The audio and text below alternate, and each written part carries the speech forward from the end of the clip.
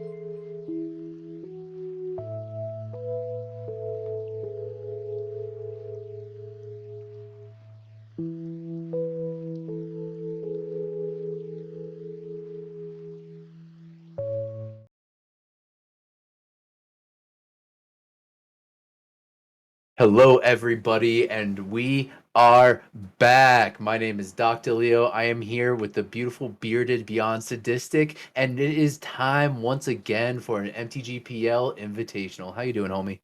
I'm doing amazing, Doc. How about yourself?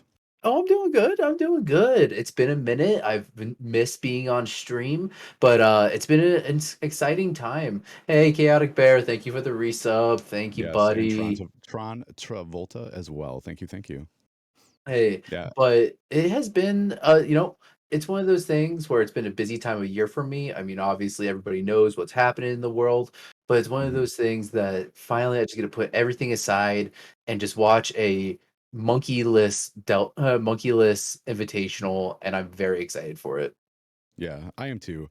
Legacy has been such an interesting spot over the past 7 months, and our our hopes may have been a little bit dashed with what we got for an answer. However, a lot of people are still have put on their happy pants and are just charging through and trying to find the silver lining to what we got. And I think a lot of people have found that, and me myself included. If you guys listen to the podcast, Oliver V was just on. Mike had made the same comment. They just basically, you know what? They've within this band, they've also found a new light, basically a new thing that brings them happiness. So I'm really excited for that. I have a lot of hopes for where we are going forward. So Oh yeah, I mean, I myself. Oh no, did I put it away? I literally just rebuilt my legacy. Oh no, here it is. Ah, Standstill is back together there you in go. one piece. Yeah, Took a Esper little Standstill, you break. said. Yeah, Esper actually. Yeah, it's Yeah. it's a lot of fun. Found that the Plague Engineers that Bosch and Roll suggested in the sideboard like really outperformed. Right. And once again, just like it's a mana base I can build without volcanic islands. Right, exactly. And I even myself, I put my mono black reanimator list back together just as funsies. That's been an absolute blast. Still green white depths. Just insane amount of fun. Splash black on that also. So uh, it's Yeah. it's it's a good time. I'm really enjoying it. Looks like Tensai. For those of you guys that are new, what we are is we are the MTG Paper Legacy Discord. We are a legacy Discord where people play over webcam, 24 hours a day, 7 days a week. And this is our quarterly invitational. So what these players have done is over the last few months they have been amassing invitational points via our Saturday challenges and our league events that we run monthly. And these are the ones who these 8 players have basically are the ones who have been on top. So what you're watching today is going to be these players basically battling it out. And we have right now top seed versus bottom seed, which is going to be Prez BOTW on Red White Painter and Tensai on Curse Stompy.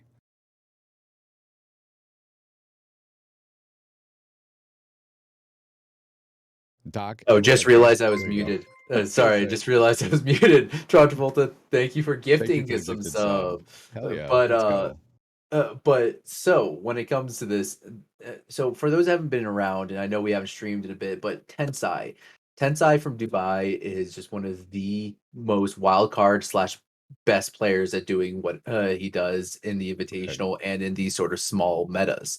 So Tensai one last Invitational in addition to winning a previous Invitational, and is also just like one of the top rated players on the Discord. Right. Amazing Cephalid breakfast player, but also known as a wild card that can bring anything. And we saw Mono Black last time with great success, and now we're seeing Curse Stompy coming in, Yes. and this is a straight up Reaple Cheap special. What do you think about it? Ooh, Dark Rits. Oh, I actually oh. think it just did what it does. So Tensai literally mulled to 5, and there it is. It literally Tensai literally just dropped exactly what he needed. Curse of Misfortune on the battlefield, which means Prez has got to go super fast. He's got a Sonic right now. He's literally Yeah. got a Sonic. So Prez BOTW on homie from the Discord, fellow mod, great player. He's been playing Painter for the last 9 years. Yep, Check out this is our his ninth podcast year. for the check out the podcast for more in on this.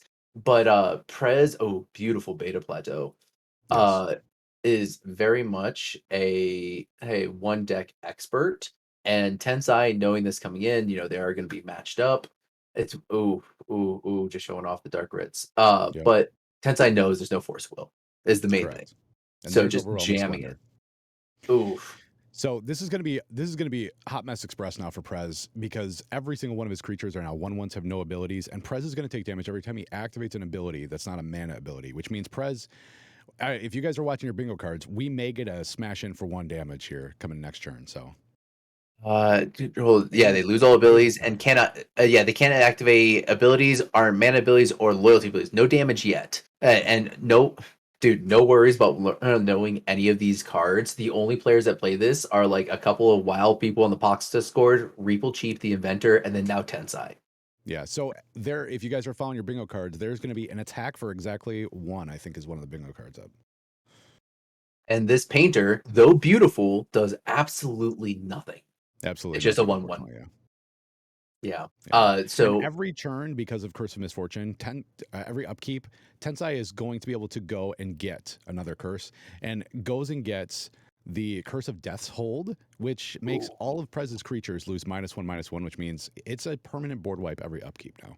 Yeah, it is over pretty much from here. The Yeah. only thing that Prez has in order to come back from here is, I think, quite literally Karn the Great. Oh wait, no, loyalty abilities cannot be activated. So yeah, this is just game over. I don't Yeah. think Prez can do Unfortunately, anything. yeah, exactly. I think this is exactly just a lockout here. Yeah, Which is but which is unfortunate, but this is exactly what Curse Stampede wants to do. And let's talk about the flexibility here. The Tensai was literally able to mulligan now to 5, have those exact 4 cards that Tensai needed, and this is just the game.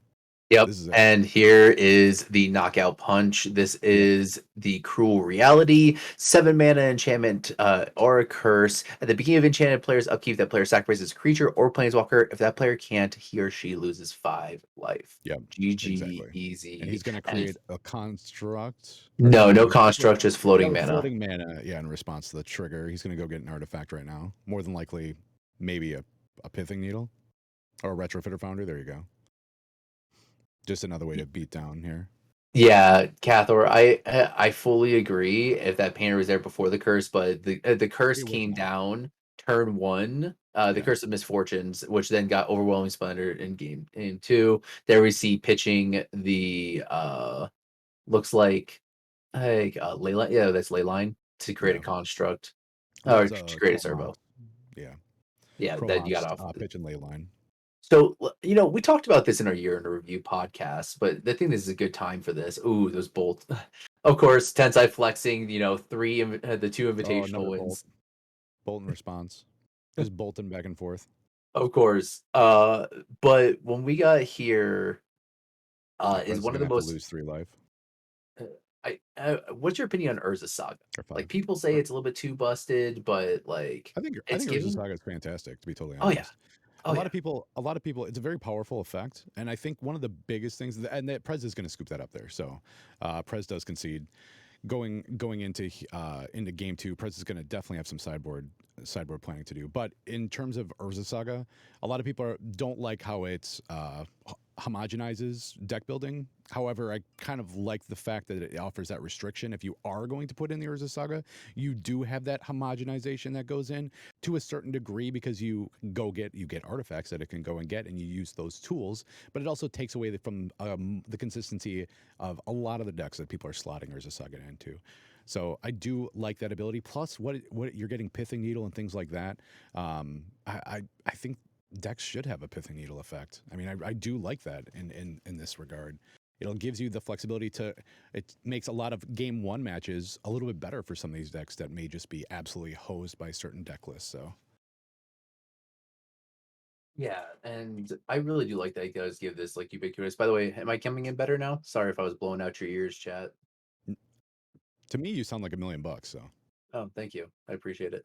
But I agree. It's one of those things that Urza Saga has given a lot of light to different decks. It's given a backup plan, and I really like the card. But there are some people calling for it. But I don't know about that. Like, yeah, lands makes it a little bit busted. But let's talk right, about sideboards here. So yeah, absolutely. let's see. Okay, first up, let's pull up, if you don't mind, our wonderful stream tech, Mr. Jack Dax, one of the other mods here on the team, who will be here all day providing this amazing opportunity for everybody and Hmm. making it possible for all of us. Thank you, buddy. Love you. Anyways, so we got Prez up here. Well, of course, we also have to factor in this Karn Wishboard as well. So we got Yes. one bolt, one grindstone, one pithy needle, one portable hole, three surgical extractions, one Tormod's Crypt, one Aethersworn Canidus, one red elemental blast. I think that makes five blasts in the main then. And then one Torp Orb, Ensnaring Bridge, Trinisphere, Magus of the Moon, and Mycosynth Lattice. What are you liking here? Well, part of the problem is that a lot of this is Karn Wishboard territory, and the fact with how fast Tensai is. Um, I mean, the surgicals are nice. You can be able to surgical a dark rit in after it's cast. Aethersworn Canonist I think is a good one, but again, that's a Karn Wish target. Um, Honestly, I don't think Prez has got a whole lot of options here. Portable Hole is a decent one. I'm not going to lie, but it doesn't hit a lot on Tensei's side. Most of Tensei's permanents are much too large for that. So I think it's a little bit of a downside. I don't know, Doc. What do you think he brings in here? So I do like Aethersworn Canonus just because of the fact that the way that Curses does go off the fastest and you're gonna be on the play is through Dark Ritual, of course, depending on mana and such. It does eliminate that. But I honestly do believe that the only thing that we're looking here is pretty much gonna be the Pithy Needle, maybe. Right. Just because of the fact that we are seeing this is a Karn the Great Creator mirror. Prez can operate without Karn the Great Creator very easily, while this deck does kind of lean more into it, or you could just name the helm for the combo. Yeah. Yeah. I do I think I Aethersworn Canonus is really I think the only option here. I'm there are other plays he could do, but like I said, I think it's going to make him a little bit inconsistent. Pithing Needle coming into the main board though, he can get that with Enlightened Tutor also. So there is that. He doesn't have to rely And the solely Urza on Saga. Karn and Urza Saga as well. So Yeah. that is very very true. Maybe Prez brings in the other Lightning Bolt just to have a little bit more stretch if he can get some damage in. I can agree with that. I do believe that that's a good idea. The extra lightning bolt has provide that extra little bit of reach. Hmm. It can come down to bad beats. Sometimes as much as I've seen Tensai play these kinds of deck and like other players play this kind of deck, I cannot just agree with going Dark Ritual to Trinisphere. You can put Yeah, yourself so far behind if your deck doesn't cooperate, and you can't cantrip after there. very So true. that's the reason why I'm just like, you know what? There are times when Tensai can't get stuck underneath his own stuff. True. Speaking of which, when Yes. we talk about Tensai sideboard, we got one Pithy Needle, one Tormod's Crypt, one Thran Foundry, which I had to look that one up. One Liquid Metal Coating, two Torpor Orb, one Ensnaring Bridge, two Lost Legacy, two Opposition Agent, two Plague Engineer, one Helm of Obedience, and one Mycosynth Lattice. Also a Karn Wishboard. Yes. That's just it. This is a Karn Wish board. I could see I mean, to be totally honest, opposition agents may be fairly good. Prez does do a lot of tutoring in this deck. Mhm. That could be something that he goes to. With this being again, Torpor will shut off Painter. No, it's Painter enters the battlefield. No, Painter enters the battlefield, then you name. Or no. Hold Yeah, on. yeah. I It's forget. as it enters, And so it doesn't yeah, get. so a Torpor Orb does not shut it off. So there's no real reason to bring Torpor Orb in. Does shut off the tutoring goblins, but I don't think. I think Tensai's got a really really good game one matchup against this. I don't think I would do a whole lot. Maybe the opposition agents would probably be the only thing that I would bring in, just because Prez does do a lot of tutoring. So I agree. I yeah, agree. I do especially believe that the Urza opposition agents are Saga. the best bring in. Yeah. Yeah, Urza Saga that shuts off it being able to tutor. You've got, I mean, you have multiple targets. It's pretty insane. The opposition agent play here, especially he can cast it off just one dark red. So Exactly. I fully agree. It's very reactive. It is able to put you on the forefoot if in the case that since you're on the draw. It's Yep. there's a lot of plays here that Dark Ritual into opposition agent does help. And once again, we see Tensai here mulling aggressively. To 5, Both and Prez on the play here also keeping 7, so Prez might have a very strong hand. Yeah, and that's the thing with Tensai knowing, because it's all open deck lists. Tensai knows that on turn one, he can go as hard as he can because there's no forceful here, and the blast effects do nothing until Painter's on the board. Yeah, Tensai's Ancient Tomb's gonna take 2, and And there we're goes seeing a a Chalice in the Chalice void. on 1, interesting. Okay, so much slower in this one. We're shutting off the dark rituals, and this is what I was saying. And the Morphing There's Pyroblast. Yeah, exactly. There's now here Tensai is in the grind fest. It's going to be we're not going as fast in this, which I do think favors Prez. I do agree. Prez being essentially a combo deck, an artifact Exactly. combo deck. He's very much able to win out of nowhere. There's a saying that I've heard multiple painters playing, or multiple painter players say now, and that's you're losing the game until you win. Ooh, They very much feel like they're behind, and there's a Trinisphere. So this is going to be a big play because this is going to, if Tensai did keep a pretty poor hand here or something, so he didn't have to go to 4. Um, I think Tensai is going to be really punished here. this is a play. Okay, so this is what I was saying is that, curses can get stuck underneath its own trinisphere and such like that. And I think Prez Yeah, realized that a that was a lot big of bring its in. mana is in the dark rituals. Yeah, that And Urborg is so also going to allow Prez to not tax himself with that Ancient Tomb as well. it will allow both players. Yeah, Which is very important because in this kind of matchup, though the acceleration is good, it is one of those things that both players do have. Oh, okay. We have a yeah, welder effect. we do have a So Welder entering the battlefield. so because of the fact that Tensai has very little instant speed stuff, besides of course Dark Rituals, Hmm. Elves, and like Edicts, that's pretty much it. Hagra Maulings, but that's 4 mana. But that's pretty much it for instance. What Yeah. Prez can do is he could welder out the Trinisphere on his turn, and then welder it back in on his on the upkeep of Tensai's The if he only gets that going. The only response that Tensai does have is Sudden Edict, which would allow him to force Prez to sacrifice the goblin Mhm.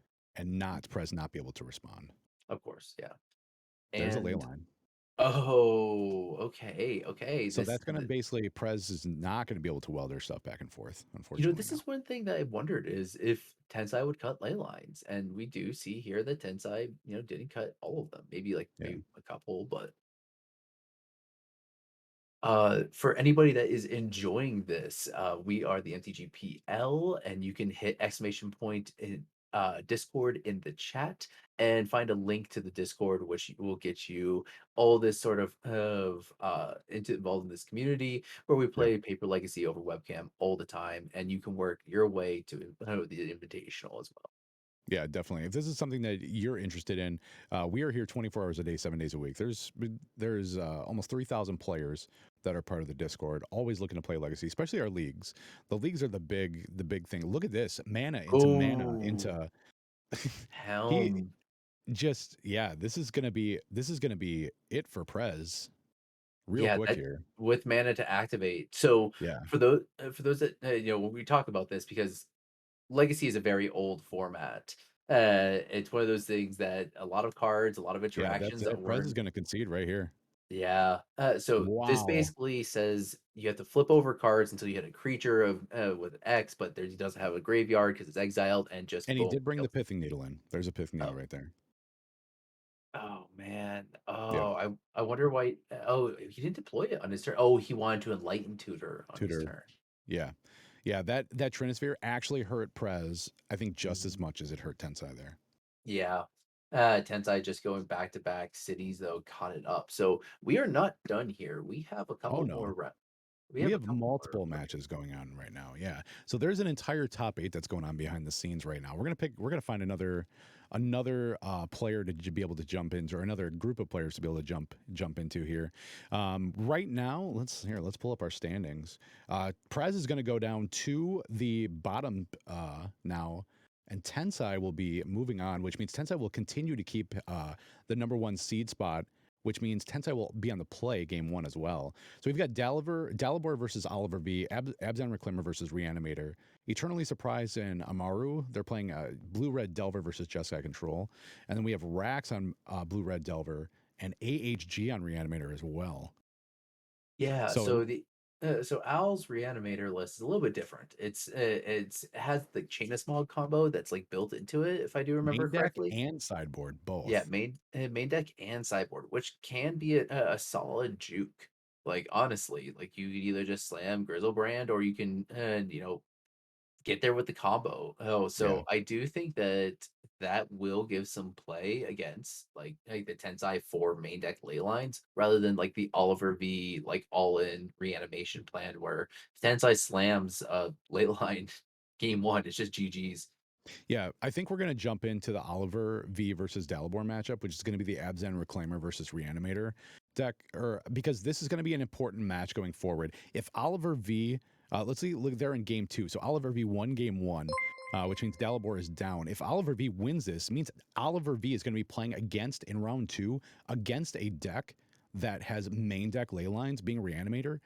That might be a little rough. Yeah, and Mr. Lamb, thank you for the subscription. Really Yes, appreciate absolutely. it. Thank you. Thank you. But when we look at this matchup, this is very similar to the list that had Dalbor played last Invitational. It's Yes. pretty much just the stock like Abzan Maverick Reclaimer base build here, and Grindy. Yep. grindy, yeah. And the turn one, the game one, definitely goes to Oliver in this, being that just so fast, so effective. It's Reanimator. It just does what it does very Yep. effectively. Yeah, But it definitely goes for. after this though, the only graveyard hate I'm seeing here are two endurances.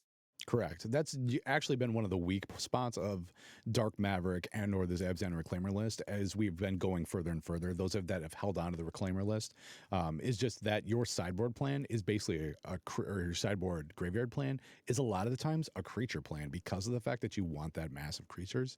And I think that's one of the reasons why Reanimator is really one of the many reasons why Reanimator has been what the go-to that a lot of people have gone to because of the fact, one, it's cheap on Moto.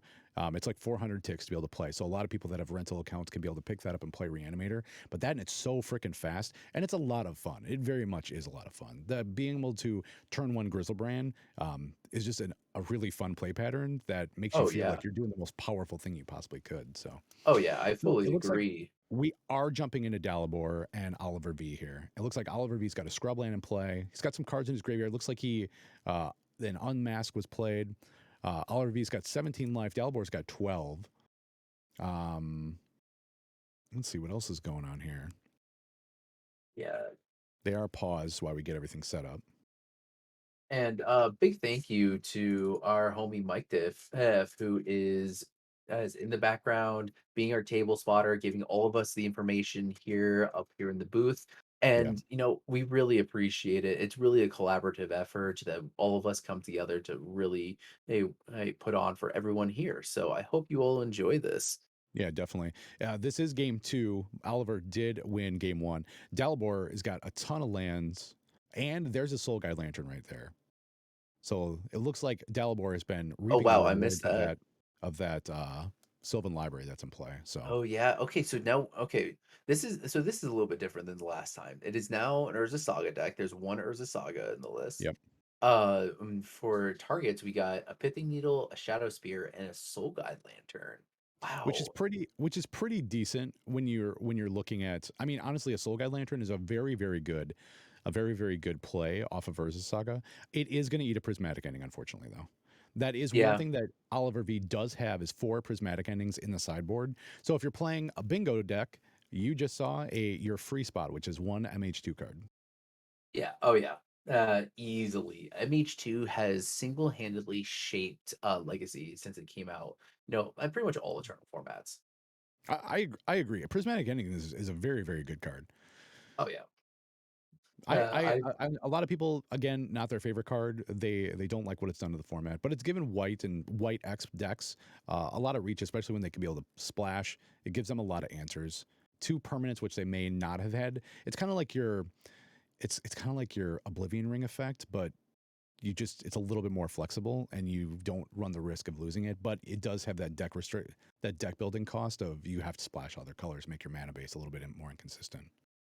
Oh yeah, it is one of those things that it has definitely facilitated the 4 color and 5 color soup, Hmm. enabling that in addition to busted draw spell dot deck expressor iteration.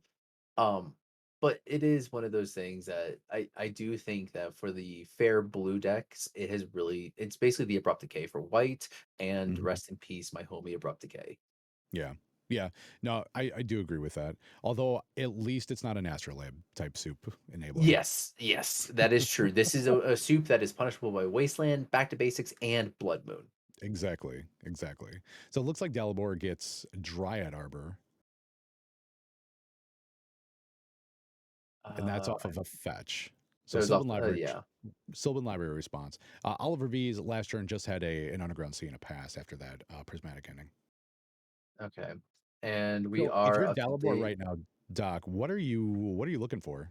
Green Sun Zenith. You're looking for a Zenith? I'm assuming so Um, you can go get something to beat face. yeah, yeah. Green Sun Zenith, because right now, do we have a Wasteland in the graveyard? Because you can easily Green Sun Zenith for a Revving Up Excavator and put the pressure on the mana, and it's just GG. Yeah, that is one thing. I think, does Oliver only have 4 basics? I remember in the podcast episode, somebody had mentioned basics, and I think it was mentioned that That Oliver only had was 4. Yeah. He only has two 2, swamps. okay, so it's way, way less than I thought. I gotta Yeah. switch my That's because deck profile. I said invalidate Wasteland, play basics. Yes, yes, there you go.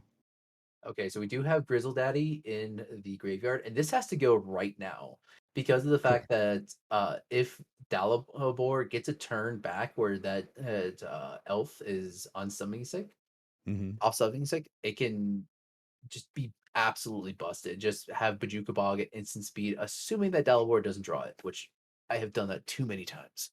Right. I would like to believe that if Oliver put Grizzlebrand into the graveyard, that he has a plan to be able to make this happen. Yeah.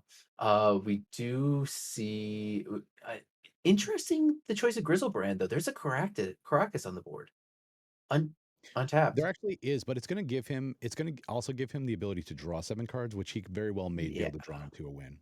Yeah, I agree. Okay. That is definitely a play. Your life total hasn't been pressured, still at 16. Most of the damage that you've done is via your own fetches and the one Dryad Arbor hit. I do think that you can use your life total as a resource here. Also, he could be using the Grizzlebrand as a bait too. True, true, true. Do we have Okay, so this is game two. Oliver got game one. So possible we got Fatal Push, Veil, Collector Roof, 3 Aethersworn Candidates, 1 Life from the Loam, 2 Choke, 2 Endurance, 2 Plague Engineer, and 2 Force of Vigor for Dalibor. So it's entirely possible that we're looking at an Endurance here. And ooh, passing back. He did pass back, which is interesting. Oliver did Faithless Looting and then dumped 2 Chancellors into the graveyard. So there's a lot of interesting hits here in the graveyard to be able to be hit. Delabor also knows what's on the top of his library, may not want those cards, could activate Reclaimer in response and go get a land to be able to shuffle the library as well. So Which Oliver, very well may be what Delabor is mulling over right now. There's true. going to be 2 mana, is going to And we activate Reclaimer right now. Yeah, we are gonna see a Bajuka Bog right now. Too many good targets. Sacrifices the forest. And this may absolutely be one hits the faithless looting as well. And yeah, hits the faithless looting, hits Grizzlebrand, hits 2 Chancellors. Yeah, There I is the yeah. Bajuka Bog. So it very well may have been that Oliver V baited out that Bajuka Bog with, by putting those creatures in the graveyard. I do want to give credit towards Oliver for that because the fact that that did seem extremely obvious. Entombing, not reanimating, and also like throwing more targets into there. You think that Right. maybe because we are dealing with this sideboard, so we got 1 Coffin Purged, 4 Prismatic Ending, 2 Echoing Truth, 1 Shenanigans, 1 Fairy Macabre, 1 Dawnglade Regent, and 1 Iona, and 4 Show and Tells. You think we're going for a Show and Tell line? It's possible. he also could have been hoping to draw something off that faceless looting and could have bricked. Yeah, true. True, true, true. I agree. Hey, it is definitely possible. I mean, it's one of those things. Everybody We always did says just it. get a Face. flash of Oliver's hand. He's got 3 cards in hand, and one of those is a Chancellor. So he very well could have bricked, Okay, especially considering we know he dumped 2 Chancellors in his graveyard last turn. I agree. I think it is definitely one of those things that knowing that Oliver is going to go for it, pay the 7 life to draw 7 cards, pretty much. Well, 8 cards. 'Cause you're get that Grizzlebrand bracket back into your hand. Mhm. Oliver possibly put a lot more faith in that faithless looting. Yeah. Yeah, that is very true. And Oliver V knows this matchup very well. One being a green white depths player, there's a lot of crossover between green white depths and Abzan Reclaimer. But also playing before switching to depths was on an Abzan Flagstones of Trocaire build of like a Reclaimer type deck. So I think Oliver knows this matchup very, very well. So I think I'd like to believe that he's playing this intelligently and holding his cards very close to his chest here. Yeah, I do believe that the prismatic endings definitely give some life to this deck. Yeah. That will give it a little bit more longevity, like we're seeing here, and Oliver can be playing for that. But it is one of those things that it is very much limited by the scope of what is in your hand and what you can draw off the top of your deck. Oh, Oliver is targeting Thought seizing himself. himself with the Thoughtseize. Totally baited. There's an animate dead. Animate dead. That's going to be a Grizzlebrand. There's going to be mana in response to this. And Oh, oh, endurance. hard cast force of vigor. Oh, that's what it was. Yep, Yeah, yep, yep, that's yep. unfortunate. That's going to be GG's. Dalibor. That's going to be Dalibor game 1 or game 2 and Game Oliver two. game 1. So it's going to be 1-1 right now. Yeah, that was so that was a play. I do like the fact that Dalibor brought in the force of vigor as well. That is one thing that I always do debate with people on. It's like, okay, do you bring in the force of vigor to hit the animate deads Yeah. or like serenities or like whatever they bring in that's like enchantment based. Yeah, yeah, definitely. That was actually a really good play. Oliver, I think, did a very good job of baiting that Bajuka Bog out. Unfortunately, Dalibor had the one answer in his hand that could hit the one enabler that Oliver had. So that was pretty rough. Yep, So and now we go into this final sideboard game, which is always the one place that nobody wants to be. Game three is on the draw right. versus Reanimator. And we're in a rough spot here coming into the middle of game 2. We don't know outside of the prismatic endings if Oliver had sideboarded anything else in. Oliver's got a Coffin Purge, 4 prismatic endings, 2 Echoing Truths, 2 Shenanigans, 1 Fairy Macabre, 4 Show and Tell, 1 Dawnglade Regent, and 1 Iona Shield of a Marriott. Doc, That we know that prismatic endings are in. What do you think Oliver's swapping out right now? after seeing this and seeing this list and how it was based, I kind of want to find room for the show and tells, but I don't know what I want to cut. Obviously, of course, there's Dalibor has tons of graveyard hate. We have a main deck Bajuka Bog, we have Endurances, we have a main deck Soul Guide Lantern, stuff like that. Why Yeah, even play that game? yeah, Just I just I try and agree. go Lotus Petal, Dark Ritual, hell, slam a show and tell turn one, force your opponent to deal with it, and then like I really do think go from there. And honestly, in this matchup, I honestly might even think that Arcana Cruelty is better than Grizzlebrand. Yeah, Archon of Cruelty is like slam dunk against a deck like Dalibor that would have to actually put in multiple creatures a turn to be able to outrace the Archon of Cruelty. I do agree. Show and Tell is an absolute because you're putting in a Grizzlebrand or an Archon of Cruelty, and what is your opponent putting in? A Dryad Arbor, a Ramonab Excavator, maybe a Knight of the Reliquary. There's not a whole lot outside of Scrib Ranger that can block Grizzlebrand for a turn. There's not there's not a whole lot that you're really worried about going into play.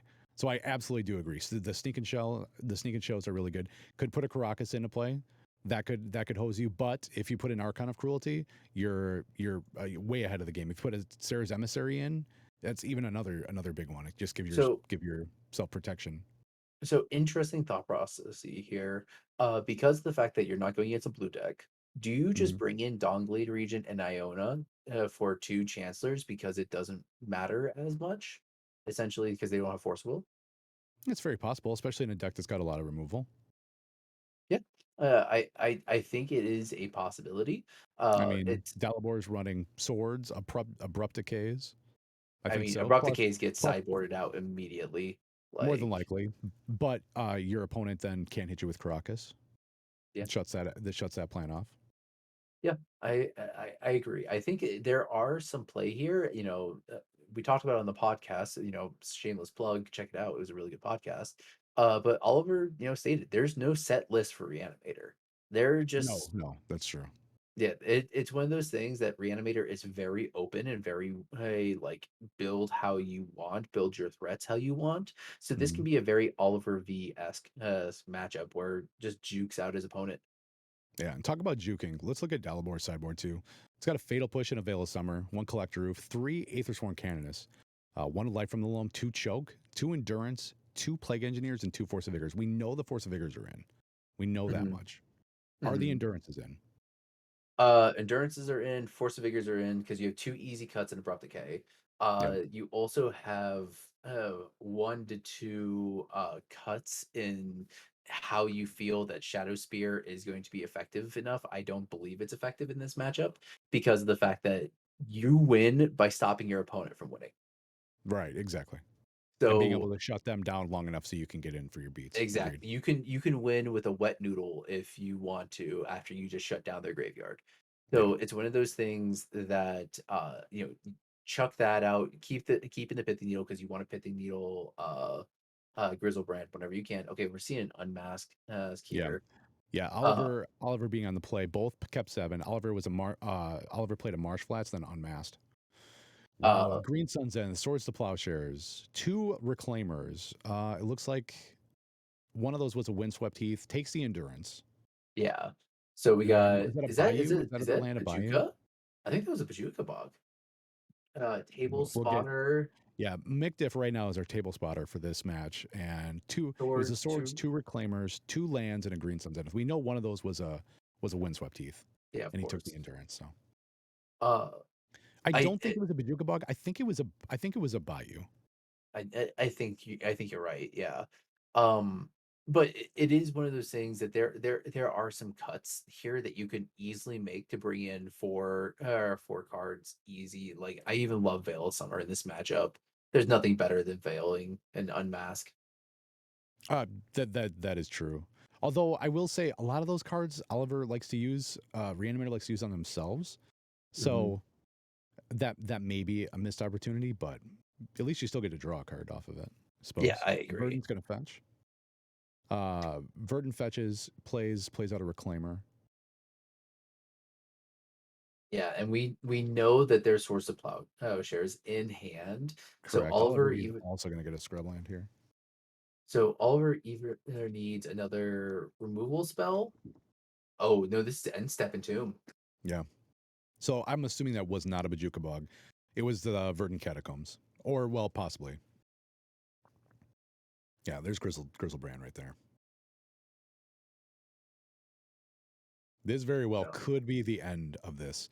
Although we do know Delabor does have a Swords to Plowshares in hand. We do know that Delaware has a source of plowshares, but the entire goal of Oliver is to put Grizzlebrand into play now since it's the land's tapped. Draw Mhm. 7, possibly even 14 cards to define Lotus Petal plus removal, Unmask plus black card, something like that. Even the Plus you extra get to grief that's in gain the deck. plus you get to gain your life back if you do eat a swords to Grizzlebrand. Or if Yeah. Grizzlebrand does eat a sword. So it's basically like draw 7 cards. Essentially, I mean, you're paying the life if you there's an exhume. Ooh. So Ooh, this is what I was about to say is interesting. Interesting. yeah. Does he shuffle the graveyard? Or does he put the graveyard Uh on bottom? I think you well, my main concern is the fact that endurance now is a chump blocker to slow your He is gonna gain 7. Or he is to gonna draw slow you 7 down here. and buy time. Yeah. Does not hit Oliver with the endurance. Yeah, Wiggles, you called it. Shouldn't he shouldn't. Yeah. Yeah. Oh, absolutely. Absolutely, I wouldn't give him those cards back. Yeah. Let's see. Did Oliver already played a land for this turn? So he's got to go Yeah. solely off of petals. This is 100% just pedal, Thoughtseize, pitch black card, pitch black card, grief, pitch black card, unmask. Like Yeah. this has to happen, otherwise Grizzlebrand is going to go bye bye. Well, And you Grizzlebrand's just gonna. gave Oliver does gain all that life back though, and he did draw a full grip of cards. yeah, So it may not but be a total bust, but definitely not the position he probably wants to be in. exactly, I agree. Discards a Chancellor and an Anime Dead, so he is going to just pass Ooh, here. oh, okay. No greatness at any cost. Didn't draw down. I don't know if I agree with this because now Grizzlebrand, I mean, you gain back the life, right, but your opponent has 4 power bashing you back. So you Very true. essentially He can a also healing draw salve. in response to the swords too, so he'd still be at 12 life. But going into next turn, he's got so many cards. This is going to be interesting. If you're Dalibor, you definitely don't attack in. You probably Oh have to no. swords the Grizzlebrand. We know he doesn't have a Caracas. They don't have a Caracas. They didn't put it into play. Did play that Windswept Teeth, which we knew was in hand, or one of them. One of them was in hand. Does Elvish Reclaimer ETB put into the battlefield tapped? Yeah, okay. I was gonna say like depending how busted this card is. All right, so there's the swords is going to hit Grizzlebrand, and I guarantee you he's going to draw in response. I don't know. Oh yep. Absolutely. We're seeing. Yep. Yeah, I would love to draw 7 cards for free. Thank you.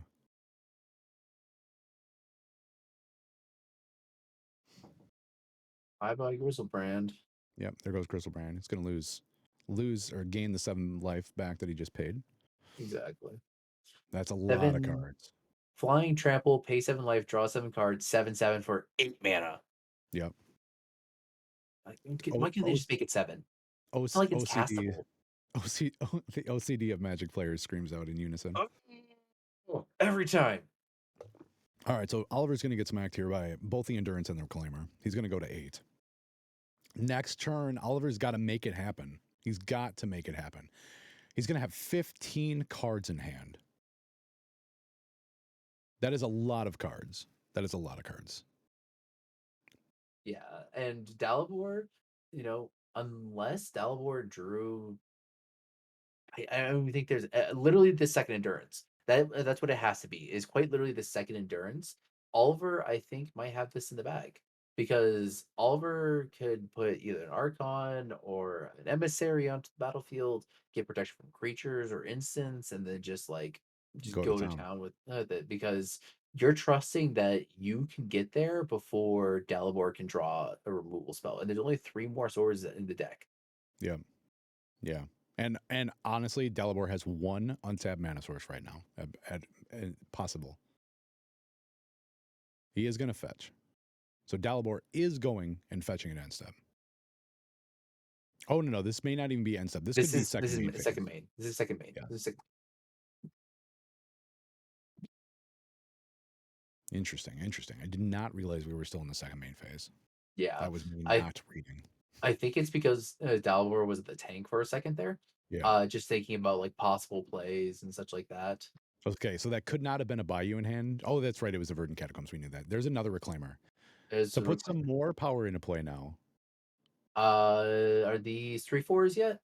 The Reclaimers, no, there's only 2 lands in the graveyard right now. 2 lands in the yard and Swords of Plowshares. Okay. Yep. So at 8, so can't reanimate a Grizzlebrand. You have to do an Exhume or an Animate Dead. Or Uh, a Show and Tell. or Show and Tell. All right, so We're there's a seeing Grief. Grief. So right now, Oliver is paving the way. Gets rid of what looked like a Reanimate there.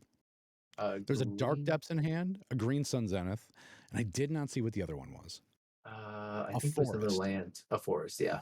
Yep. Okay. So we know Oliver knows the path is clear now. Yeah. Yeah, Pitching that the was a reanimate. Reanimate. It was a Reanimate. Grief goes away. This might be a Marsh Flats.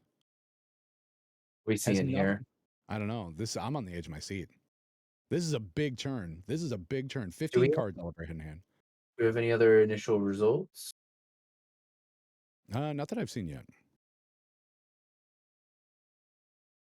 Oliver's going to fetch. Does he go get an Underground Sea here? It looks like we already knew Tensai over Prez. Right now we're watching Delabor versus Oliver. This is game 3. Eternally Surprised in Amaru, which is Blue-Red Delver versus Jessica Control. Amaru is up a game. Rax versus AHG, which is Blue-Red Delver versus Reanimator. Blue-Red Delver takes Reanimator down in 2 games. So this is the only match that's going right now. Does get a Badlands and plays a Faithless Looting. Oliver wants more cards. He wants to see more cards.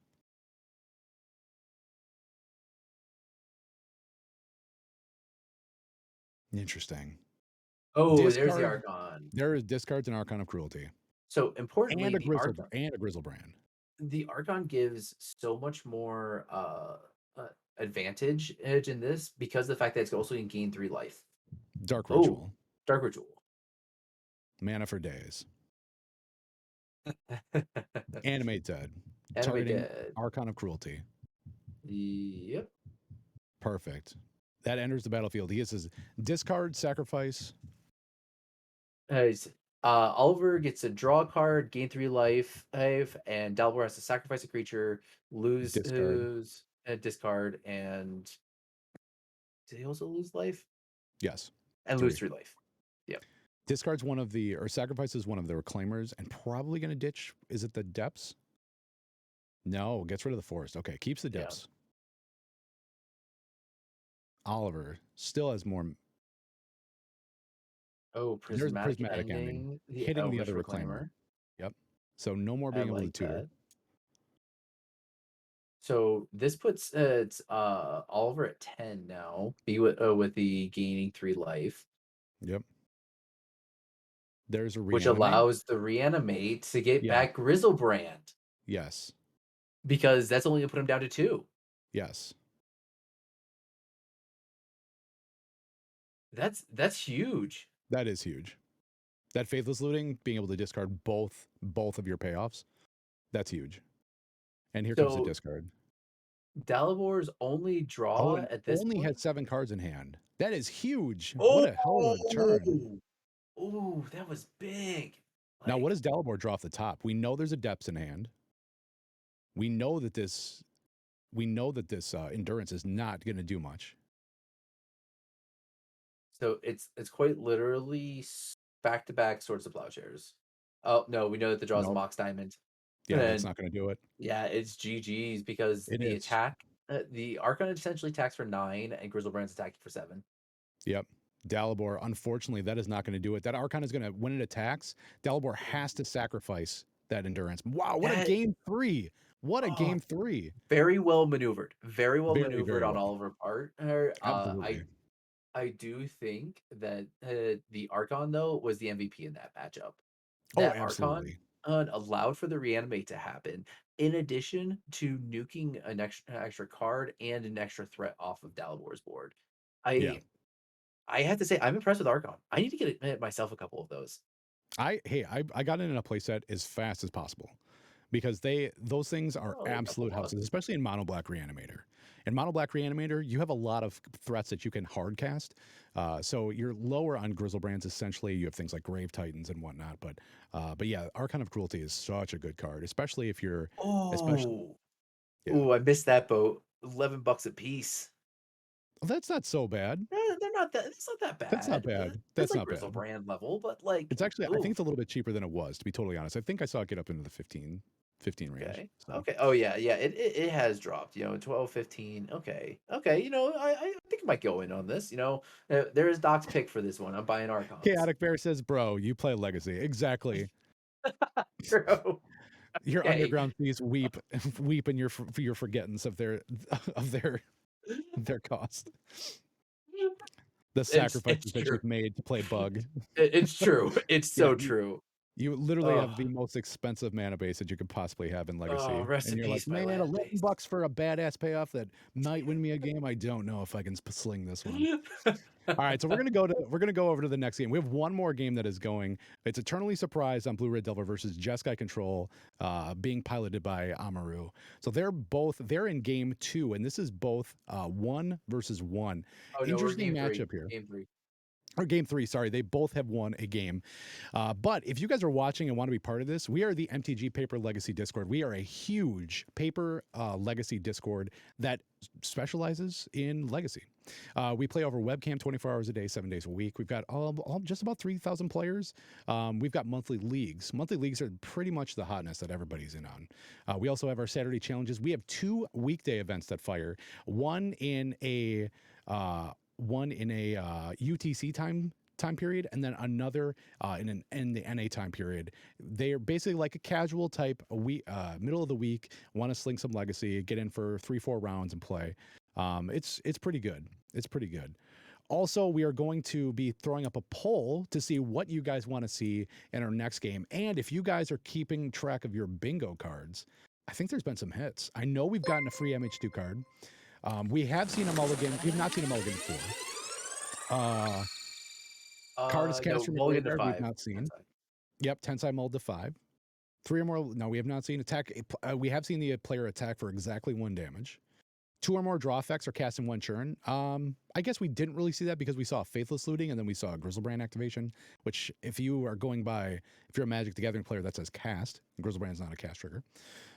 Stack is 4 deep. We've not seen that. There's tons of creatures flashed into play. Tons and tons of good stuff here. We did see evoke. We did see that be evoked. So The grief being evoked was yep, no, we didn't see the endurance get evoked, just the grief. yep. Um oh Roblins thank you for the follow. Did not we only got a small snippet of that, but thank you for the Yeah. follow.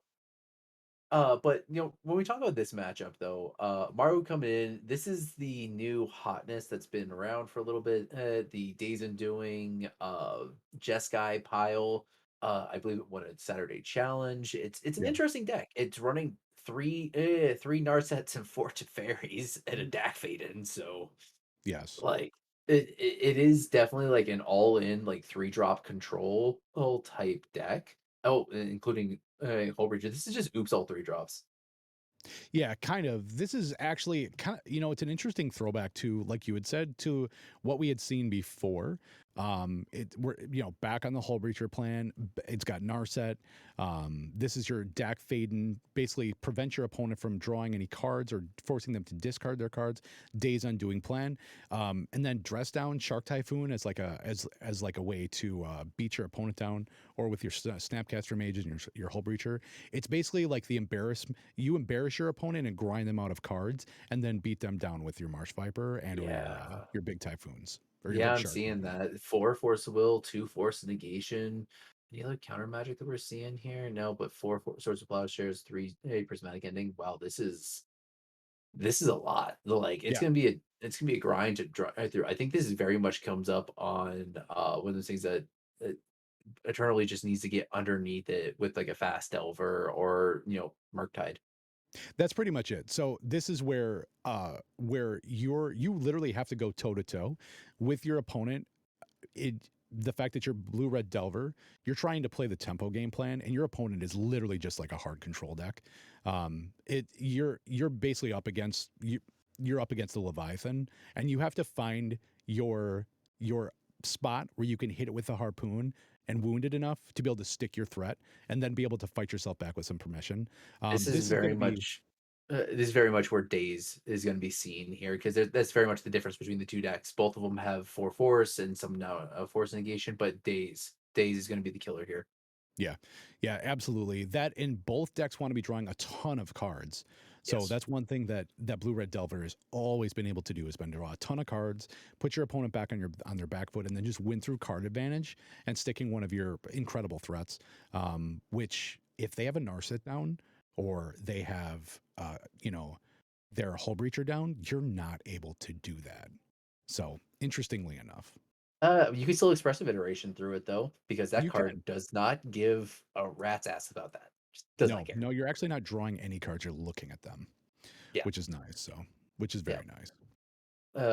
Though it is interesting. Hey, this deck just went through a pretty big ban Mhm. and lost one of its premier threats, being Ragavan, and has slotted back in the other premier threat of Delver. Where Yeah. do you think that this deck really lies on then for uh this configuration? Like, do you like how this is looking? I honestly think it has the better threat now that it leans into. Ragavan was Ragavan was a great card. The only reason why I think Blue Red Delver played it is because one, against a lot of matchups or certain matchups, you being able to take one of or two of enablers off the top of their library and basically prevent them from using that later on in the game was huge.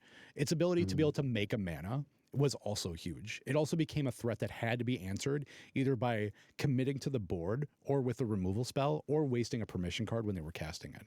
So it basically mhm. was able to trade one for one or one for two when it was coming into the battlefield or after the fact that it was there. However, Dragon's Rage Channeler, honestly, I think is what Blue Red Delver wants to be doing because Murktide Regent is your badass. Yes, You want I your agree. badass into play more consistently and quicker. And Dragon's Rage Channeler does exactly that. Plus, Dragon's Rage Channeler is an awesome threat. That is an Yeah. awesome threat. It's a huge enabler. It's very, very easy. You can also lean on cards like Young Pyromancer now that you're going to heavier or you're getting even more payoffs on your spells being cast. And that's what Blue Red Delver wants to do is cast spells. Everything in this deck pays you off for having a giant mass of spells. And you have the best of the best. Plus, Blue Red Delver, look at the stifle. You know how many cards in this meta right now, in our top 8, can be stifled? There's a huge amount of cards that Stifle is good against. It's pretty much a win-win. I do like this build. The Brazen Borrower is a nice answer, but I honestly think Dragon's Range Channeler is just that's the money right there. It is. Yeah. It's just like the linchpin that puts it all together. Delver has just always been efficient. It's always been good. It's unfortunate they have a 1 mana 3/2, but it is what it is. You know. Yeah, I fully agree. It is one of those things that when I was talking with Surprise about this, and we went over in the podcast, the stifles are very much there as like the catch-all in this type of matchup. There's going to be a lot of like fine edge like plays that if you don't have an answer for one specific thing, or if you're able to make your opponent stumble one time, that's all it's going to take. Play. This is a high end event. All these players are very experienced. They know their decks. They are very involved, with the exception of Oliver, who just like slammed Reanimator randomly. Yeah. But it's one of those things that all these players are top tier players that can and will take advantage of any stumble, and Yeah. that's what the stifles are here to do, are to cause that stumble. And I think it's a Yeah. brilliant play.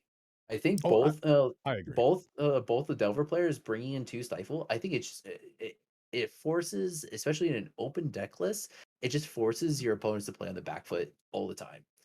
Well, and the interesting thing with the stifles is you have so much permission in your hand. And when you're the deck that wants to have answers, sometimes you can't answer a threat when it's coming down, which is cool because stifle is like your best friend that you call up and you're like, hey, you got me? And they're like, I got you, bro. They're there after the fact when you need that. It's late. You're hungover. You need a run to Taco Bell. Stifle's got your back, babe. They're Stifle there. has your back like that. That's a great Absolutely. analogy. Yeah, stifle is there to be able to stop your opponent from using that threat that you know what, I'm not going to use that daze. You know what, I'm not going to use that force of will because they're baiting me out with this card. Stifle's got me. Stifle's Yo, going to I run me to the grocery store, pick up some purple drink, and I'm ready to rock and roll. So So I would say that, but Dress Down is the hot cousin of Stifle that will also do that and more for fair. you. Because the Absolutely. fact that Dress Down essentially like, okay, I'm not gonna waste a daze. I'm not gonna waste a force of will or a force of will on this effect on this creature. I'm just gonna dress down in response, draw a card, and now your creature enters and does nothing. It Yeah. is I've eaten my shoe when it comes to dress down. Prez, you were right. It did do everything you were thinking and more. I thought this was just gonna be a stifle not card, but it's such a good card, and to That's see it muted here in somehow. this matchup is pretty Am I wild because it's a 2 mana card. The only 2 mana cards that Delver historically plays are Young Pyromancer and Sprite Dragon. Yeah. Yeah, and honestly, Dress Down is so ubiquitous. It does so much. The fact that it replaces itself is just the absolute cherry on top. But Yeah, Dress Down, it cantrips. God, it enables it or it unenables so much game plan out there that it's awesome. It really is awesome. I think Dress Down is one of the best design cards that we've seen in quite a long time. I do like that it goes into play. I do like that you sacrifice it. I do like that it draws a card. This is a powerful legacy effect that we need to see in Legacy because this is the kind of stuff that makes those. That's an interesting game plan. That's pretty awesome. We I are into agree. this game. That is game 3. Amaru's at 19 life. Eternally Surprised is at 18 life. I don't know whose turn it is right now. It looks like it might be a Maru's. It looks like he's attacked with a shark token, and Yep. this is now a second main phase. Is post brainstorm. This is post Uh, brainstorm. Got it. Okay. yeah, Oh yeah, there is under a brainstorm there. yeah, There's a under lot of some cards. There's a lot of cards in the graveyard for only having 3 lands in play. yeah, Let's look at that there. yeah. So second main for Amaru. Tap on the draw for. Okay, okay. So now we are back to. Oh no, we are on Amaru's turn. Yeah, this is now Amaru's turn. Eternally Surprised played the Scalding Turn and passed it back. So Okay. So in this case, I like where Amaro was at with the basics in addition to the shark. I have learned so much since picking up Standstill, how just good Shark Typhoon is just to have in your hand. It's like, cool, I'm just going to cantrip. yeah, I totally agree. Some comments. Ruger says Xerox Shell is the problem. Should have banned Days as well, or Ponder plus Preordained, which cow is less sacred. Fair. Sometime soon there'll be another busted 1 or 2 drop that people rage needs to be banned. Give it 3 years, and that's honestly. Let's just talk about that real quick. The Yeah, Xerox I'm Shell has done. been super powerful. It has been super powerful, and this is something that's just been building and building and building. Something's going Very to have to be done. fairy. Is it Days? Is it Ponder? Is it Brainstorm? We don't know, but I do agree. The Xerox Shell is very very powerful. Its So ability to be so flexible is huge. I would agree. The Xerox shell is busted. It is very good, but it got turbocharged with the printing of expressive iteration. Uh, Expressive Iteration is a very good card. Yeah, we talked about this on the podcast when we were going over cards in review, the year in review. Oh, Hardcast. Yeah, so this is going to be interesting. Oh, This is with the 3 fairy on the stack. It okay, looks like Amaru is not going to fight over this. It's just going to let I like Eternally that. Surprised use that up, and then get in with 1 for the shell. So this is the game plan, right? This is how carefully these players are going to have to weave or thread the needle on these turns. Where am I going to use my permission? Goodbye, says the Volcanic Ellen. That means there's no more red source right now on Amaru's side. Yeah, that is very important. Oh, we do see a brainstorm post land drop, so there is a chance for a brainstorm lock. But I think Eternally Surprised does not care because Eternally is just looking for a land drop. That or a mass amount of cards. Very well. Wiggle says Ruger. That's how it should be, though. Decks should come in and out of favor as new cards are printed. 3 years is a healthy rotation. I do agree with that. As Wiggle said, it is a healthy rotation. And to be honest, legacy players are very very passionate about the format that is their legacy format, and a lot of people hold very tightly onto those periods of time where they enjoyed legacy a lot. The game of Magic has changed, y'all. It's changed. Yes. The days of yore are literally small formats that are played on discords with 60 to 300 people. Hashtag tiny leaders. That this is legacy, and as much as we don't like it, it'll never be what it was, and you just kind of have to embrace that and run with it. Yes, we're gonna have those busted 1 drops that come. Yes, Days is gonna get better. Sometimes it's gonna be worse. Xerox is going to be an insanely powerful shell. By the way, Narset just ate a Pyroblast. A Amaru's going to fatty get it for another pyroblast. 1. Yeah. So Yeah, it is what it is. Honestly, we cannot change that. As cards get printed, they have to go into new design space, and some things are just gonna get broken. You got to kind of roll with it, y'all. there is. I fully agree. And, well, for those of us that have been playing for a long time, 10, 20 years at this point, it's one of those things that we will always yearn for the times that we all enjoyed the most, being, the earlier days and such like that.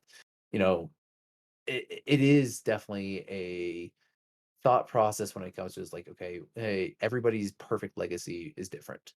But Yeah. when it comes to this, innovation is going to happen.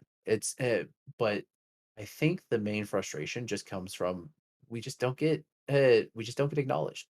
Yeah. Like it's like so it took them 7 months to ban Ragavan when from the very start we all said that it was busted.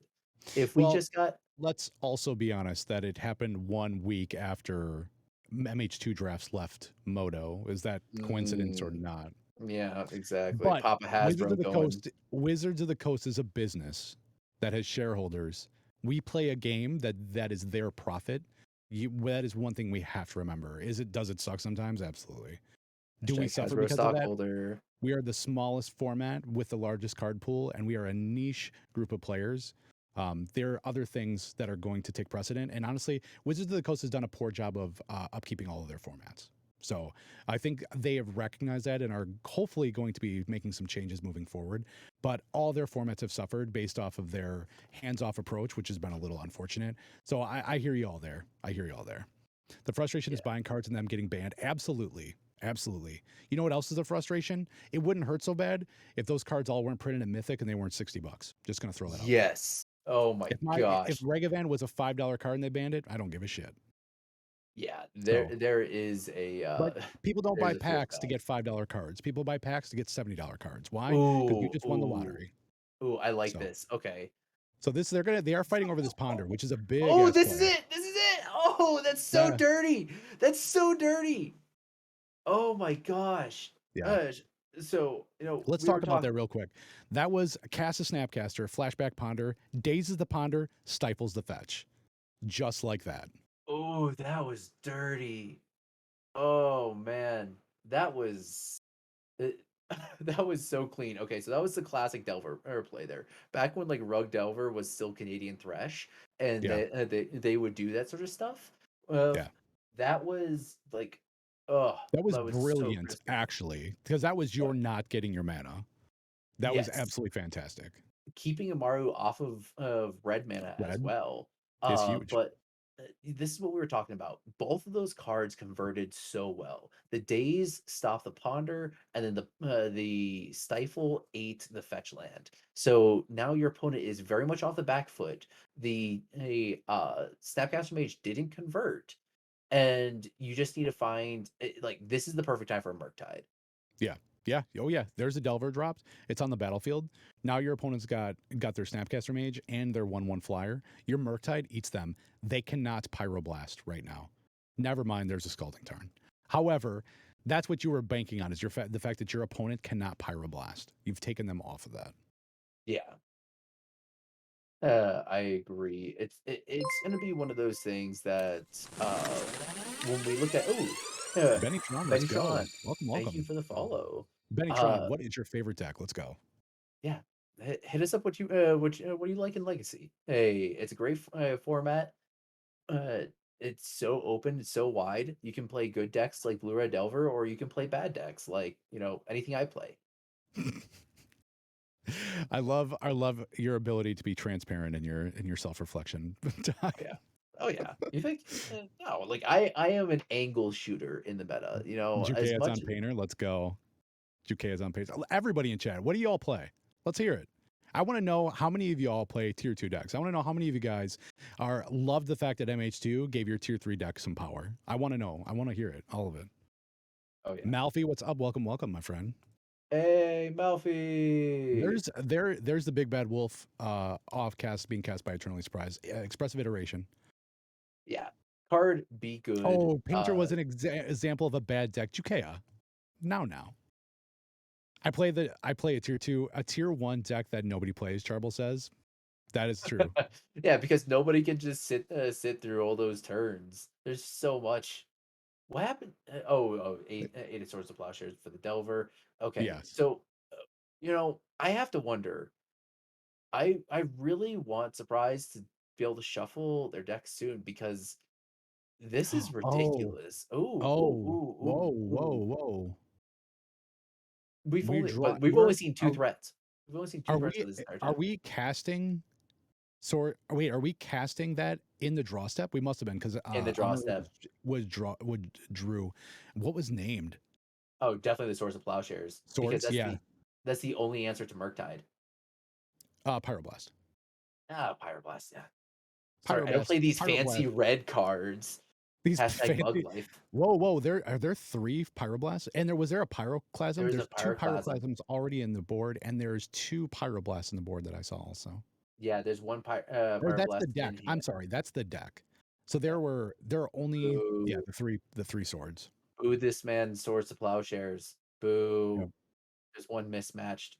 And what was in the hand? A pyroblast and a Pyroblast and a plains. fetch land. Oh, and a Yeah. fetch land. There's a pyroblast. Getting it to Ooh, Delver. I don't ooh. Oh, force of will. Pitch and Ooh, force. featuring That's force. a This bingo card, y'all. Card force being pitch and pitched to force. itself. Force pitch force. Okay. Interesting.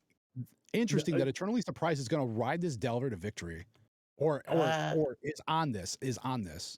I mean, Eternally Surprised has to be concerned about the life total. The life total, I'm pretty sure is down to 6x. 8. Oh X. no. Yes, now down to 6. Yeah, down to 6. Okay, yeah. So Surprise is down to Flips 6. Okay, Delver off the flips ponder. So Delver. That's the first part. yep, But Delver flips the ponder. I don't think Surprise can attack with this Delver though. I do agree with you. It can't. Although, what is Ponder going to get? Ponder might get something pretty juicy. Disappointed Amaru did not title his deck Hot Wheels. Oh my lord, Charmel. That's a good one. That's a good one. Oh, let A me look big back in the shark chat. does answer a Murktide. Make a big shark Yes, answers Murktide. I have done That that is true. before. Unfortunately, we do Uh, know that Amaru does not have one of those in hand. days I'm doing. Dang. So I really do think I, I think Amaru kind of needs a Days Undoing here or a wheel of some either a wheel a because with the swords You, being gone, you need to get there's a back to Dragon force Trade defense. Channeler. And Darcy is turned on. I wonder if Eternally Surprised found that off of Ponder. Mm, I Because I would wouldn't think doubt you it. would want. I would think, although Eternally Surprised does have quite a few cards in the graveyard already. So Attacked with the neither. yeah, because Darcy came in, it's gonna have to attack next turn. So it's one of those things that ooh, wait, what? Darcy's a 3/3. Wait, do we not? Oh, do we not Oh, have it a does creature here? not. It Do does we? not. Oh, because It's in the sorcery Delver and land got only. swords. Yeah, that is true. Gonna Oh, block. Are we it? trading the Delver for the? No. This is Eternally Surprises attack. Amaru just attacked with the Snappy. Yes, but it turned the Delver sideways. Am I? Uh, Oh, we're in the. Okay, yeah, because Amaru. there we go. Yeah. Yeah, but why is the Oh, Delver sideways? instead, Hole Breacher. This is a lethal attack. This is a Oh, lethal I see. attack. Uh, I see. I was a little confused there. yeah. Okay. So, Wait a second. oh, okay. Expressive iteration gets around. So, what you're missing is Mario attacked with the Snapcaster Mage. Yep. Hey, the snap. What? No, what I missed was the Delver attacking. Yeah, the Delver then attacked. It was sideways, so that's what I missed. Yeah. Oh no! The Ponder is going to give Amaru a treasure. I mean, it doesn't really matter. There's so much mana over there, but Yeah, fair. Reorganizing the top 3 exactly. Okay. yeah. Yeah, this is gonna be a little unfortunate. Oh, end step Oh, flashing second hole breacher. that's Amaru's just lethal. ripping it. That's That's GG's. lethal. That is GG's. Do you have a bolt? Do you have a bolt? No. Oh, Oh, GG's. wow. Oh, Eternally just didn't see Jeskai any Control threats. takes down Blue Red Delver. That was amazing. That was Wow. absolutely incredible. That was Oh, such a good end of the game. so this is what we talk about a lot. Oh, bottom of the deck, bolt. Oh, Murktide. Trust them. Oh, everything. Yeah. So it's one of those things that we do talk about this a lot in um in Legacy is the fact that sometimes you do just die to like 1/1 shitters Oh yeah, all 1/1 the time. shitters get in for 1 damage multiple times, especially if Oh it's over yeah. multiple turns. Oh yeah. Absolutely. Uh, yeah. It's, Sweet things Jets by undoing in this tournament. I agree, Malfi. Building it yourself. Let's go. Important of note that Stifle played earlier didn't end up helping as intended. That is true, Wiggles. It did not. However, that is part of variance, and I'm totally cool with that. I'm Yeah, totally cool with that. exactly. Seeing that, just didn't have a threat, and this is what I've preached before. Delver is a deck that still wins through the combat Yeah. step. If you're able to remove their threats repeatedly and stick a 1/1, you can eventually win with that. Yes. It's just like, okay, are you going to play with a deck that's filled with removal to beat the Delver, or are you going to just and then have it not work at all once you go against like combo? Yeah. So you got to have a plan for both. Yeah. Also, thing to note, this is going to be the end of round 1, so y'all are going to be sticking around for round 2 because there's going to be a ton of magic that's going to be going on. This is going to be going on all day, and we are going to be based on your poll and your votes. We're going to be watching Rax playing Blue Red Delver in the next round, and I think they're trying to figure out right now. They're looking at the seeding right now to see who Rax is going to be playing. I'm assuming, let's see, Rax beat AHG and Reanimator. So AHG is going to go to the bottom. Oliver beat Delabor. So it was Delaware. Reanimator over Abs and Reclaimer, which means Oliver is going to be playing Tensai, which is on Curse Stomping the next match, which means the Reanimator player is playing against main deck Leyline, which might be a little rough. Oof. When I talked So about Rax is going to be mulliganing down to playing. This is something, going to be a blue red. This is going to be a blue red mirror. a blue red versus the Jeskai, Or Rex Jeskai, versus sorry. This is going Amaro. to be the same matchup that literally just happened. This is going to be Blue Red Delver versus Jeskai Control. Yeah, that's crazy. And then on the bottom seed, we're going to have AHG versus Eternally Surprised. So Reanimator versus Blue Red Delver. And then Dalibor, which is going to be on Abstract and Clemmer, is going to be fighting against Prez on Red White Painter. So this could be on the bottom seed. One of these or two of these 4 players are going home. Yeah, So it is. This is when we get into this is the elimination round. So it's double elimination. When one of these players has the chance of going home, it's going to be really interesting to see who does. yes. I do believe that each one of these players has a very much a shot of coming back, though. Oh, Oh, absolutely. These bottom tier matchups are not too terrible. AHG versus Blue Red Delver. That's what Reanimator's been doing. It's been preying on Blue Red Delver, y'all. hmm So that's going to be interesting. Raven the Light, thank you for following. Absolutely. And Thank you. Thank you. I do think what's gonna be really interesting though is the Delaware versus Prez matchup. Both Yes. of these players have dead cards. Well, Pyroblast until you get Painter out type thing. I would But say both the dead. They've aged like a fine wine. We can't say beta plateaus are dead cards. yeah. Oh, Or okay, doc. okay, true. But Dalibor, it does have abrupt decays to interact instant speed with Painter, so it's gonna be a really interesting matchup to see where it goes from here. But of course, we're all gonna be looking at the fastest matchup in history as Tensai just mulligans aggressively for ley line each game. I will say this too. Uh, this is going to be my Morpheus Matrix question. You think those abrupt decays are dead cards? Now that you're fighting for your life, those abrupt decays hit a ton of what's in Painter. Yeah, So I you think will that's say area breathing? Hmm. no, I think there's plenty of targets for abrupt decay. I think it's still good in this specific matchup because you do want to interact instant speed with things like Painter when the Hmm. activation comes around. The thing that I'm really interested in is going to be, of course, the untouchable card in the matchup being Karn the Great Creator.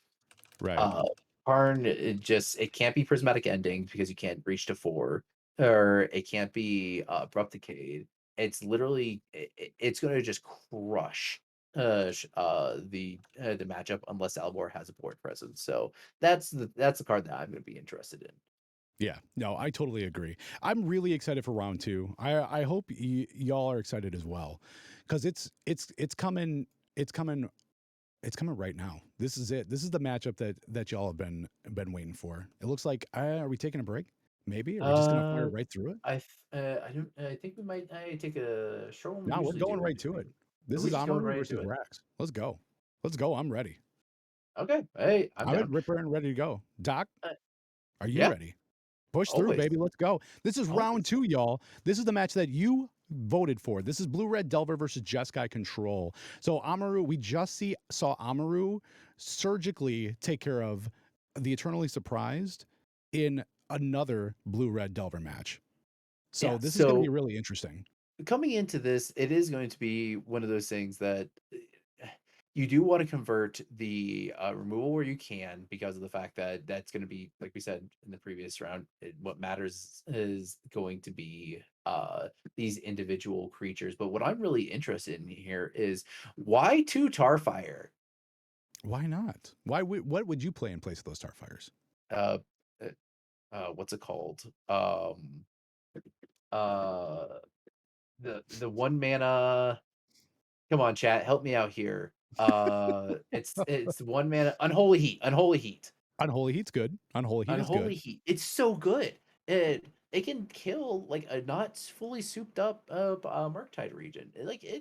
It's got for Dragon Rage. It turns it on faster because the tribal.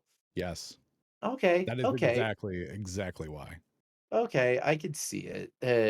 Still dealing 2 damage is still solid. It kills a Flip Delver, kills Young Peasy, stuff like that. It Yeah. does convert well. It's just one of those things, it's just like, I just haven't seen a Tarfire since the days of Tarmogoyf. Right. And it looks like Rax is going to mull to 6 here. Amaru does keep, and I think Rax is going to be on the play as well, based on seedings here, it looks like. Yeah, I think Rax is on the play with the higher seed here. Yeah, so So let's also bring up the fact what we saw last game too is Hullbreacher not only denying a draw off of a ponder, but also becoming that 3-3 beater that won the game.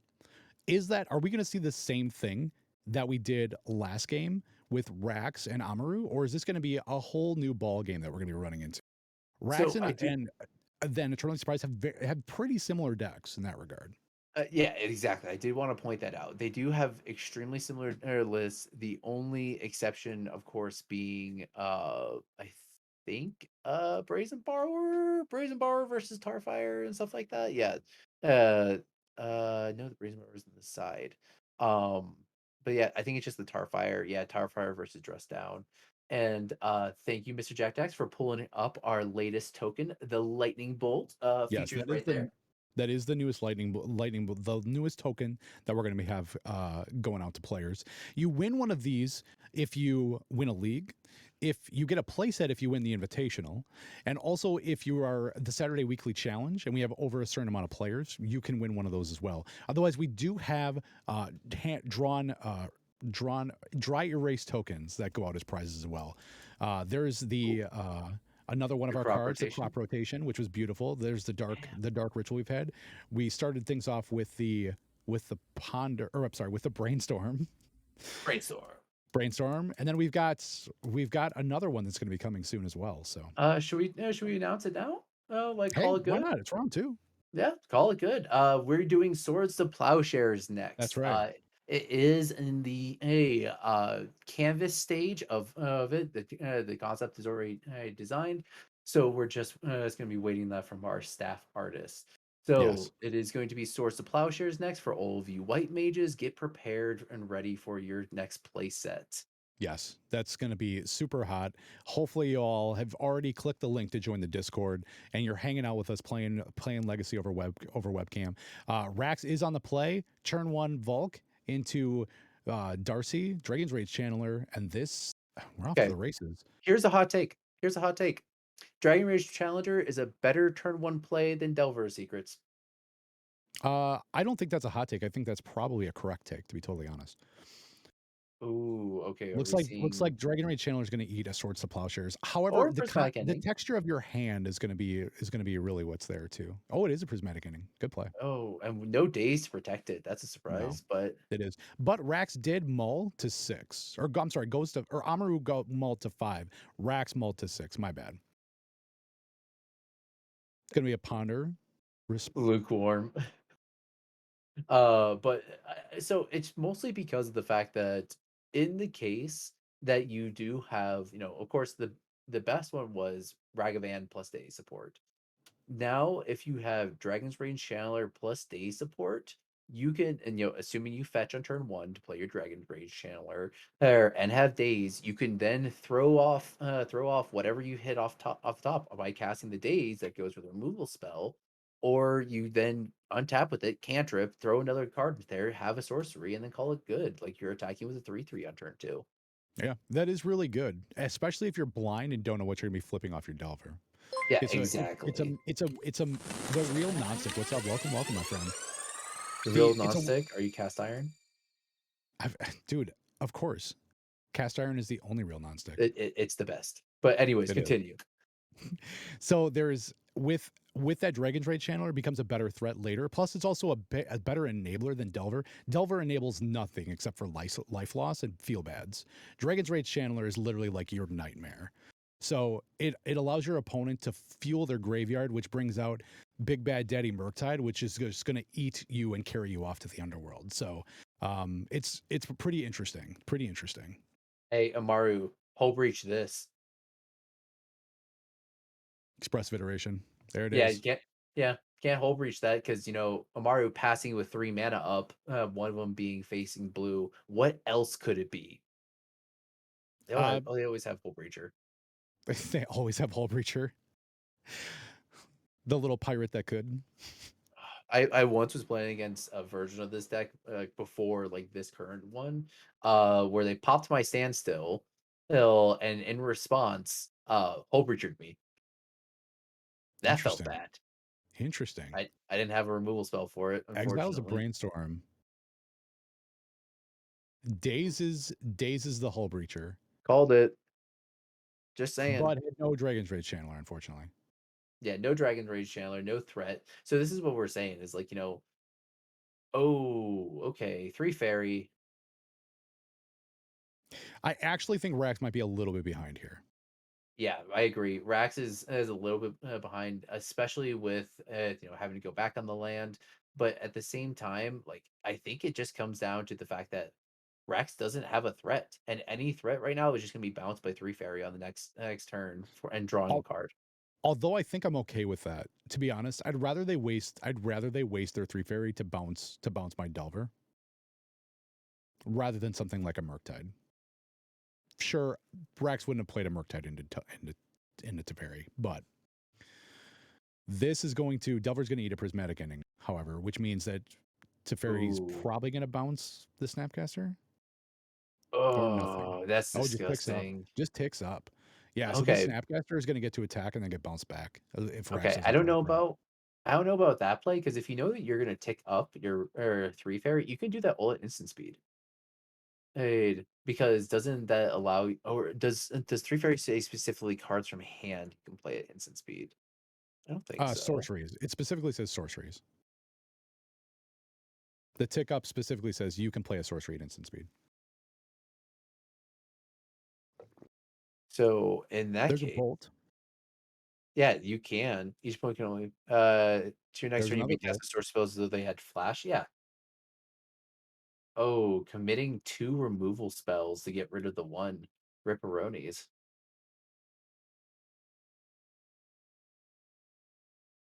Yeah, A so Regivan would sure open this game up.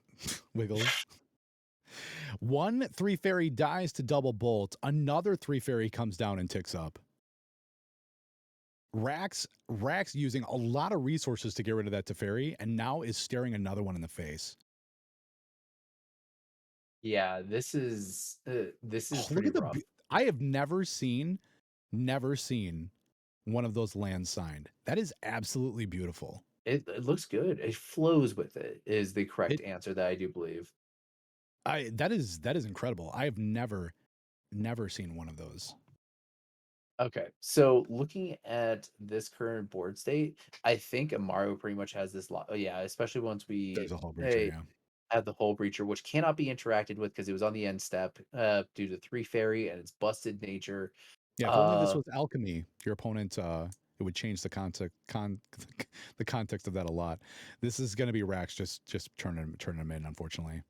yep, and that is GG's for game Yeah, number one, going to Amaru, yeah. who it's one of those things.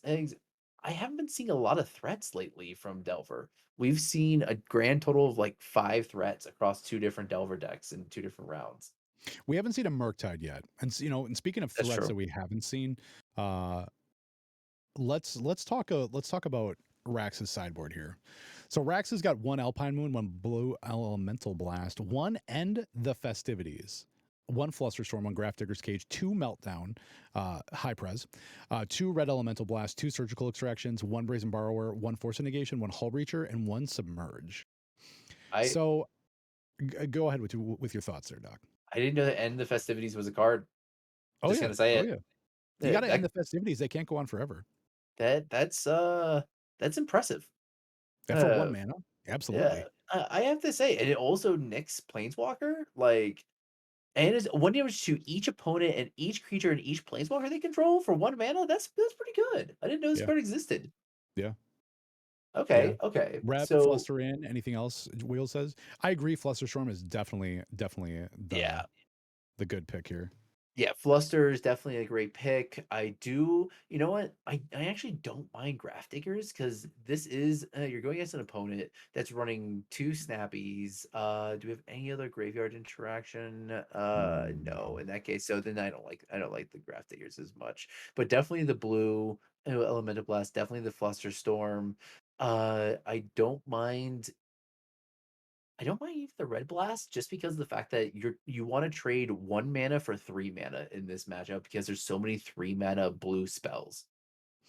A really quick interruption too. We did have a judge call. Cathor with his hourly judge hot tip is a very short judge call with Prez and Dalibor about Blood Moon and Flagstone. So Prez on two Blood Moons, getting to see an interaction here. It does not search a planes when it goes to the graveyard. So interesting interaction. Take Oh, that, put that in your hat for later on when you're playing your red white painter deck against your opponent with Flagstones. I like that. Mm-hmm. Okay, that's good. Rolling. As always, thank you to our head judge for the day, Cathor. Appreciate you, homie. Absolutely. But anyway, back to Um, your thoughts. Not Grafdigger's Cage, but Not Flusterstorm Grafters. we were talking about. Red Uh, Elemental Blast. I like the red. I like the blue because of the fact that blue is still gonna hit. Oh no, no, no! Just the reds. Just the Yeah, so reds. it does hit Dak Faden. It does hit like things like the Pyroclasm, maybe a Mhm. Blood Moon. I don't think Blue Elemental Blast is worth bringing in though. I don't think there's Yeah, enough threats for it or targets for it to hit. yeah. No, there is a good universal answer in Brazen Borrower that's pretty solid bring-ins. I don't think you want to bring in the Hull Breacher and try to play that fight though. As we saw here, it was a really much of a struggle to get the 3 mana here, and you really want to have your dazes convert in this. Well, especially when you're on 4 Wasteland, you really the last thing you want to do is to be sitting on Wastelands and wastelanding your opponent, which they're on a lot of basics, and that's just not being able to hit the 3 mana. It's a little Yeah. rough. Hashtag invalidate wasteland, play basics.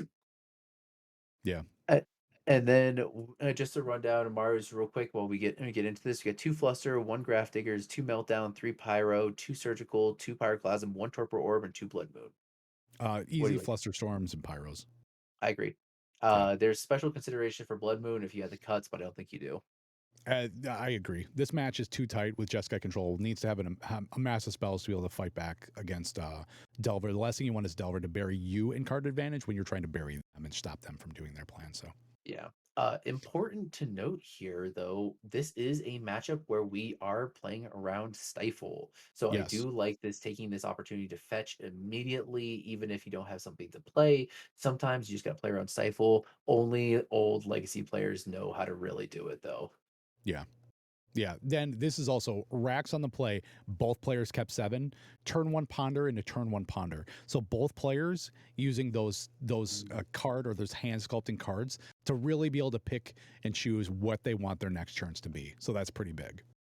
Well, yeah, that's what comes with the power of the Xerox shells, that selection, ponder, brainstorm, and well, now expressive iteration. True. And thing to note, Amaru is going to shuffle off that ponder. So did not like what they were going to see or what they were going to be getting. Uh, Update also Tensai versus Oliver, Curse Stompy versus Reanimator. I don't know. Do we have a score there? Right now, Abzan Reclaimer or a Prez BOTW on Red White Painter is up a game over Absent Reclaimer. What? They're still What, game bro? one somehow, I think. Yo, Curse Stompy versus Reanimator is still in game one. What? Wow. That's insane. That is Did insane. Tensai not mulligan to Leyline? I guess not. I guess not.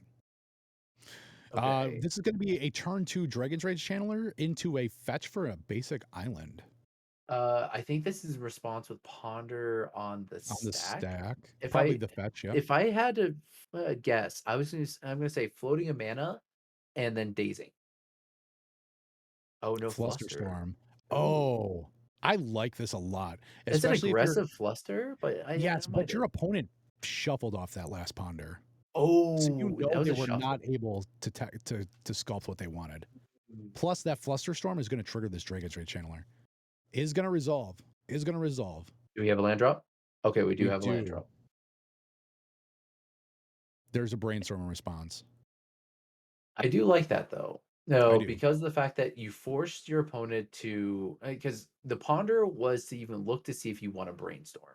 Now Yes, your opponent is forced into the brainstorm and brainstorm locking themselves for a turn. They're forced to maybe. draw one of the cards. That is true. That is true. Because they do not, they did have to play a land drop to go. Yeah. Dragon's Rage Channeler is such a good card. Such Oh a yeah. powerhouse. So we Stifle is such got a good exchange card, is very good. Malfi says, absolutely. so we There's got a Wasteland. there's your goodbye to your Tundra. Ooh. Okay. Wasteland. That might be one of the best wastelands that Rax has ever played right here. That's There's a ooh, young okay. pyromancer. Okay. So we got 3 types in the yard right now. We're still missing a fourth. Okay. Feeding a Young force, Pyromancer. pitching a Narset. Wow. Ooh, do we have a Amaru daze? Do we fighting have a back daze? does oh We Dragon's got the Rage day. Channeler. This is bad. This is bad for Amaru. Do Rax let me is see a Rax creature. going to put this card into the graveyard? Yes. Interesting. Wow, that was a big exchange. That was a big exchange. Rax is down to, or still at 3 cards in hand. However, one of those we know is an island. Dragon's Rage Channeler is going to get in for one. Still looking for another card in the graveyard. I Wow, that was this is huge. this is very big, and this is what we're talking about with that tempo play. Amaru is down a color. A lot of the cards in his deck are 3 CMC, so there are going to be a lot of like possibly like not being able to play around effectively. Oh, what do you swords here? Do you I swords the think you swords dragon rage? PG. Yeah, No, I think I you think you have to. shut off just because that young pyromancer being able to go wide is really going to hurt Amaru here. You're very, very well set up to be able to hit single threats, but when the board gets too wide, you have very few cards in your deck that can actually answer that. Yeah, I agree. Plus, that Importantly, keeps young pyromancer out of the graveyard. yeah, I do like this. Oh, okay. Surgical, Okay, were we getting rid paying it of to Source life. Pushers? Trigger Dragon's Rage Channeler. Yeah, Swords of Plowshares. I like that because Yep. that makes it so that your Murktides are safe. From besides from the blast. Okay, we got 3 fairy land. Oh Oh, okay, so there is wow. a third land drop. I do love the fact that this is a really one. This surgical does a lot of things. One, it triggers your Dragon's Rage Channeler. Two, you get to look at their hand, and three, you're taking out one of their best removal spells in their deck. So, this does a lot. Yeah, there's a lot of good plays to that. Uh, I do think that there aren't really many better options for surgical, and in fact, I think that bringing in surgical extraction just to hit Source of Plowshares is not the worst thing in the world. No, there's a second Dragon's Rage Channeler. Interestingly enough, Rax, this is going to be a missed trigger. Rax did not actually trigger the Dragon's Rage Channeler off of the surgical extraction. Ooh, did Rax miss it? Yes. Let's see, attacks for 1. Yeah, it doesn't say looks. Yeah. Okay, so what we're missing here is one more card type. Okay, so that's So a it's a 3 fairy. fairy. No, Is it going d- to survive? 2 games, 2 missed triggers. Yes, it's not the bingo card yet. so I think you have to balance here, even though you know it's gonna die, but you need to convert that 3 fairy into a card. Correct. I do agree here. You need to see more cards, especially when all you have in your hand is a Day's Undoing. Your opponent's got way too many, way too many, way too much going on. Amaru is very, very far behind here. Here comes the Dragon's Rage Yeah. Channeler again. And this Days Undoing is very much dead. You do not want to give. No, actually, it is not dead because it's technically Graveyard Hate. There's going to be a brainstorm at interesting. Amaru really just digging for something here. So technically, Amaru could give the turn. It could end the turn with the Days Undoing. Give Rax back 7 cards, which does suck. But these Dragon's Rage Channelers will not be turned on. That is true. It is in essence a form of Graveyard Hate. It's a terrible Graveyard Hate, and probably not the best play. But if you're in desperation mode, it's not the worst thing in the world. Though Yeah. luckily, we haven't seen these get turned on whatsoever. Like, we haven't seen However, it. they can get turned on at instant speed. Don't forget about that. That is true. That is true. Yeah. That is Although very they are true. not. Rax very, very comfortable here. 3 cards in hand. It looks like passing the turn back. Amaru sitting at 14 life. I think Rax literally is just kind of sitting here biding their time. Here comes the Days Undoing, I'm assuming. Oh, that's a Narset. Okay. Very, Interesting. very. This is going to be a Force of Will. Pitching Force Will. If you didn't miss that bingo hit last game or last round, there it is again right there. Triggering both Dragon's Rage channelers, There we dumping a go. They're creature in the turned on. graveyard. This is it. This is cruise control for Rax now. Yep. That's 6 damage coming across the board every single turn. That's a 2-turn clock. If That this is big. Oh wait, no, 14. We're at 14, so it's not a 2-turn clock exactly, but it's only a 2-turn clock if we have a bolt. If we have a bolt, Yes. it's GG and 2. Yeah, this is huge. Do we have a sorcery in the yard for Rax? I think the expressive iteration, isn't Yeah, it? there's a stifle. I think there's a ponder from earlier because Oh, that there was is the a first ponder, turn turn play. one ponder. Yeah. Yeah, turn 1 ponder. So we got ponder, creature, Oh, expressive land, iteration was instant. last game. Sorry. Yeah, but there's a ponder at the very top. So like Yeah, I yeah, think we're good. yeah, definitely. Definitely the hardest part about this that, Delver players are going to have to figure out in the future is how exactly do we turn on our Dragon's Rage channeler more Here effectively? comes the Murktide. This has gotta be a Murktide. Absolutely, absolutely. And, of course, trying to leave as much in there as possible. Rax with a beautiful signed Murktide. Also, the is that the showcase version? It is the showcase version. I It's love a the sketch showcase. version. I love those. I know most people hate them, but holy shit, do I love those. I'm not a fan.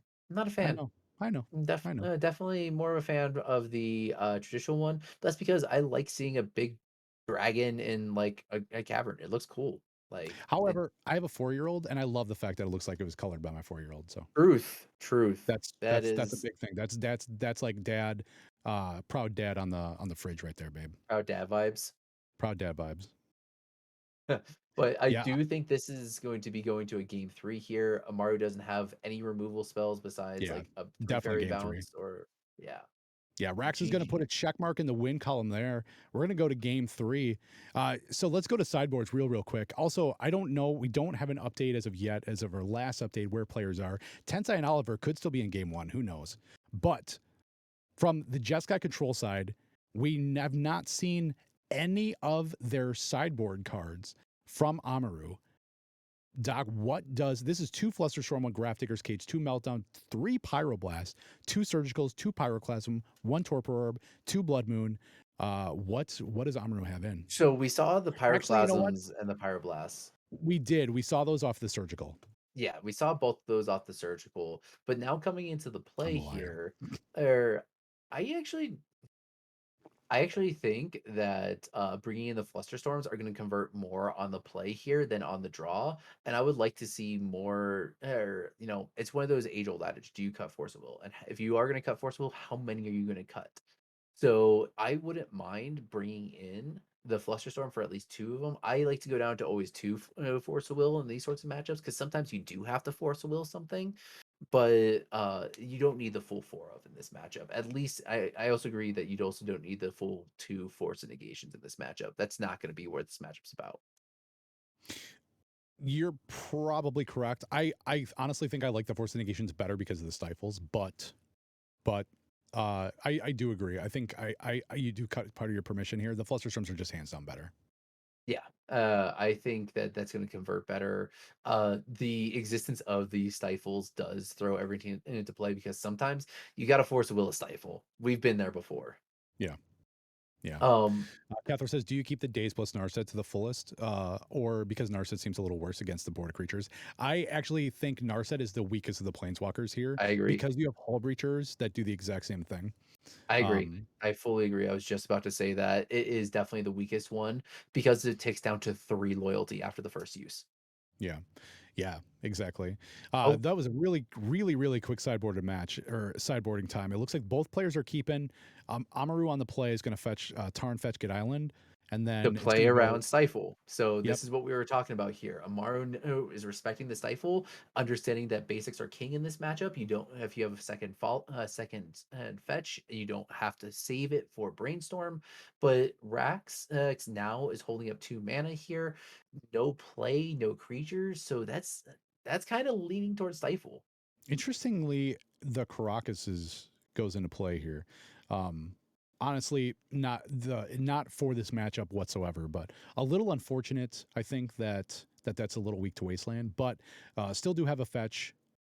Ooh, ooh, ooh. Okay, I see what And Amaru was I doing think, here. and I think that is that Flooded Strand going to eat a stifle? I think it's gonna eat a stifle because Amari Yeah, wanted to play around stifle in the best way possible. I do think this is the best way there's you the could do it. stifle. Yeah, so that's a little unfortunate. Although it is going to eat a Force of Will, Oh, pitching a ooh, Hull daze it, Breacher. daze it. Oh wait, no, he's Is got this 2 going to mana be? up. Yeah, yeah. You definitely can't daze that, but But that's stifle. you ran your opponent out of many cards there. One, it's one of their threats. Two, it's one of their permission cards, and Yeah, all that cost you stifle. was one stifle. Yeah, stifle just became a him to rock there. That's huge. That's huge. Yeah, I do think here when we look at this, oh, There's the days. there it is. Rax Rax, playing that that was a perfectly. fantastic play by Rax. Oh, Wow. oh, wow. Oh, the Brainstorm great now resolves. Wow. Amaru with the Whew. hard greed on that. Wow, that takes the Wow. wind out of your sails. Little pirate that could definitely could not there. That Yeah, brainstorm's going to resolve. That's all on the stack. So that is one, let's see, that's a bingo card. That is a bingo box. yeah, that's Bingo 1, square. 2, so, That was four cards on the a stack. fetch, a fetch, Stifle, brainstorm, stifle, force of will, daze, hull breacher. brainstorm, daze, hole breacher. Yeah, if you Yeah. got that on your bingo card, that's like a stack of 7. Yeah, stack is four or more. Let's go. Let's Yeah, go. That was a that hell of a play. that was hot. That was okay. That is one of those things that we talk about. Oh, here, everyone's has been on this like band days and stuff like that, but stuff like that where it's like you could be greedy and go for this to try and snag your opponent's brainstorm, thinking that they don't have it. But are you going to play into stifle? Those micro decisions Or are playing a pretty much daze. yeah, exactly. Okay, Hey, so this is going to be a prismatic ending is going to eat this Delver. but those micro Keep the decisions board are what clear. make legacy fun. I agree. And that's what makes Legacy more difficult than other formats as well. Mhm. The fact that there is 1.1 million micro decisions that you can make within every 3 seconds of play while you're playing Delver. So it's pretty insane. And good Delver players are absolutely rewarded because of the fact that they know the meta, they know what they're coming up against. This being open deck list makes it even more punishing for the other players that are not on the tempo shells. But yeah, very good play. That was some very good, very tight plays. Good sequencing, very good sequencing across the board, Absolutely. and like that that does show some level of expertise with the decks, and I have to just give credit where credit's due. Rax played that perfectly. Yeah, I'll be honest. I'm a little worried if I'm an Amaru right now because of the fact that I spent my prismatic ending on that Delver, and now there's a Dragon's Rage channeler staring me down Isn't in the it such face. a wild concept? And You're upset it's that going to resolve, and now there's a Delver in the graveyard, and this Ponder is right oh, there. That is very. This is that value train. This is the Dragon's Rage channeler blowing the horn, coming through the stop in the middle of town at 80 miles an hour, not giving an F about what's there for traffic, dude. this uncommon just turned ponder into look at 4 cards Yeah, and draw 1. yeah, absolutely. That's insane. It's very good. You know, Yeah. we went on a And pretty Dragon's Rage much a Channeler rant is on it, on. but it is one of those things that Amaru is very much on the back foot here. You need the removal spells else to really answer. Okay, so we do have So, Snappy. yep, and that means this is gonna come back as a prismatic ending. Yes, definitely. Um, Which you have to, if you are racked, you have to be able to protect this. yep, Force of Force, Will. Pitch Ponder, trigger Dragon's Rage Channeler. There you go.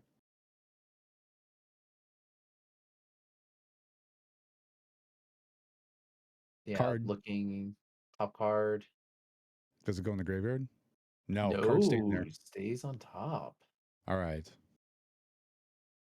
Oh, Oh, gotcha. oh. No matter what, actually, Rax would have been better off to let that Snapcaster resolve. Never didn't have it, baby. Okay, so this is what I was about to say is like I'm pretty sure the only card that you wouldn't throw into the graveyard would probably be a expressive iteration Yeah, because that was absolutely fantastic play by Amaru. yes, that was well That played is, across the board. The yeah, Rax Snapcaster was bait. absolutely punished for not letting the Snapcaster hit the board. Expressive iteration gonna exile him out, and that's gonna go into play. Another Delver coming down. Rax is full of threats, one after another after another. This is where Delver sits the best. Delver is very happy to present threat after threat. Pyroblast Ooh, Pyroblast. No, Red Elemental Blast as or Red Elemental converts. Blast. My bad. Yep. Two cards in hand for Amaru. Delver's gonna flip from the Ponder. That's big.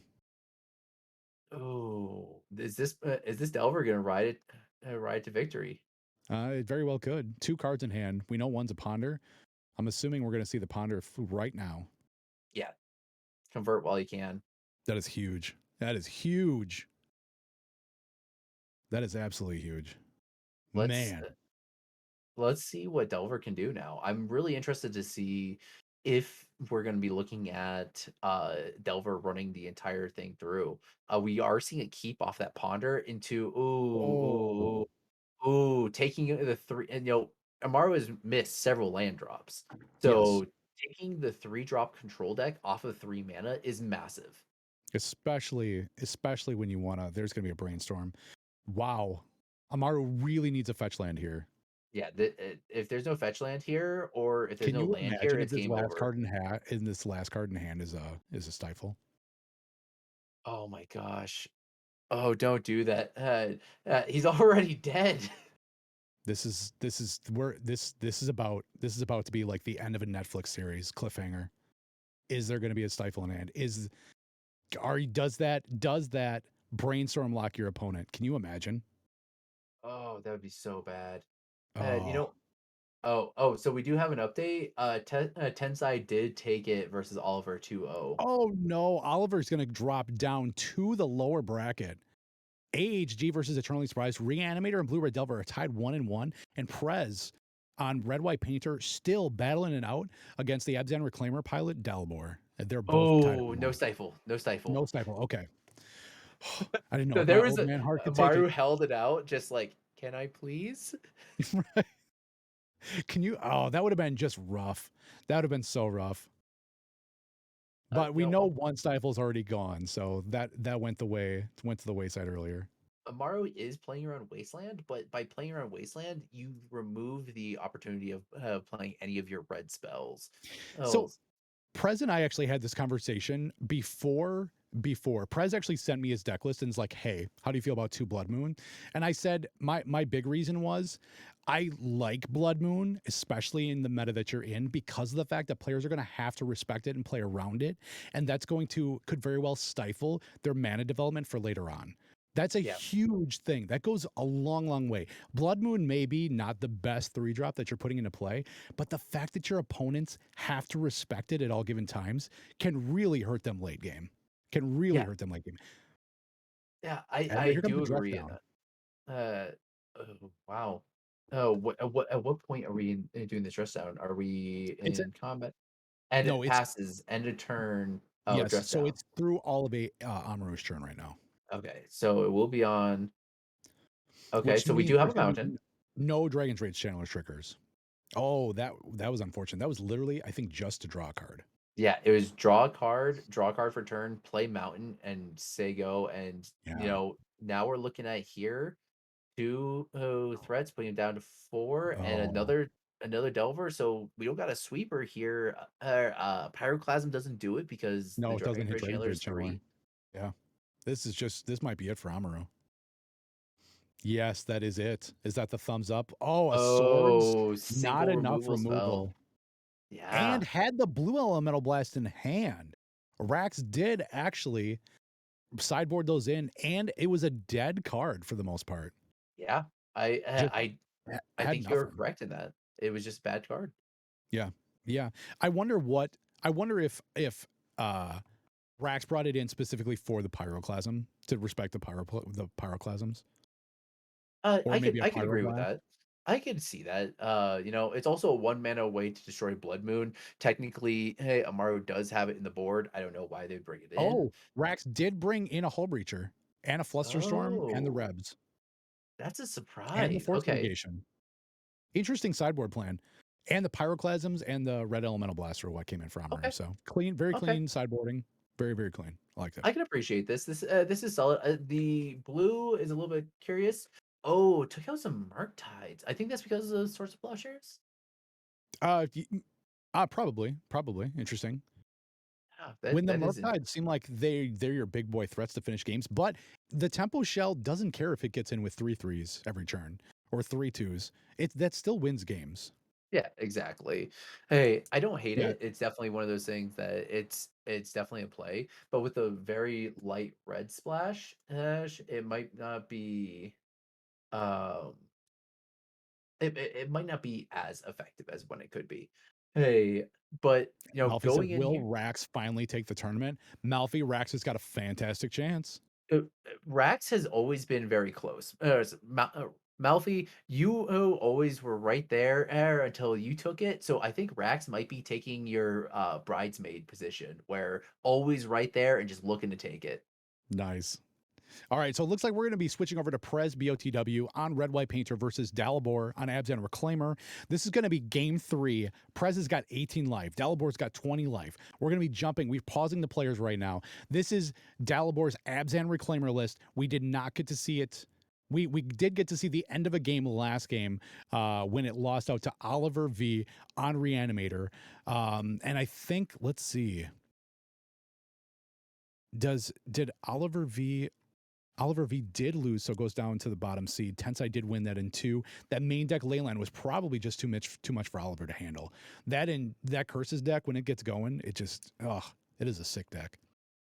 Yeah, Painter is on the stack right now in the game that we're flipping over to.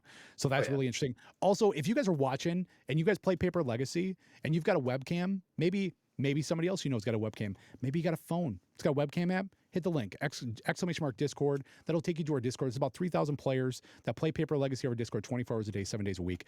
Come be part of the next Invitational. You don't want to miss out on this. This is where it's at. So we do have Painter on the board or on the stack right now. Man, Prez has already got quite the board state. There's a Blood Moon in play again. And it looks like he's going to pitch a Force of Negation, or I'm sorry, play a Force of Negation, pitching Green Sun Zenith. And what is going to hit here? This is in response to Painter on the stack. yeah. I think There's already if a we have a Grindstone choice, I down. think it's going to be Blood Moon Grindstone, I would assume so. Is and going we to weld the Ancient Den. what are we doing? We're getting back It's going to get a Lotus Petal. Lotus Welds in a Lotus Petal. Petal. Sacks the Lotus Petal. Oh, wait, is there a response here? Do we have? That was with Painter on the stack was Yeah, so targets the targeting Blood Moon and the Great Furnace. Great So he was Furnace. hitting the Great Furnace. So Prez was actually welded the furnace in response to get a Lotus Petal. That makes So Painter sense. resolves, names But blue. why would you This hit might be it. because of the fact that if you just hit the grindstone, it can come right back. So he's Correct. trying Yeah, to could just tax weld the it back in. mana so that way he can't activate this turn, giving you a chance to okay. That makes a Yeah. lot of sense. Yeah, and Painter does resolve, does name blue. So this is going to be the battle right here. Blood Moon is gone, so Dalibor is actually able to fetch instead of having a bunch of mountains. Fetching 3 times. Yeah, This is at I end step. I yeah, do I think not this see is what just Dalibor deck thinning. drew. This has just gotta be deck thinning. Well, then it gets you your mana. If you're sitting on 3 fetch lands, you only have 2 lands in play. Yeah. True. Yeah, Dalibor The needs Blood Moon, I mana. forgot about that. Oh yeah.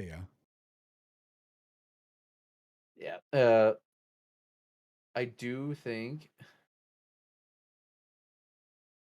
when we're looking at this right now, Dalibor has to find abrupt decay. I'm pulling up lists right now.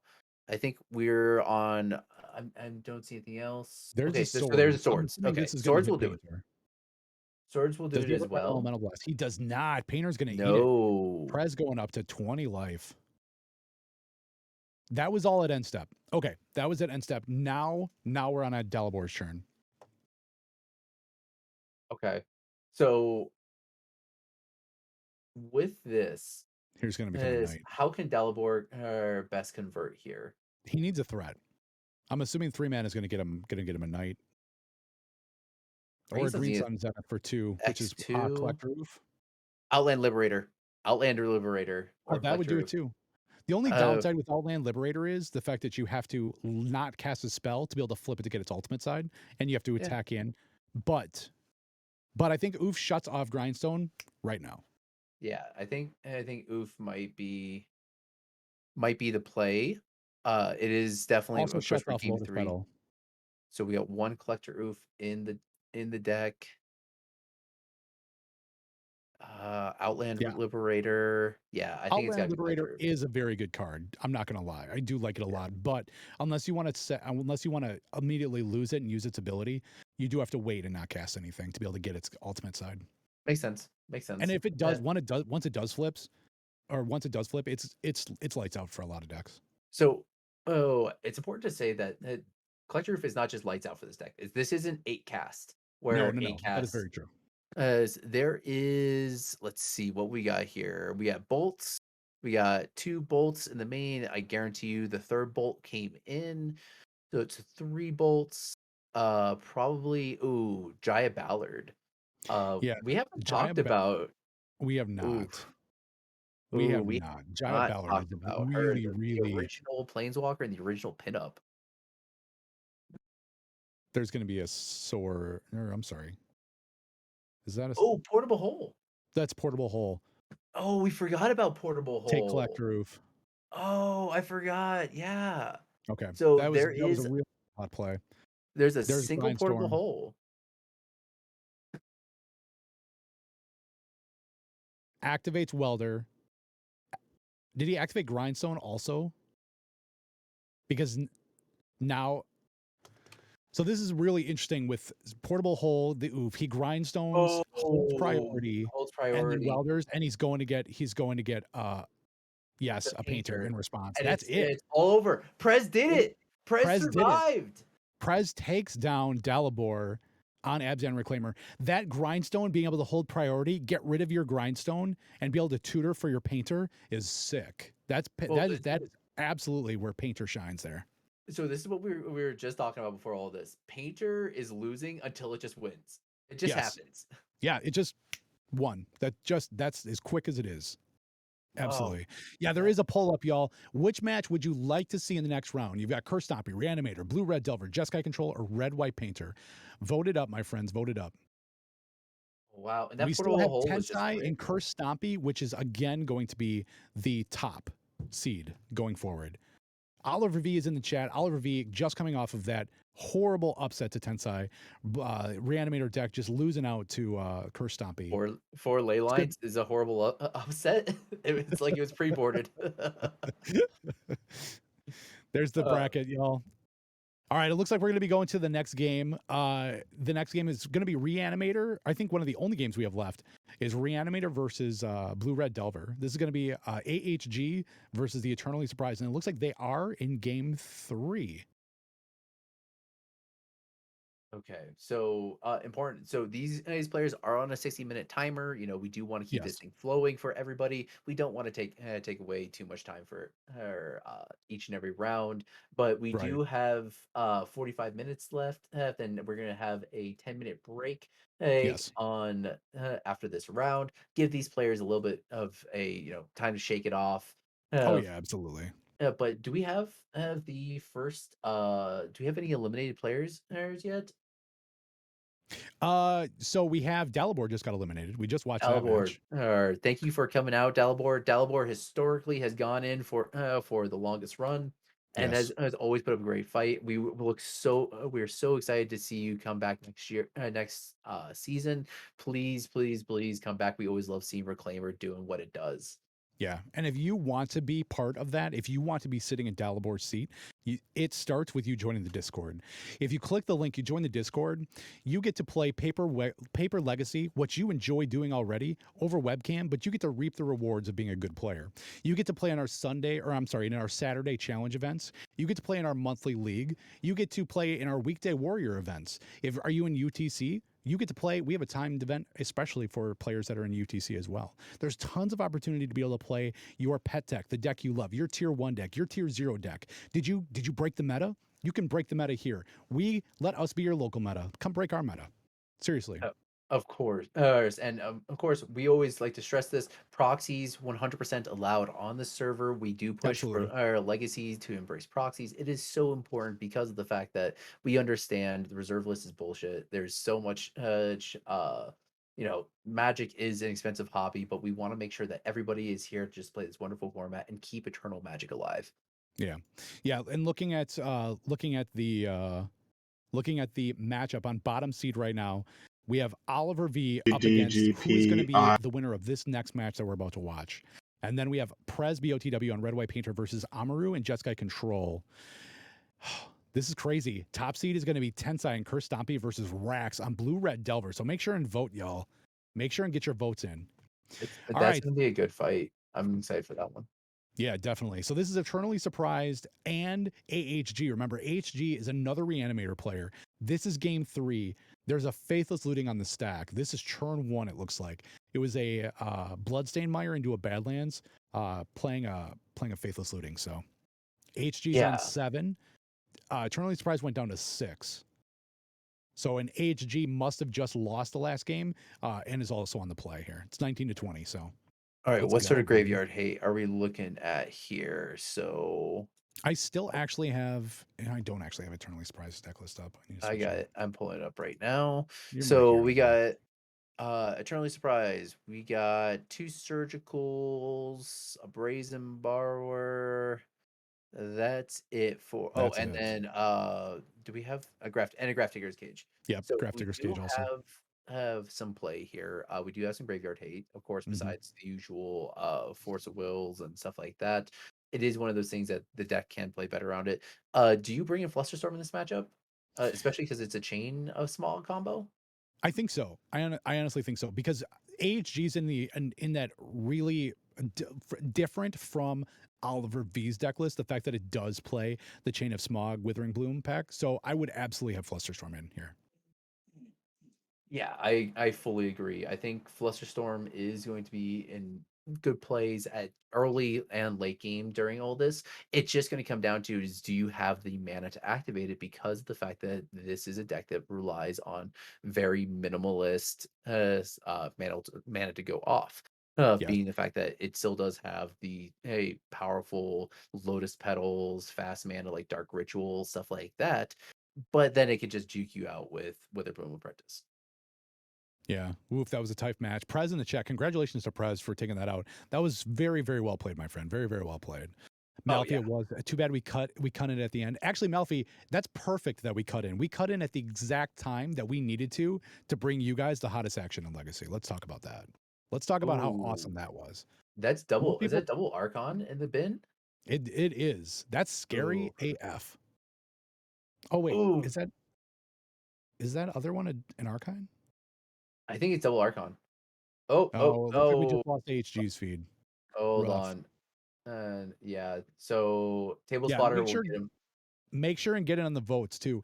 Curse Stompy leading it right now, and Red White Painter also just behind Curse Stompy.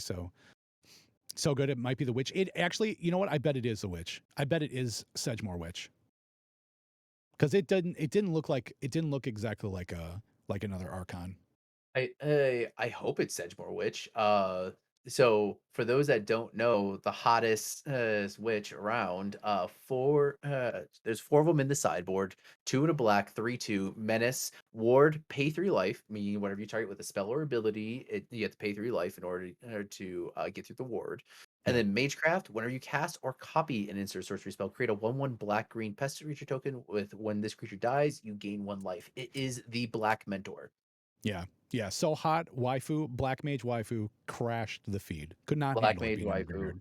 Oh, that is correct. I love this card. It pairs very well with things like Chain of Smog. Obviously, you create infinite 1/1s, but at the same time, it also goes extremely well with things like Flusterstorm, where every one of those copies creates a pest token. Yo, Apex Primal, thank you so much for the follow. What deck do you play in Legacy, my friend? Welcome, welcome.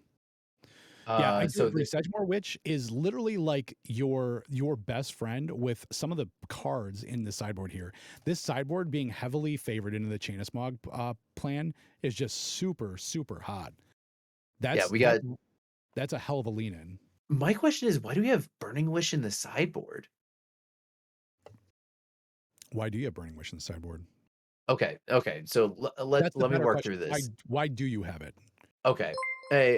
Because you can leave a single chain of smog in the board to wish for it. The Fleet Farmer, thank you for the follow. Yeah, welcome, welcome. Fleet Farmer, what S- deck do you play in Legacy as well? So the plan is to circumvent graveyard hate. You remove a lot of your reanimate spells. You don't want to cut all of them, of course, because of the fact that they are so good at reanimating, like Sedgemoor Witch or Witherbloom Apprentice or something like that. You bring in your Witherbloom Apprentice, your one extra chain of smog, and your 3 burning wish. You turn into this Jund combo mid-range list, and then you can burning wish for the extra chain of smog in your board. Very much. You could also take out one of your exhumes to free up a slot and be able to Burning Wish for an exhume as well. There's a couple. You could also grab an unmask if need be. You could also grab a Thoughtseize as well. The hottest thing about Burning Wish is it frees up extra slots in your main deck for you to be able to slot it in. It's almost like just an even trade. You know what I mean? There's a lot of different things, but I think the biggest thing is the Chain of Smog. That way, if you do get hit by a surgical distraction, you don't lose out on your combo there. You can still Burning Wish for that baby. Okay, I can see it. I can see it. It's definitely a play. It's definitely some tech, and I like it. And Yeah, speaking of Burning Witch, Fleet Farmer in the chat with the Epic Storm, one of the the Epic Storm. OG best Burning Wish decks.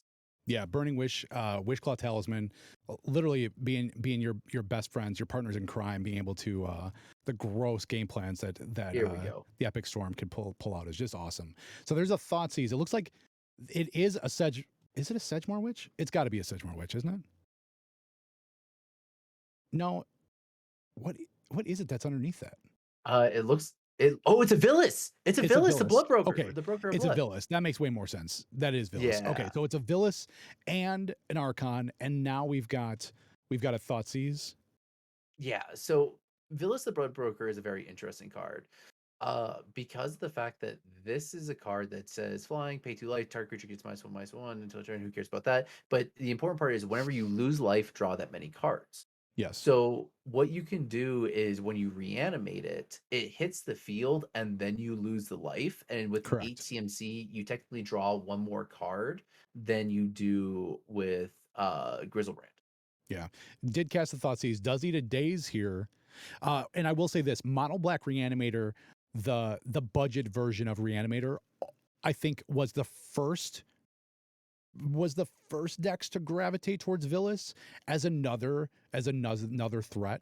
It's also something, again, another one that you can grab to. But Villas is a very good option. A lot of the Reanimator decks run it. Some of them do not, just because it's kind of that like cute interaction with Reanimate that you just be able to get to draw that many cards.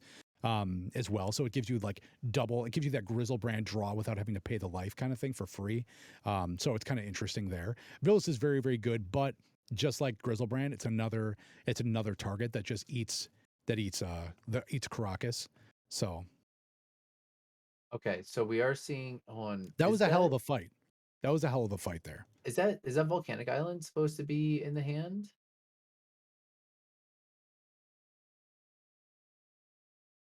So it was so with Cast Thoughtseize Days, paid with Petal, then Force Yeah, but there's Bolt and Day no takes there. takes expressive iteration. So we know that there's a Yeah, but day. in order to day oh 2 mana days. Oh, is it two Yes. mana days? Okay, Now okay. dazing Faithless Looting.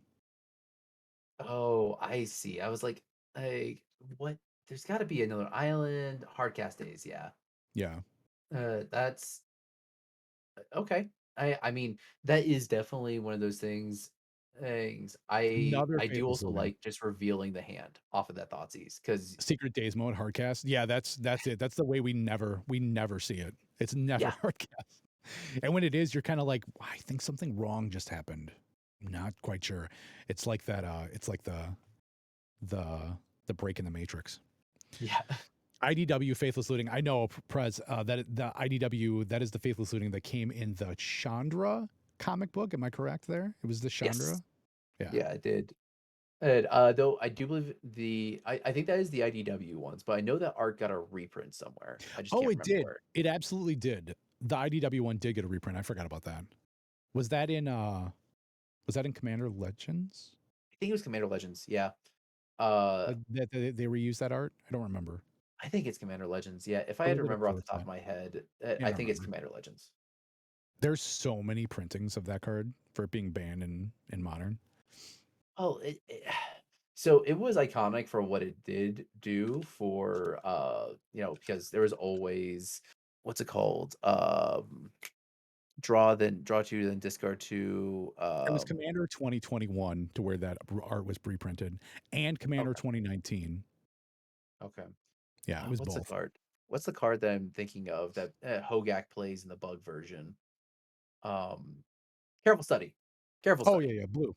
Yeah, yeah. So The blue version. switching Careful Study from blue to red and giving it flashback was absolutely Mhm. when it got printed, and no one really expected it at first. It was very much a sleeper pick in modern until like Hogak and Phoenix got printed and stuff like that. But yes, it Yeah, is a bonkers card. yeah, absolutely. Actually, both Careful Study's a bonkers card as well. They're Yeah. both insane. Looks Oh, like AHG was fetch, got a swamp, draws for turn, pass 16-19. Now AHG draws for turn. Both players just kind of hanging tight here. This is going to be reanimate. We know there's a force of will in hand. We know that there's a force of will in hand. There's also three unknown cards. Force Will pitching Oh Giant no, Narset. Narset.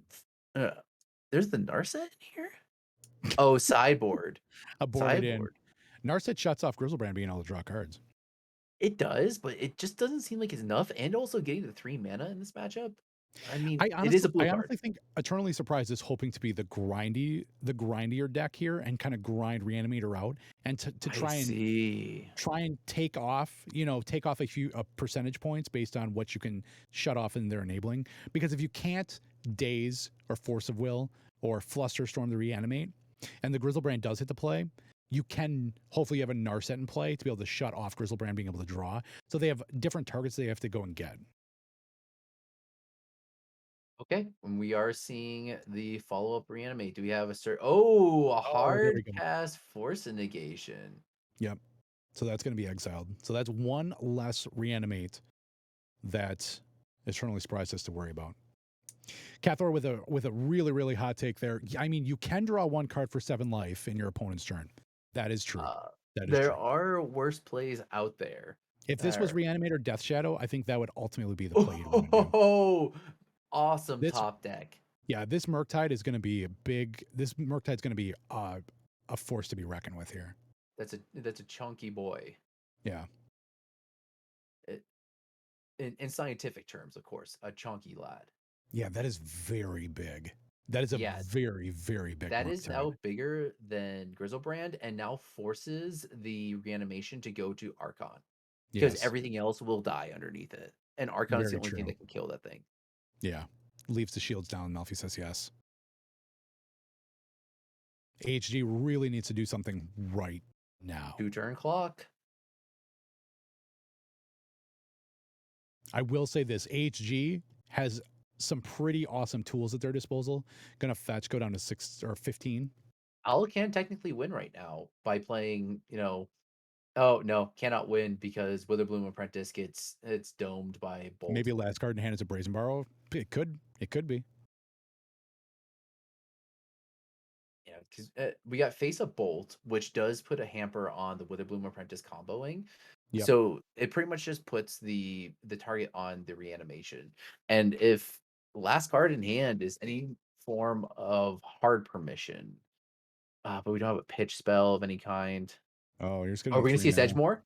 Oh no, no, No, no, flashback. flashback, faithless looting. Ouch. I don't think that's exactly what HG wants to be doing here.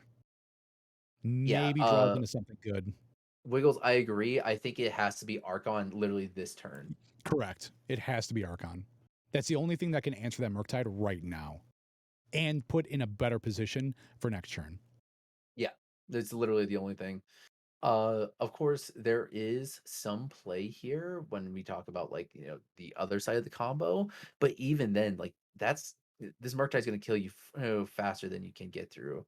So Sedgemore Witch and Unmask go hit the graveyard. Oh no, passes it back. This is going to be a huge, huge hit. This is going to put that hit right there, Down puts to HG 7, down to 4, 7, and 7, 8. 7. Sorry. Yeah, Oh, 15. yeah, yeah. You need to I play more forget cribbage. it's an 8/8, not a 6/6. Murktide is so scary. I just immediately think that that's a 2020. It's basically like a blue depths.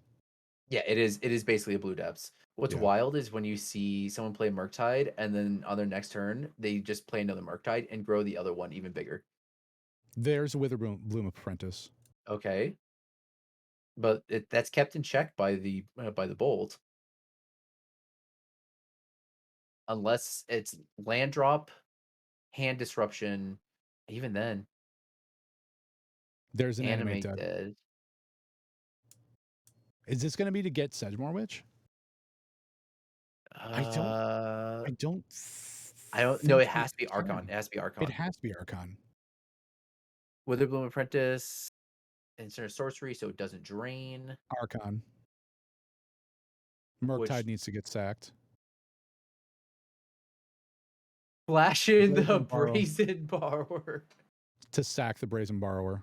Oh wow! Wow! Wow! Wow! Wow! Wow! Eternally Surprised could still choose to sacrifice Oh yeah, the of uh course, of course. the Sacrifice is a Murktide. choice. Excuse me. Chaotic Bear called it. Totally Yeah, did. Bear, you called it. And last card That was an expressive is iteration. that is rough. Discards a So card too, yes, and gain some life. So is actually going to be able to has to block here. no, it doesn't have to block. It Oh yeah, the bolt, the bolt, the it bolt, the does. bolt. Bolt in hand makes his lethal. Yeah, so it has to Does have block. to block. Oh, man, what a wild fight here. This is very close. This is each and every time it has been very, very close. Yeah, that's insane. Look at this. Passes it back, draws a card, all the mana up in the world, one unknown card, 18 life. HG needs a big turn here. Yeah, Man, Chain I of don't Smog. even. No, it's got to be removal spell plus Chain of Smog. That's not removal spell. Hand disruption spell plus Chain of Smog. Honestly, having that Witherbloom combo really hurts this game. Really hurt him this game. That you very well Yeah, could be. That could be it. Wiggles. I think going into this, I think going into more of the aggressive into Reanimator probably was the play in this. just to go as Just fast as possible. exactly, because Yeah. giving Delver time is And I that's I don't think honestly, that's a good play. that's kind of the struggle with Reanimator though, because there are so many matchups where you want to go as fast as possible, and then you get into game two and you're like, do I actually switch to be grindy here, or do I just stick to the plan of going as fast as possible? And you can be punished either way. It's kind of a downside. That's where that variance comes in to sting. But it's yeah, I do agree, Wiggles. That's probably a rough spot right now having that combo. Okay, so this technically converts the clock into to 2 terms, or committing the lightning bolt to the face. Yeah. So at this point, So Faithless Looting did resolve. I wonder what's it's in surprise last card. What their last card is. I don't. It could be a land for all we know. There's a grief. Interesting. Grief Interesting. and what else? He could also bounce the animate dead to hand in response to the trigger. Then HD would be dead right now. Oh yeah, that is. No, there was enough mana to play it. And another Witherbloom Apprentice. That Faithless Looting is gone. Land for turn? No, passes. So it's gonna HD is gonna take 8 here, and that's gonna be a bolt to the face. 9, 10, 11. So if HG has a spell right now, it stays alive with 1. No. Oh. What? Oh, because the fetch. It's a fetch. Fetch. It's a fetch. Fetch would have done it. That's right. Never mind. Fetch. Yeah, it's a fetch. Edge Dark Ritual can't survive, Yep. and yep, that's Damn. GG's. HE getting knockout. Al, thank you for Yes. coming out. Yeah. Like this deck was awesome to see. It was very, very close all the way through. Yeah. Definitely. Definitely. That's it, you know what? That's out of our 2 reanimator players, we only have one left now. Yeah, Interestingly enough. and going into this next round, it is going against because if Oliver dropped down, Oliver's probably gonna be going against probably this exact deck actually. It Yeah. wouldn't surprise me if Surprise versus Oliver happened. Yeah, okay, I'm pulling up. So Tensai is against Rax, Oliver is against, yeah, Surprise, and then Prez will be against Amaru. Yeah. So that's gonna be some pretty good matches coming up for round number 3. So we're gonna take a quick 10-minute break, give the players a chance to rest up, get some water in them, stuff like that, and then we will be back here in 10 minutes, everybody. Yeah, and I think from the poll, I think it was Curse Stompy that actually won the poll. I do not remember. I didn't see the last few seconds.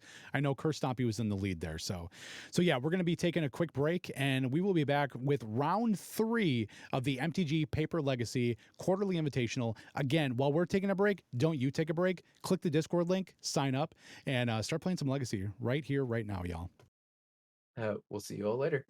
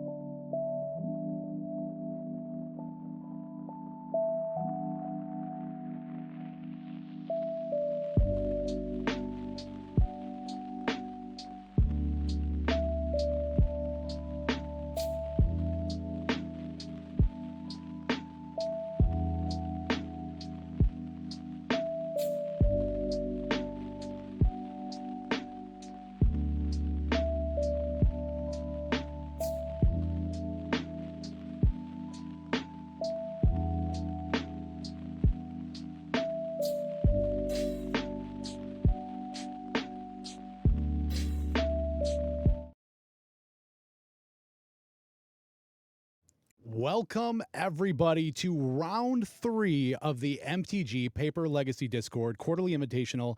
Back at it again is myself, Beyond Sadistic. With me is Cathor, one of our judges from across the pond from me. Cathor, how is your almost end of Saturday going? It's great. I mean, I'm happy to watch some Legacy. It's a good day for Legacy. Do you know why? Why is that? Every day is a good day for Legacy. That's That's what so I'm talking simple. about. I love the positivity, the energy that Cathor brings every single day, day in, day out, nighttime, doesn't matter. Unless it's like 6:38 in the PM, Cathor is not positive at that point, but 6:30, 6:39, back on the train.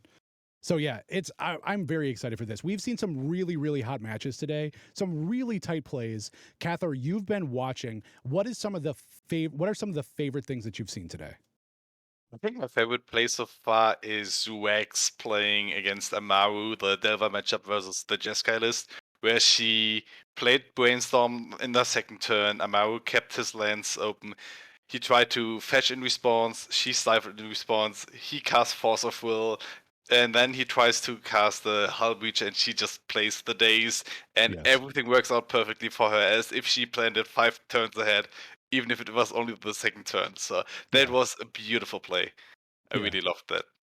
I agree. And that's one of the really awesome things. We don't get to see Stifle all the time, but when Stifle's good, Stifle's good. And that's exactly what we love to see here is those players, those intelligent plays, those tight plays, those holding your cards to the chest, that little smirk, got that anime, the speed lines going. That's the cool ass stuff that we love to see here. So I agree. That's actually my favorite play as well. I also watching that first match that we saw with Tensai mauling down to 5 on Curse Stompy and literally just having it all, never punished, being able to just pile on one curse after another, just really just squeezing the life out of the painter deck there. That was really cool to see. I mean, we have 2 Delver decks today, 2 animated decks, and the rest is diverse. But I have to say, the Curse Stompy that it's like led on by Weeple Cheap, who made the deck very famous and is kind of the figurehead of the whole archetype. It's a really sweet deck that has multiple lines to win. Because when I played against the deck, I was like, okay, it's a slow, non-combo deck, no Force of Will. That seems to be easy. Like, I played Doomsday. What can he have? He can have Chalice, Sphere, Opposition Agent.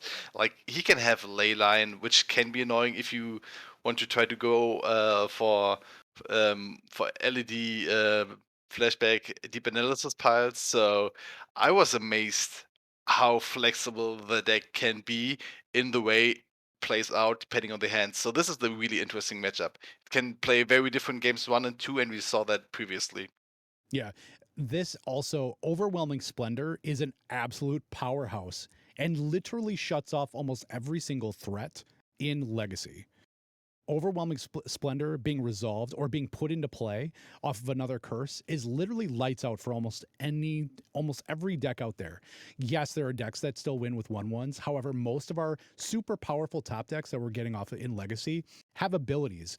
They have 8,000 things. We have cards that are stapled onto the back of cards because we can't fit all the text on the front. It literally turns all of those into 1/1s, which is really, really awesome. I think so too. Also, it's one of the cards because for judges, it's really interesting because there are a lot of what is humility with this card doing? And people don't play humility anymore. But this card, this is secret humility, and you get all the funny rulings with it.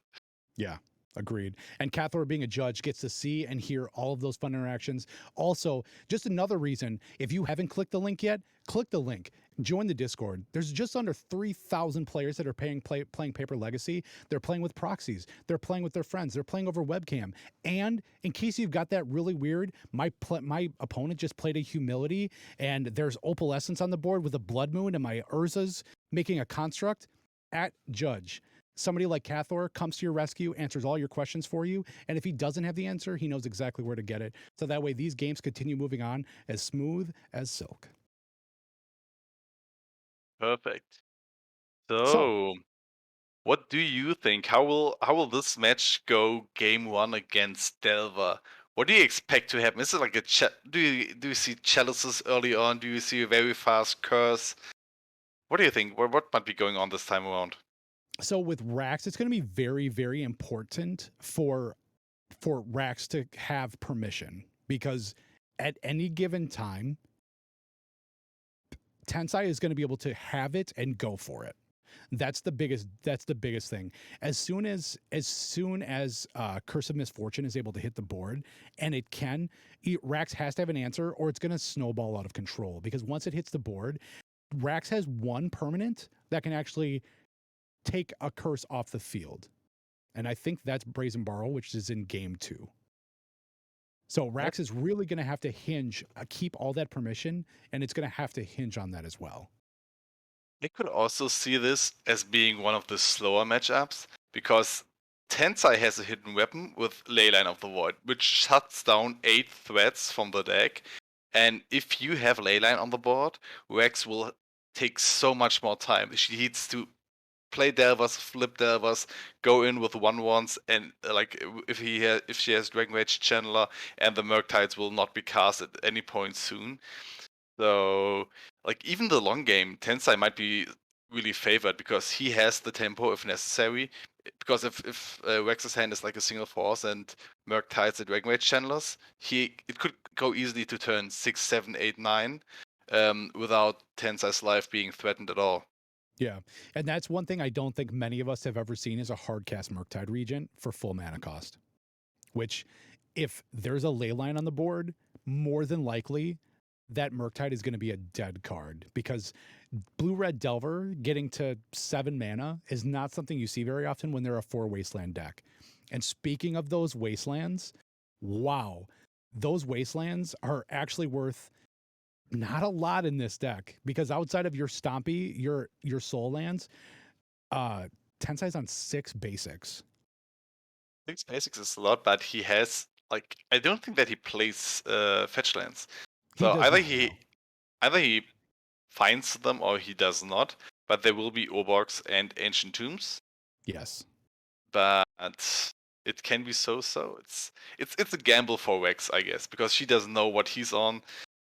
And I think Tensai is the person who has to like decide his game plan and lead Rex along. And Rex has to find the right threats accordingly to navigate around it and finish him off very fast. So here's an interesting question. We know we have Curse Stompy. We know we're going up against Blue-Red Delver. Blue-Red Delver is a tempo deck, wants to push the tempo, wants to control the tempo of the game.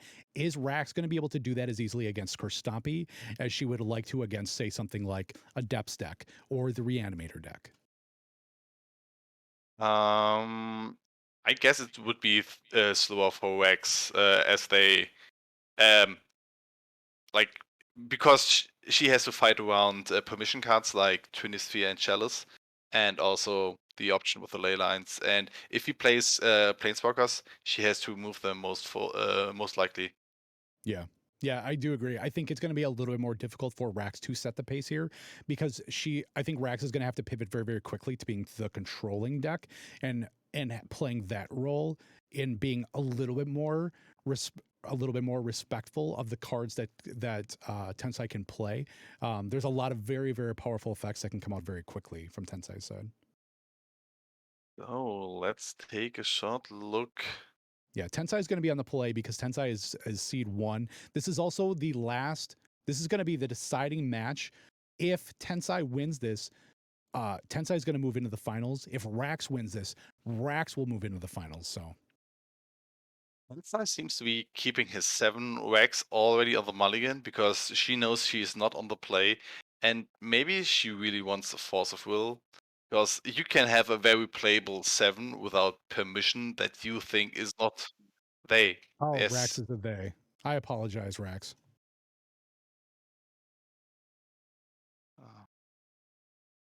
So it looks like Rax mulligans.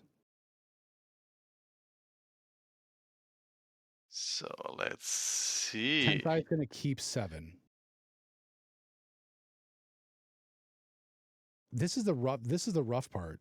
You really, really need to have a really good hand because if Tensai is keeping 7 cards, there's a lot that Tensai could be putting down on the board here.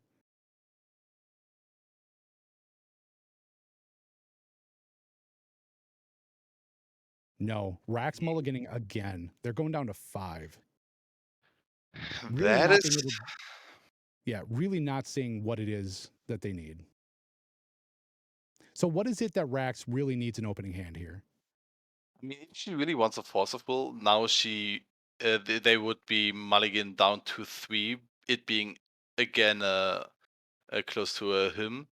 Right. And then I don't see how they have the tempo play to go against 10 size full hand. This will be an uphill struggle for Yeah. them. Yeah, I agree. Keeps the 5. All right, so ley line in play immediately. Pre-game effect. Never mind, not yet. will be in the play. Yes, Tensai is on the play. Tensai is the number 1 seed. As long as Tensai stays in the top bracket, Tensai will be on the play.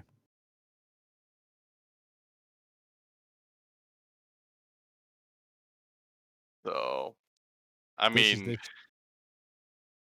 well, we we know already what's know. going to happen Yeah. with this pre-game effect. It's a little bit of a foreshadowing here for us.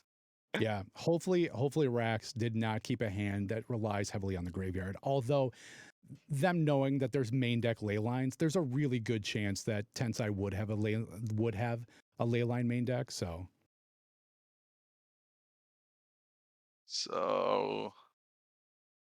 let's see when they can start.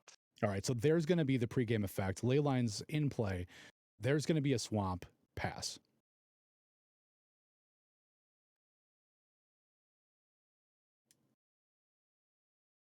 This is so basic island and pass. Interesting. Looks like we are in for a slower game this time around. Absolutely. I would have a feeling that Tensai, there's going to be a soul line that's going to be an ancient tomb and passes it back with 5 cards in hand. I mean, there's no need for him to rush Actually, it out. There's no he should have pressure. 6 cards in hand. My bad. There's going to be a Scalding Tarn fetch. Okay. Tensai does not have any way to obstruct mana here, so I think getting a Volcanic Island is probably the play. That way, Rax is just able to develop as much mana as they need to. I mean, the good thing is even if there's a like early game Dragon Rage channeler, Rex can do it as a like filtering resource. Yeah, very true. And There's the Dragon's Rage channeler. Oh, and a sudden edict. Goodbye, Dragon's Rage channeler. Tensai's going to lose 2 life tapping that ancient tomb, but that is a very, very fast answer. Dr. Leo Chat says, I talked with this with Eternally Surprised. Leyline can be very good game 1 versus Delver. It shuts off DRC and Murktide. It did, and we just watched it be able to. It's going to pitch a Leyline for Chrome Mox. There's a lot. Stifle. Is it a triggered effect? I think isn't it when it enters? You can't actually It stifle is that. when Chrome Mox enters the battlefield, you may exile a yes. Yeah, so you absolutely can. I mean, that's one of the few ways where you can transform the stifle into a like wasteland kind of effect. So that means that Leyline is still in hand then. Oh, we saw Helm getting Force of Negation. That's a huge one. Yes, it is. That would have been exactly probably what Tensai kept this hand for. Yes. So Rax dodging one hell of a bullet there. 1 card in hand, has plays out a Scalding Tarn, passes back. Tensai having no Urborg is paying a lot of mana to be able to, a lot of life to be able to do stuff right now. He can play. He has enough mana to play Curse at any time. Yes. So 2 cards in hand, passes back. he plays 4 curses and 2 more helms, and also Khans. So there are a lot of outs for him. Wex, on the other hand, also has a lot of good draws in her deck. Like Deva is a good cards dot deck. So yes, very true, very, very true. There's a Karn. Okay, we see. Brainstorm in response.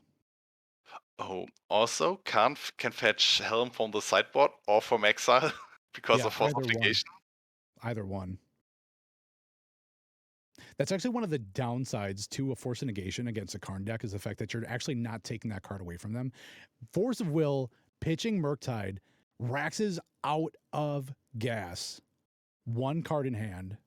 Wow, this That this just is Rax is fighting for their life right now. yes. They have to do something to pressure the life totals from Tensai, but also this was like already we only had a few turns. There was so much back and forth. It's a great view for my side of the table here. This Yeah. is fun. Yeah. Yeah, I don't know. Eventually, though, Tensai's going to run out of removal. However, Tensai could very well be sitting on a Curse of Misfortunes, just waiting for Rax to run out of permission.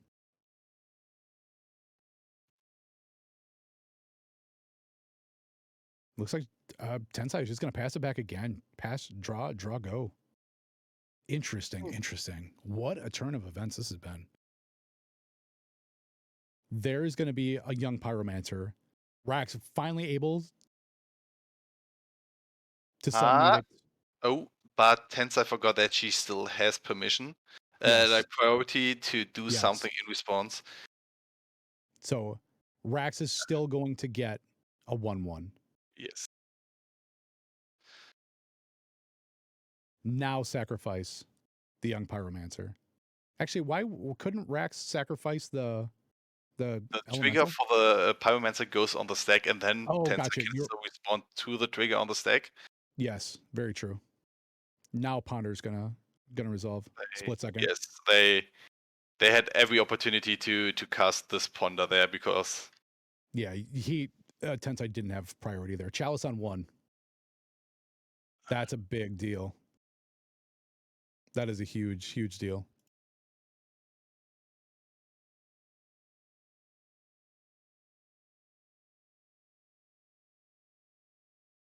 "13 life, passes back, 3 cards in hand. But it was a Ponder anyway. It was a Ponder, yes. So what do you think gave Curses the boost that it like needed to come out into the meta here? Delva is nothing new. Oh, we Third see. split second. Okay. Wow. Honestly, I think the biggest thing here is the fact of how efficient this Curses deck is. There's not a whole lot of screwing around, to be totally honest. It just the Curse of Misfortunes being a 4 of, the rest of everything else, the Retrofitter Foundry, we know is a grindy card. Trinisphere is able to slow everything down. Main deck Helm with Leyline, main deck Leyline period shuts off a lot of different effects. The mana base isn't too terrible with the four Ancient Tombs. But Urza Saga being able to enable a lot of these game plans. Yeah, it's kind of just a really efficient shell, to be honest. Because I'm thinking like if we look at the Modern Horizons 2 cards, there is Urza Saga and there's the Sudden Edict. Is there something else that gives this deck some more legs? I mean, don't want to talk down on Urza Saga because the card is the real thing. It's a bomb. Yeah, there's nothing else in this deck that's from Modern Horizons 2. Hardcast Force of Will. Rax just literally running on empty here, hanging on. Permission after permission. Tensai literally in the driver's seat, playing threat after threat. Absolutely. Rax being the control deck here. I love to see this. Blue Red Delver being able to make that pivot as fast as it could game 1. That's been pretty awesome. I'm not sure, but is Rex able to hardcast Murktide right now? I see.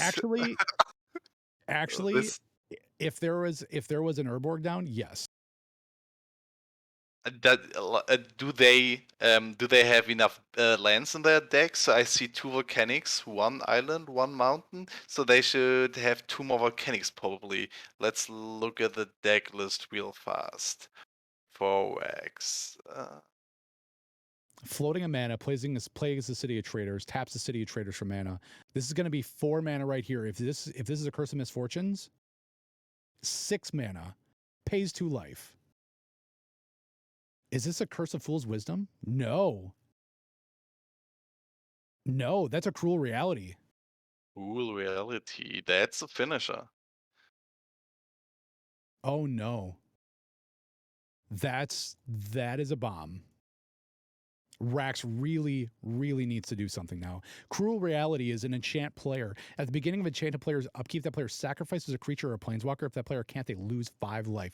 So going to drop the days. Going to days Cruel Reality here.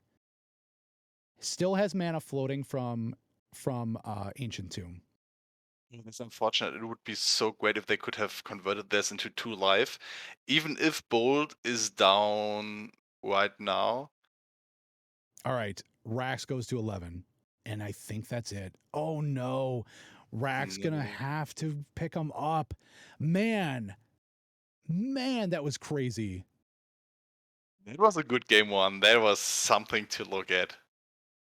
I Yeah, mean, that was absolutely incredible. I hope you guys enjoyed that. Curse Stompy doing what Curse Stompy really, really does. One thread after another after another. Just Rax needed answers almost every single turn. That was insane. Let's look at the sideboards here. I don't even know Rax. What does Rax have for answers here? Rax in the sideboard has 1 Alpine Moon, 1 Blue Elemental Blast, 1 End the Festivities, 1 Flusterstorm, a Grafdigger's Cage, 2 Meltdown, 2 Red Elemental Blasts, 2 surgical extractions, 1 Brazen Borrower, another Force of Negation, a Hull Breacher, and a Submerge. What do you think Rax brings in here? so first of all, I think Meltdown is a really good card against Chalice, Chromox, and possibly Twinisphere. Then we have Surgical Extraction, which might help if they can get rid of one of the threats. Like, if you counter one of the helms, get rid of them, or the cants, or the curses, Force of Negation for sure. And that's basically it, because I don't see any of the other cards doing much for Rex. Flusterstorm doesn't seem too great because it only gets rid of dark rituals. So Yeah. Yeah, I agree. Hull Breacher, absolutely dead here. Brazen Borrower, really, I don't think the answer that Rax is looking for. I think Surgicals could be very good, and I do agree. Meltdown is a bomb, especially considering on Tensei's side, Tensei is also a deck that wants to be able to pivot and use Retrofitter Foundry as an answer as well, if need be. Plus, can really stifle the mana, can hit the Chrome Moxen as well. There's a lot of things there's 15 cards in the main deck of Curse Stompy that Meltdown can just obliterate. So I mean, on to Tensei's sideboard. Tensei, this is again a Karn Wishboard deck. So 1 Tormod's Crypt, a Pithing Needle, a Thran Foundry, 1 Liquid Metal Coating, 2 Torpor Orbs, 1 Ensnaring Bridge, 2 Lost Legacy, 2 Opposition Agents, 2 Plague Engineers, another Helm, another Mycosynth Lattice. What does Tensei look to first to be able to strengthen this game too? I think he does not need a lot against Rex. Plague Engineer is something that can get rid of Delvers, the elemental tokens, or the young PZs. So Plague Engineer and Human might be a very good choice because there are cards he definitely does not like in his deck for the main, like the Pithing Needle, something that you are not too keen on seeing. Like, what do you name except for Wasteland or one of the fetches? So True. I also think Plague Engineer gives Tensei another blocker, so he can be a little bit more resourceful or be a little bit more patient in what he has to use the sudden edicts on. I think so too. Normally, if like on my other Khan, the Great Creator decks, I try to cut Khan against Delver decks because they can't do as much. But with Leyline being in the main and you only need Khan to grab a single helmet, it doesn't matter if he dies afterwards. So I might be keeping him in the main and maybe cut a Chromox because you might have a little bit more time than usual. Yeah. Looking at the chat here, a Starlight Snarl says Brazen is a tempo spell and a threat that doesn't get hit by Chalice on 1. Very true. That is very, very true. It does offer another threat. Also, does have some play to be able to bounce something in that effect. Malfi says can also bounce Chalice if necessary. That's true. Or a ley line. Very true. Delver and Peasy, Deathrite Shamans are all humans. So Needle seems pretty meh. I do agree with that. Needle seems fairly weak. Although outside of naming your naming Wasteland, I don't think. Would you consider boarding out one or two Murktides for something like a Hull Breacher? Because if it goes into a slow game like this again, Hull Breacher's static effect is not relevant, but being a 3/2 beta is very much relevant if the game goes for longer turns. Because It's possible, but I think I would also that means I would also be bordering in the other Brazen Borrower, just to have just to be able to put more creatures into my deck. Even the Brazen Bow is a great answer against the Curse and Chalice because, I mean, Tensai went down to 9 life last game all on his own. So, I mean, a triple bolt would have been enough. Yeah, very true. Also, in response to activating Helm, you could bounce a ley line also. Ooh. So that could be an absolute pivotal play, especially if Tensai is in the controlling seat and feels like he's going to be able to win there with a shields down plan. I think the banning of Ragavan changed the matchup a lot because Ragavan was able to hit a Helm or Khan off the top. That is true. That basically, like we talked about before, me and Doc, Ragavan's big power came from being able to take away your opponent's 1 and 2 of their deck. That was like the ultimate feel bad. You didn't even care about playing it. I'll just take your Thassa's Oracle. I'll just take your Helm. I'll just take your 1 of or your 2 of that you've got in your deck to be able to win after you're trying to be the grindy fair deck. So, I mean, just thinking about playing Doomsday and having an Oracle taken, that hurts my feelings. Well, yeah. What do you win with then? I mean, I had the same. The first time you're not hard casting Street Wraiths. I mean, it has happened before, but most decks that get rid of your Oracle, they will kill you before that happens. Or Ragavan takes your Animate Dead, and then you cast their Animate Dead and take something. Or you take their Reanimate, then you cast their Reanimate and take something out of their graveyard. Well, Dark Ritual, so we are not going the slow route today. No, I have a feeling this is going to be a Curse of Misfortunes, and it's probably going to need some permission. So Rex has 5 cards in hand. I mean, like after the second ritual, you don't start countering the Dark Ritual.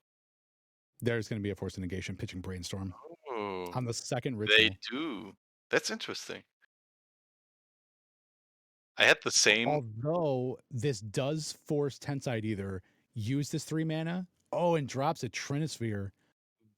He only has 2 mana left. Does he? Oh, he does. He does not have the 3 mana. He used 1 to cast. So now we know that Trinisphere is in his hand. Yeah, Trinisphere goes to your hand. Dark Ritual is you already played, bud. There you go. And the Dark Ritual should be in exile. And now there's one of those Dark Rituals should be in exile. Yes. Yeah. Rough. That's a really, really rough play. Also gives Rax that information that your opponent's got a Trinisphere. So,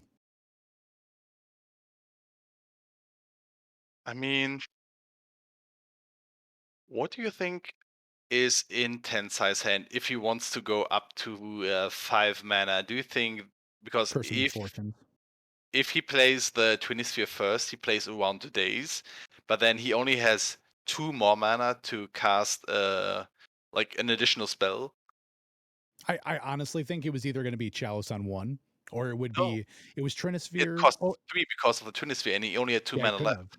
So it had to have been Curse of Misfortunes that he was trying to drop. I'd be willing to bet. Okay, here we see Urza Saga. Very nice. Yep. Rax fetching, going down to 19. Do you think there are all the Wastelands left in Rax's deck? I don't know. That's a really interesting question. I don't know if they would keep Wasteland in. Although I will say this, I think if I were in Rax's position, me being not a very good Delver player, I think I would probably keep them in because my opponent previously had a lot of mana development that I could have stifled. However, that mana development really helped lower my clock that I needed to answer to finish the game. So I don't really know. That'd be a rough decision, I guess. Okay. DRC into the exile, fetching with flooded swan. So, do you get a basic here or volcanic? Because Volcanic. yeah, you don't care about No. anything. Yeah. There's nothing here that I'm afraid of from Tensei's side about developing my mana base. Okay. Because also, like last game, we saw 2 swarms, 2 cities, and 2 ancient tombs. I'll update on players too. Oliver V versus Eternally Surprised. Blue Red Reanimator loses in 2 to Blue Red Delver. So Oliver V is out for today. Prez versus Amaru. Red White Painter versus Jeskai Control. Red White Painter is up a game over Jeskai Control right now as well. Oh. Looking at the game, the Twinisphere resolved, Tensai valuing the Twinisphere. Well, okay, it is did not not going to resolve. Trigger the Dragon's Rage Channeler. Oh, that's a 3-for-1. Like, Expressive Iteration is a really good card to see being gone. Although I think there's still a creature we're missing in the graveyard, right? Is there? I don't think so. Yeah, there is not a creature yet, so still missing that. So Dragon's Rage Channeler is still going to be just a 1/1.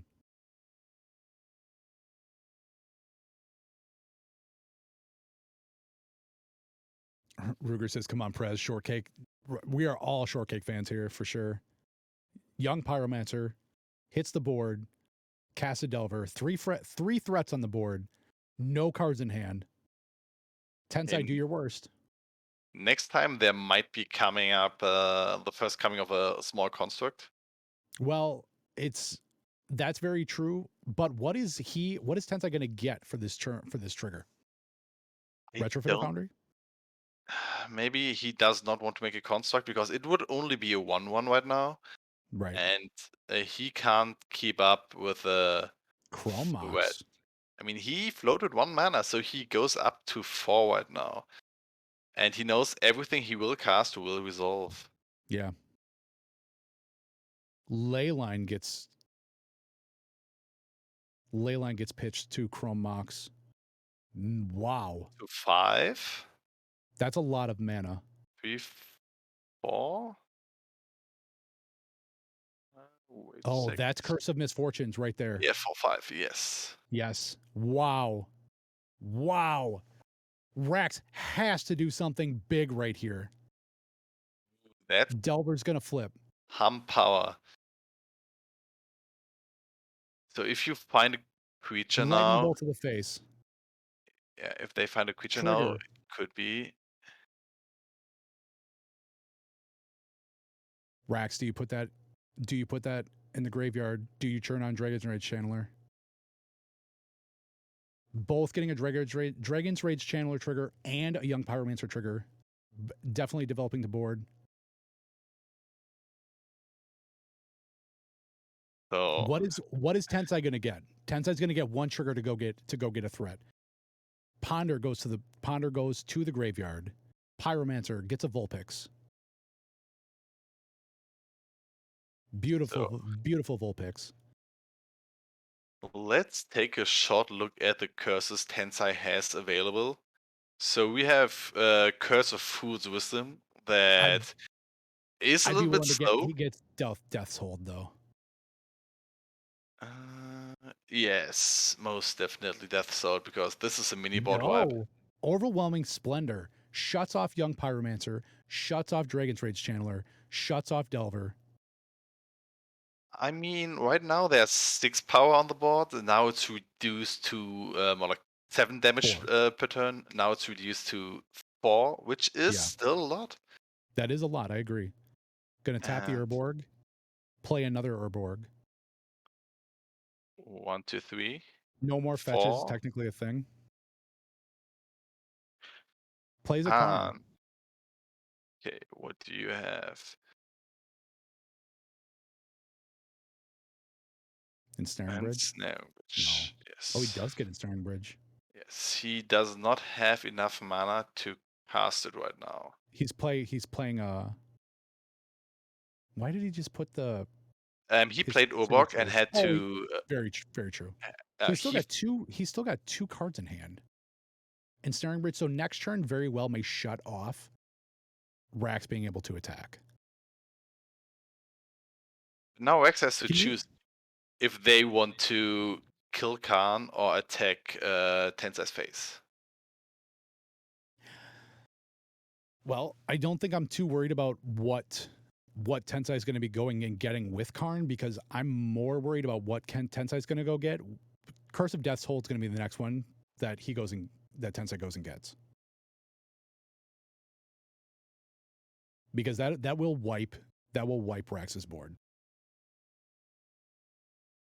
The split seems to indicate that Khan is dying here. Yep, I do Tensai is agree. going to 9. Another Delver. That is true. Malfi could also get Leyline, because Leyline is exiled. Wait. Doesn't Karn only get artifacts?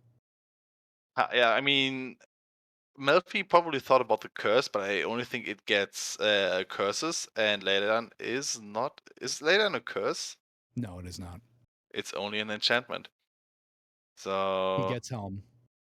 Curse of Death's Hold is what actually Tensai went and got. So that does wipe Rex's board. I think this is a very, very slow, painful death we're about to watch here. There's a Retrofitter Foundry. do you think getting the overwhelming splendor first makes a big difference? Because I think so. okay, I think so, because basically what it did, it stifled the bleeding right there. However, it still would have left the Delver. So I think by going and getting the Curse of Death's Hold second, or the Overwhelming Splendor first, it shut off Rax's ability to, one, be able to put things in their graveyard, and two, be able to make more elementals. did Tensai just not make a servo token with the 2 mana he had left? It looks like he did not, no.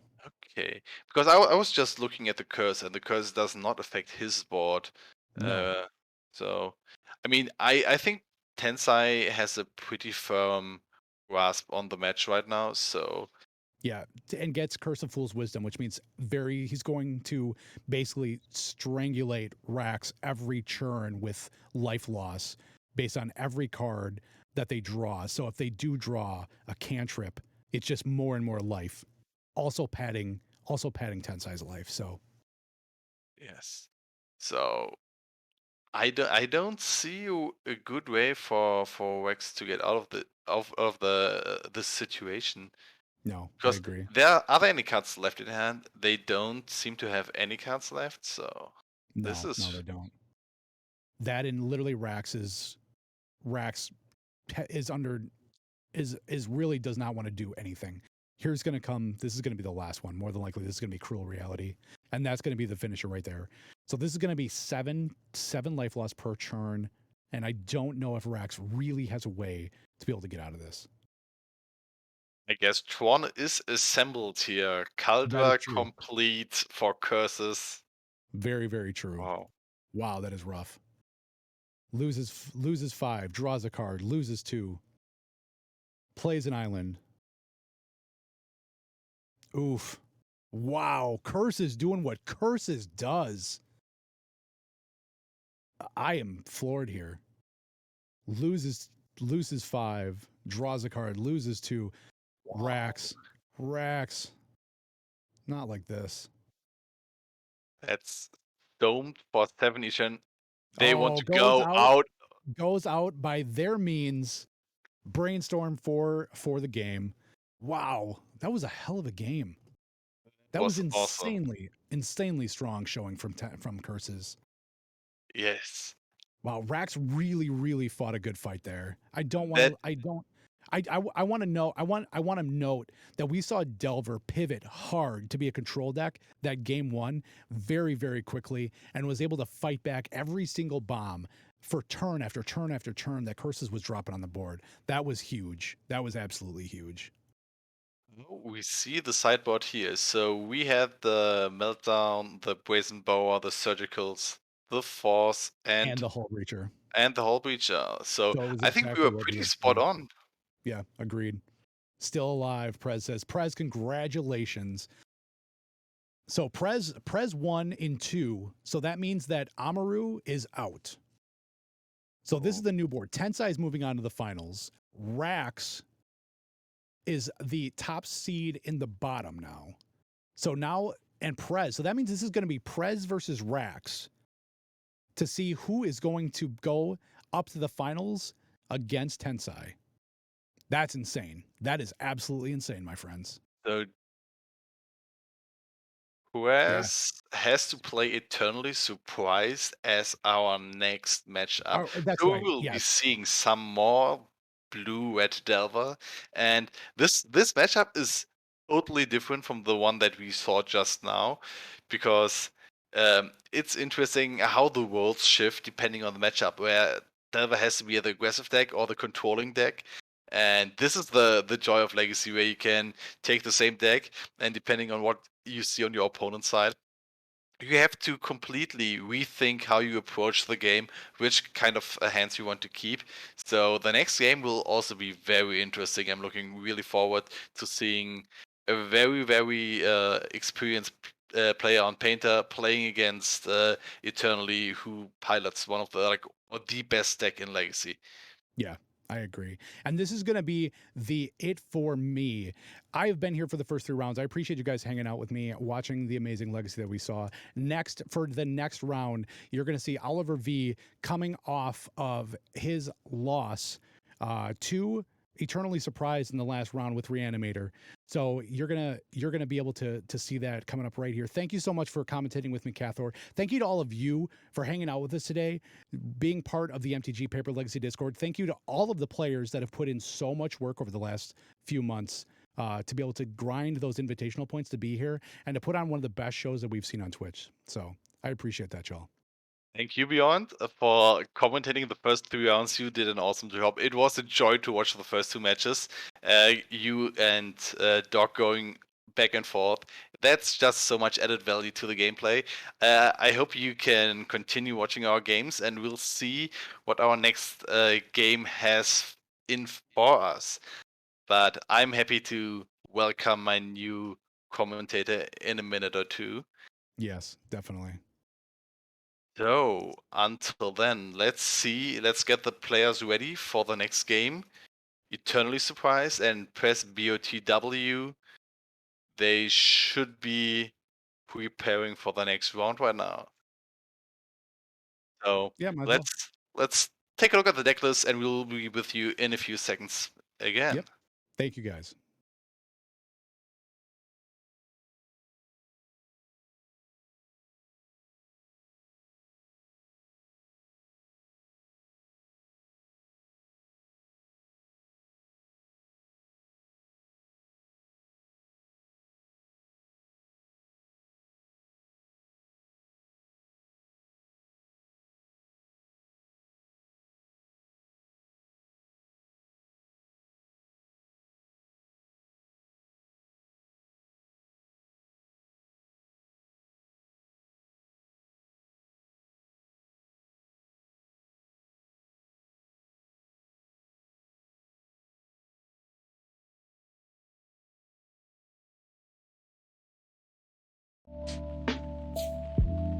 A full set.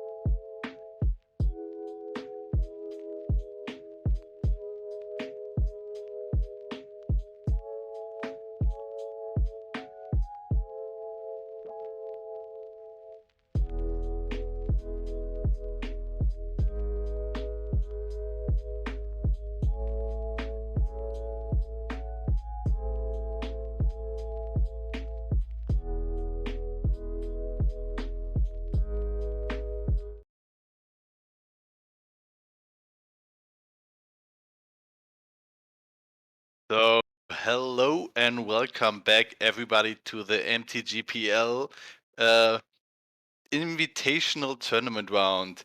I'm Carther from Germany, welcoming you to our fine tournament today. And with me, I have Oliver V, who just came from his last match, fresh onto the commentator table. So, thanks for coming. How was your last game? I mean, Tell us about it. it's always fun to get to play in these invitationals, right? So, the second we get to the points being locked in, it's all of a sudden a nonstop grind for everybody trying to figure out exactly what they're going to do, how they want to approach the format. And once we actually get to the gameplay, right, it's just fun. It's always great to get to hang out. These are 8 players who you spend so much time with, getting to play in like previous leagues, playing in previous tournaments. And it's just like, even before the round, it's all 8 of us sitting around and just shooting the shit, just hanging out and like low-key playing tiny leaders right before the event. It's always a pleasant experience for real. Eternally, of course, coming to us with a variation of Blue-Red Delver, right? We're in this flux period right now, trying to figure out what the proper shell is. We're on the 2 Stifle version with some young Pyromancers, up against Prez BOTW, our lovely mod homeboy, who's coming in with Strawberry Shortcake. Now, I'm going to be totally frank. I have no idea how this matchup totally works. Everything that I'm about to say is absolute speculation. But before I go off on that rant, Catherine, what do you expect that we're going to see here? I think this will be very, very interesting because Prez has the blasts in his main deck. I'm a little bit surprised that he kept the fetch land open into Eternity's turn because he knows there are stifles available to him. And this very much decides a lot about like the tempo of the early game, but maybe he has more knowledge than us about his hand, and there comes the Ursus Saga. So as for the matchup, I think it can go both ways at any point. It is interesting, right? The stifle point is known information. However, I do think it depends on the context of Prez's hand, right? This isn't the type of deck that Stifle only is going to interact with the fetch land. There's plenty of other things, whether it's a Welder activation, whether it's like a Saga activation, the second or third trigger. If you're looking at it from Prez and you have an incredibly slow hand with multiple mana sources, I honestly could even see that it's just the correct line to literally hope that you're pseudo time walking eternally by getting the turn 1 Stifle and then just continuing the game on from there. Okay, so we saw a Goblin Engineer here getting dazed by Eternally, and Eternally not having a Brainstorm available with the mana that he had. But that's a quick back and forth between the turns. Oh, absolutely. And Goblin Engineer is such an amazing card in this deck, right? It's just like, oh, am I going to go get the Ensnaring Bridge that I really want? Am I going to go and get whatever X combo piece I don't already have access to? It's just absolutely worth it. And we see the main board Ensnaring Bridge come down and eating up a Force of Will. Hey, whatever card you just named, maybe it shows up on Press's side, so you should be carefully using that power too much. All right, chat, what do you want? Should we start naming basics so we just mana flood out Prez? Are we going to like help him and try to get the combo going? Well, we'll have to see. What I love so much about Painter, right, is like it looks like such a garbage pile, and often as it's playing, it feels like an absolute garbage pile. I forget. Prez is famous for saying that Painter is you constantly losing until you somehow win, and Yeah. watching it play, that's just what it always looks like. It's like, how does this deck get there again? I love it so much. Okay, from Eternity's side, we saw a flip Expressive Iteration into Wasteland. So, okay, we deflip there with a Pyroblast. Main deck removal is king here, and additional Ooh. Painter on blue. So this is a scary point from Eternity's side. We are at 2 cards in hand now at this point. We have not seen any cantrips come down. There's not been any sculpting yet. Your point of interaction, very likely at this point, since we've already had the Force and the Daze, it's incredibly likely that your Bolt is going to be your only way to interact. But we see Blood Moon come down. Real thing that's going to be doing is it is going to be making Eternally Surprise be a little bit shorted on blue sources. Still will be able to cast most of the cards, but is not going to be able to chain through cantrips anywhere near as easily as before. And of note, there's only a single island out right now, and it keeps the Murktide off the board for now. That's very which true. might be a big thing. Also, we see with Prez's list, he has Blood Moon and Ursus Saga in the same list. What do you think about the split that he's using? So when Urza Saga first came out, I know that the painter community was really up in arms about trying to figure out exactly whether or not you still can play Blood Moons. A lot of people were just completely cutting moons. However, the truth of the matter is, Blood Moon is just such an insane card, and Urza Saga is a nutty card for this deck, right? Both being able to make your combo more efficient, right? So you're able to like be more redundant, cut down on grindstones a little bit, and be able to get them in through counter magic. But then also just having Construct Beater Plan, like that, both those cards are amazing. But Blood Moon specifically is this card that you don't need to cast, right? Like it sucks to draw it in a situation when you're on double Urza Saga, but like most of the time when you get the Blood Moon, it's going to be worse for your opponent than it's going to be worse for you, right? It's kind of like the classic vintage example of playing like 1 or 2 Moxen in your Collector Oof deck, because you're just banking on the fact that that Collector Oof is going to be far worse for your opponent whose deck isn't built acknowledging the existence of that Collector Oof. The Blood Moon does the exact same thing, right? If you're strip mining yourself with the Blood Moon blowing up your own Urza Saga, it's because it's in such a good position where it's just worth being a 2-for-1 on yourself. You know what I mean? Just injecting into the game right now, we see Imperial Recruiter from Press's side, who is this Jaya, young Jaya? It is Jaya Ballard, That's OG so sweet. Planeswalker. And Eternally has a brainstorm, can make some tokens of the young PC, but there are blocker for days. So let's see. Press seems to be going for the slow game right now. So I know Prez initially put this Jaya Ballard in to basically lean more into the ensnaring bridge plan, right? So there was a lot of fear of Sneak a Show for Prez going into this event. Go figure, Rax is in the event at a high seed. Rax is an amazing Sneak and Show pilot who's really consistently performed with the deck. And so he was looking at the field and was expecting to basically be leaning on the ensnaring bridge a decent amount. And Jaya Ballard is amazing in those slow ensnaring bridge games because it's just a 7-turn clock, baby. You will just incinerate your opponent to death. However, it's also great in situations like this where it's like, you know what? I can probably get through a bunch of like the one of elemental tokens that you're going to be making, but I'm going to be able to go and tutor for a removal spell to hit your young pyromancer. Just seems great. Of course, now there's 2 down. I believe that is the only 2 in the list right now, right? Yes, it is. Seems to be like this. I mean, like, let's not forget, Press has the option to value and grind Eternally out right now, but at the same time, there is a painter on the battlefield, and he can at any point find the grindstone, play it, tap out, like tap it, and kill Eternally by milling him out. So it's something to.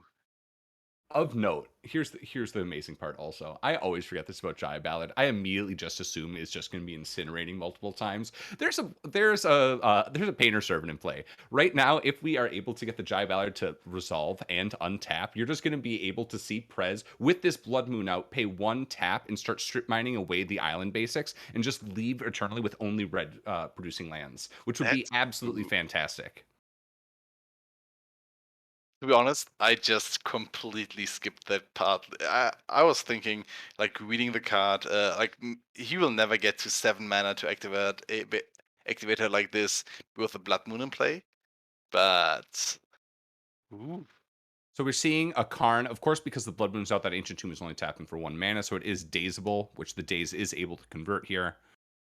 So this is getting hard for Prez. The main deck Ensnaring Bridge has already been eaten. We're not going to be able to get that back unless we are able to get a Welder in play. However, you are facing down some heavy token pressure right now. You can be eating 1 a turn, but also just taking 4.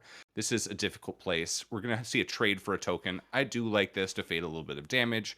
You're really not going to be you could, in theory, trade that for a young Pyromancer, but at that point, you're already going to have taken so much chip damage that you might as well have just blocked, to be honest. And we're seeing Jaya come down now. Velvet Tundra, thank you so much for the follow. We greatly appreciate you.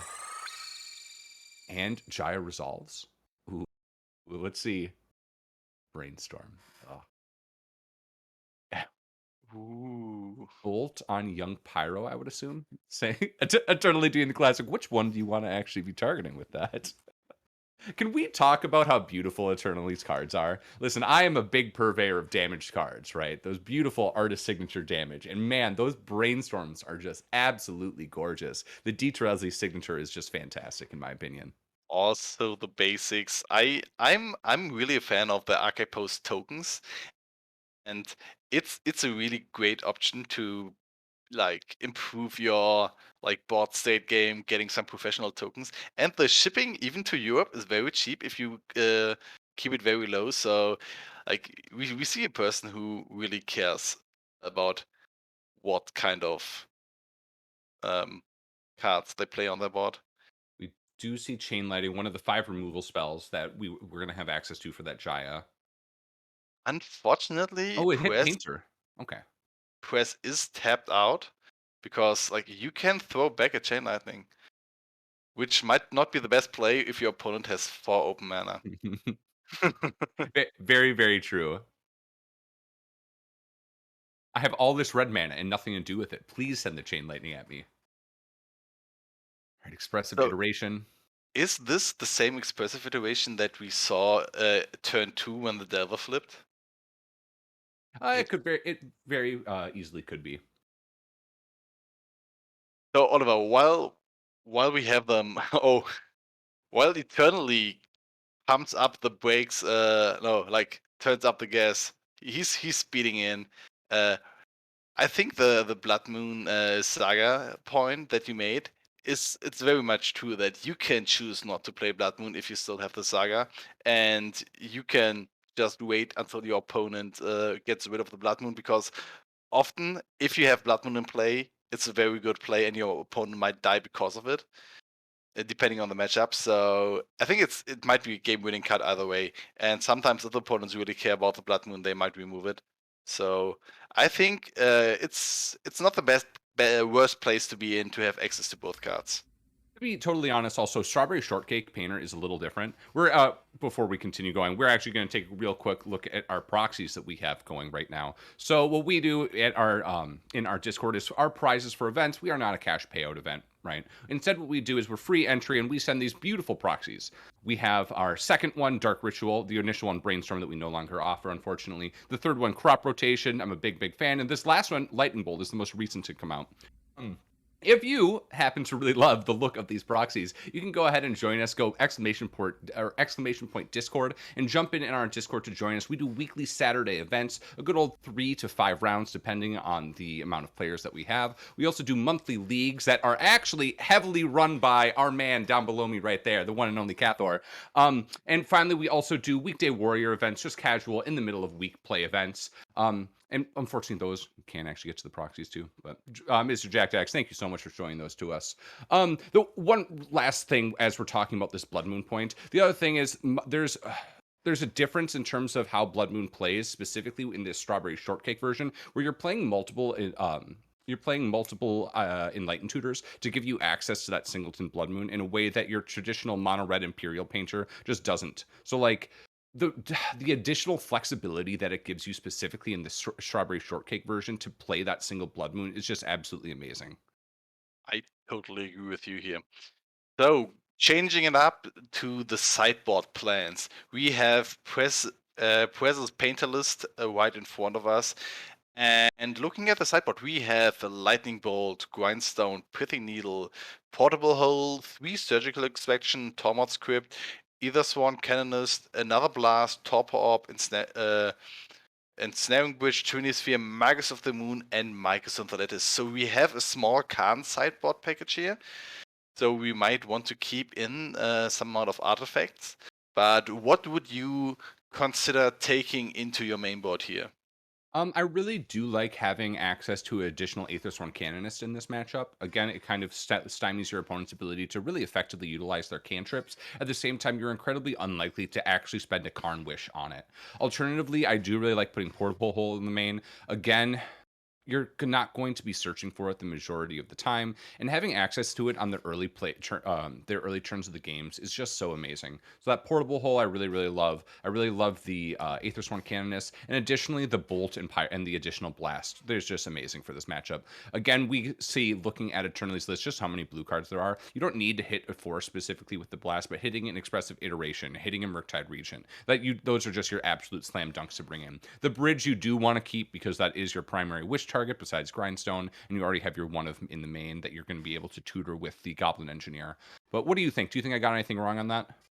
I think you are pretty spot on. I'm not sure if you want Marcus of the Moon or anything like this, because Eternally does have access to 2 islands, because we had a lot of Blood Moons running around in the previous invitationals, so he can be prepared for this. I think you made a very good call in all of these yeah, sideboard choices. Looking at Eternaly's Delver list, we have available to us Gravedigger's Cage, Flusterstorm, Nullwatch, Topper Orb, 2 Meltdowns, Pyroblast, 2 Surgicals, 2 Blood Moons, Narset, Brazen Bower, and it's not Boombust, is it? It's Dead It's Rough Gone? Tumble. It is, Rough or yes, no, Tumble. you're right. You're right. No, wait, is it? It should be Rough What is it? Tumble, if I'm not You're right. mistaken. It's Rough Tumble. I think we had this discussion a couple of days ago, and naming the card brings You it want to know back what's on so top. crazy? I just played against Eternally. The entire time I was playing as though that was the split card that was the one mana shock on one side and the bounce spell on the other. Yeah, that's Rough Tumble. That is not the one that I thought it was the entire time. It's we're just gonna say it. Null Rod and Meltdown really good in this matchup. This is exactly the reason to bring it in. And we kind of talked about it before. One of the coolest parts of this invitational is figuring out what everyone's going to be on, right? There's certain players who are like Tensai, right? They're like, or like Rax, where they have just such a wide breadth and wide scope of the types of decks that they can play. And then we have really dedicated players, like our one and only Charbel right now in the chat, who came to us in the first 2 invitationals with everyone knowing he was going to be on Alurin. Prez is one of those players for this one. Everybody and their mother knew that Prez was coming to us with a painter list. So all of a sudden it's just like, oh, I have a red deck? Yeah, let's probably put Meltdowns in there. Oh, I have an extra slot? Yeah, let's put Null Rod in there. There's at least one opponent I know that is going to be good against. Meltdown is never a bad call. So, and here we see a Daze-proof Goblin Engineer from Press's side after Eternally dropped a single Delver. And like being on the safer side with Daze, oh, is this a painter? It seems to be. Getting Painter and immediately casting Grindstone as well. This Ooh. is a fast clock, because if the Goblin survives and he has another land drop, he is able to activate the Grindstone with the trigger on the stack, get the Painter into the game, and threaten Eternally to be milled immediately. Yeah, it's land off the top, threatens lethal immediately. Right, we actually saw Prez take this line against Dalibor in the very end, right? You can activate Grindstone, hold priority, and then weld out the Grindstone with the ability still on the stack, get the Painter in, and as it resolves, it goes and wins.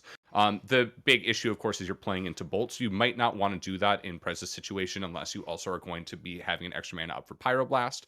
We do see one land. Do you think he's going for it here?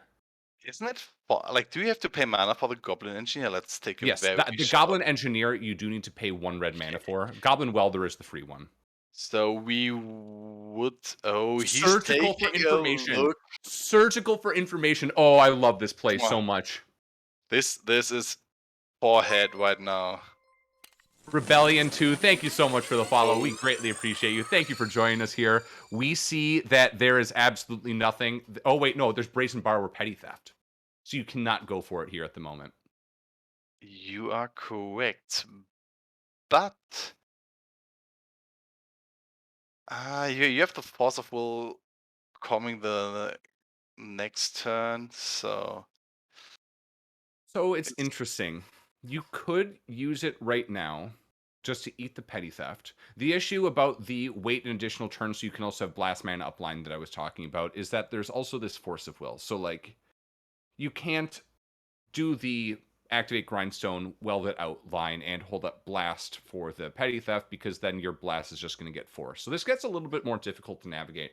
I think it's really going to depend on what we see in Prez's hand here. I would not. You don't go for it here. That's just very clear. I mean, the option for Simmons Spirit Guide into Blast is available.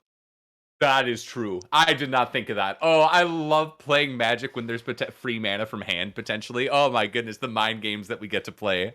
I've been got by this play, like turn 1 Painter into Blast with Simmons Spirit Guide, and next turn just die to the to the combo. The single Simian Spirit Guide has so much potential. It's just like, oh, do I need to play around Simian Spirit Guide Blast? I don't know. There's just one. Am I going to lose to that, though? I love it so much. Oh, it's really also, we keep talking about the invitational things, right? Go figure, after I was just playing and prepping for it, I'm super in the mind space of how you can optimize slots. Like, you get to just play this game of your opponent has access to your deck list, so you get to threaten things, right? I was joking with Prez that I had an Iona in my board, and so the joke, and one of the reasons I was doing it, I was expecting to play Painter twice, expecting Delabor to come with Painter as well, is I wanted to make sure that they had to go super high on Blast also, just because and force them, because of the risk of Iona, to never be putting out their Painter Servant without Blast backup, just because I can then go and get Iona, name the color, and lock them, right? Oh, that's sweet. So He you used can the do these cool land. threats, but oh, He used the land that's right. instead of the. We have Ancient Tomb. That's so right. Or I'm sorry, not Ancient Tomb. What is that? That's the Great Furnace, the artifact Great land. Furnace. There we go. Singleton in the Yes. list. Okay, Press forced him to to use the petty theft there in reaction to the wasteland.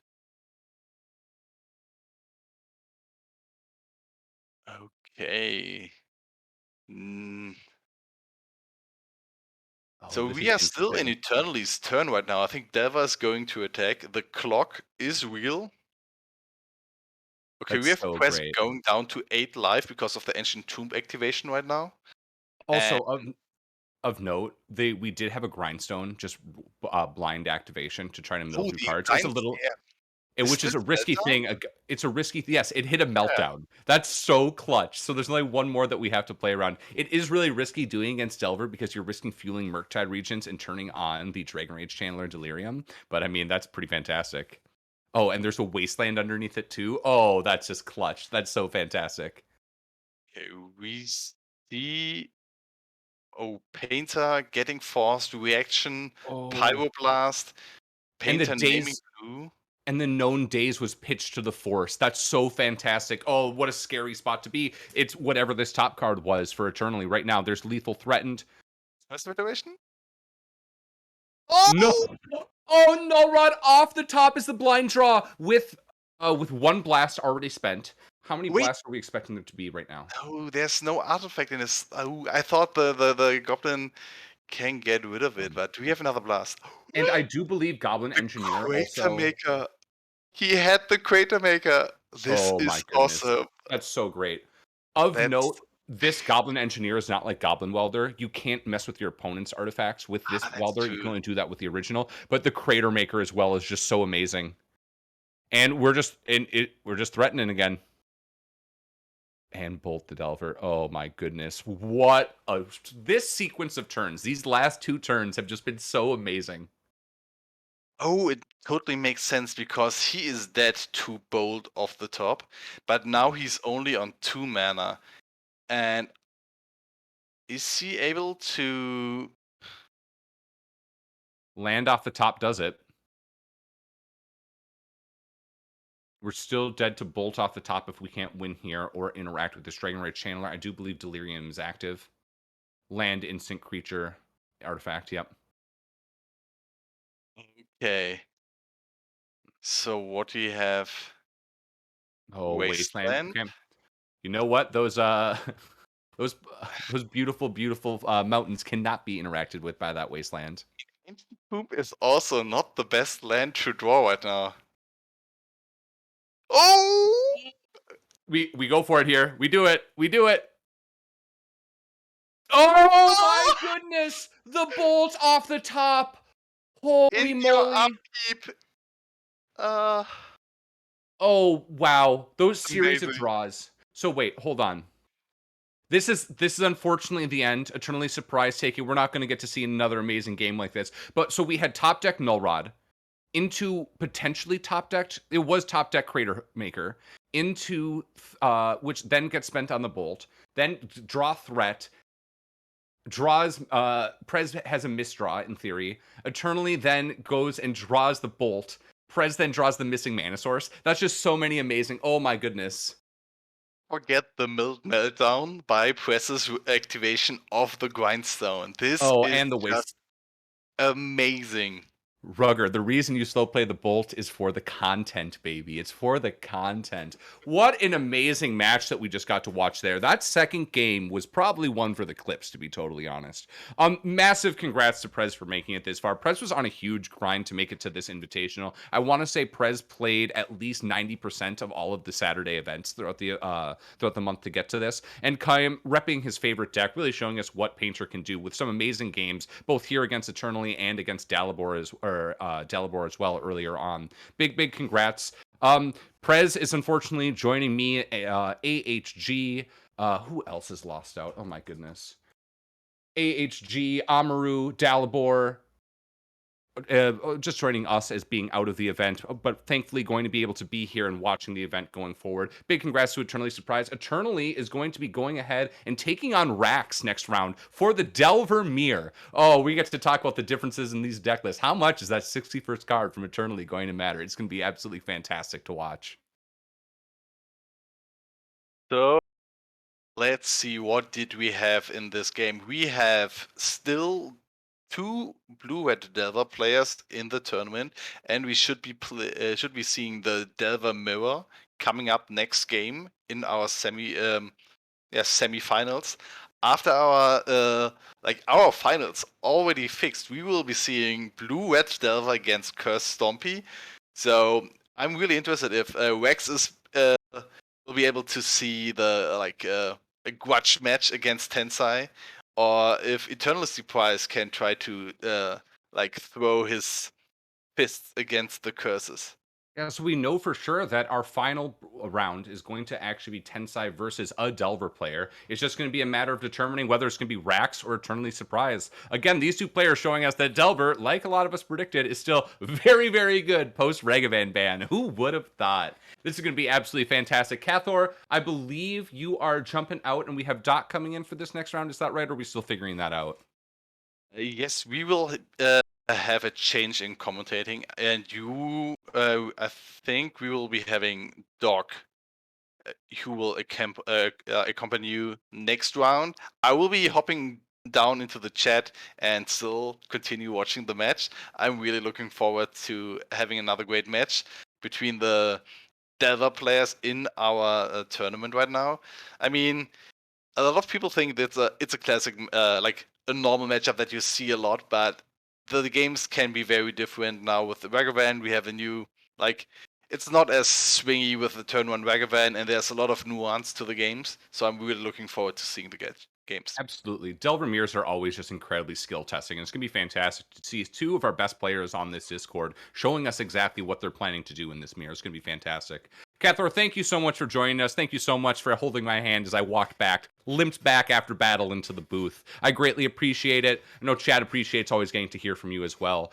For everyone, real quick, again, if you like what you're seeing, if you're like, this invitational thing seems pretty tight, I want to get in on it next time, go ahead and do !Discord in the chat. Come and join us. We have a really active LFG channel. You can find matches of Legacy at any single point that you want to play throughout the day. We have weekly Saturday events that are always fun. Weekly, the middle of the week, weekday warrior events and monthly leagues as well. Come in and join us. It's always a blast. We have a saying here at the MTGPL Discord. It is something along the lines of, let us be your local meta. And that you are. Thanks a lot, everybody.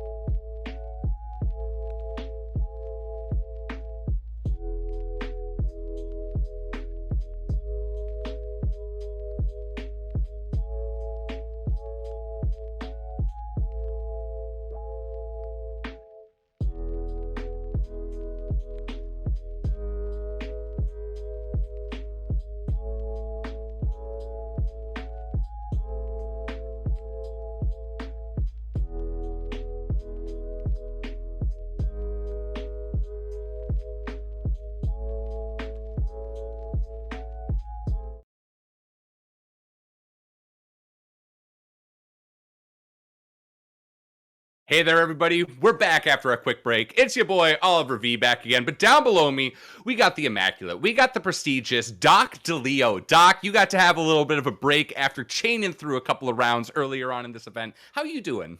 Oh, I'm doing well. I had the chance to sit down, get a little bit of refreshment into me, get ready for the last slog. I always love coming up into the finals, and the lower bracket finals this year are looking very, very good. Either way, we're going to have a Delver archetype moving into the finals, which is going to be really interesting since Tensai's deck has been just eating Delver all today. So I'm interested coming into these finals, but I'm really interested to see what unique twist on Blue Red Delver is going to take out the other. Yeah, actually, let's real quick while we're getting the players ready to start. We can talk about the differences in this list. So, needless to say, our superior meme lord, Eternally Surprised, did come to us today with a 61 card list. Oh my goodness, just fantastic. And is Oh, running in it's a list that is, 61? yes, it's 61 cards with a main deck dressed down. Well, That's meanwhile, just as Rax cool. also has a really interesting build. They're both players are going with the exact same creature base, right? They're playing the 4 Delvers, the 4 DRCs, 2 Young Pyromancers, and Murktide Regents. However, there's the Eternally Surprised is playing an additional Brazen Borrower, which has just been clutch in all of the games. He played against Reanimator twice, AHG earlier, and then me, where it was just fantastic. And then it also came up as a super relevant card up against Prez earlier on. The other big difference, of course, is Drax is running 2 Tarfires, which may be one of the coolest things I've seen in a while. Tarfire, of course, being a shock that just makes Delirium go a little bit faster, right? Gives that tribal count to make Delirium hit up. So it's going to be really interesting to see what happens. There's a lot more nuance between these lists once we actually get to the sideboards. Some similarities again, right? Blood moons, meltdowns, right? Kind of the typical things that you would aim for. But we'll be able to talk a little bit more about the sideboards later on. Looking at these main decks, we've already talked about this. The Delver mirror is so skill intensive. It's so much about leveraging resources, and really that factor of tempo is huge, right? Who's absolutely going to be the one who's applying pressure and who has to take the control role. But who do you think, just looking at these lists, who do you think is going to be more advantaged? So I like to look at in these matchups who has the higher density of removal spells because that's what's going to come down to. Back in the day, we always said whoever flips the Delver first wins, and this time I don't know if that's true. You know, when we had the Dreadhorde Arcanist days, whoever controlled the Dreadhorde Arcanist won.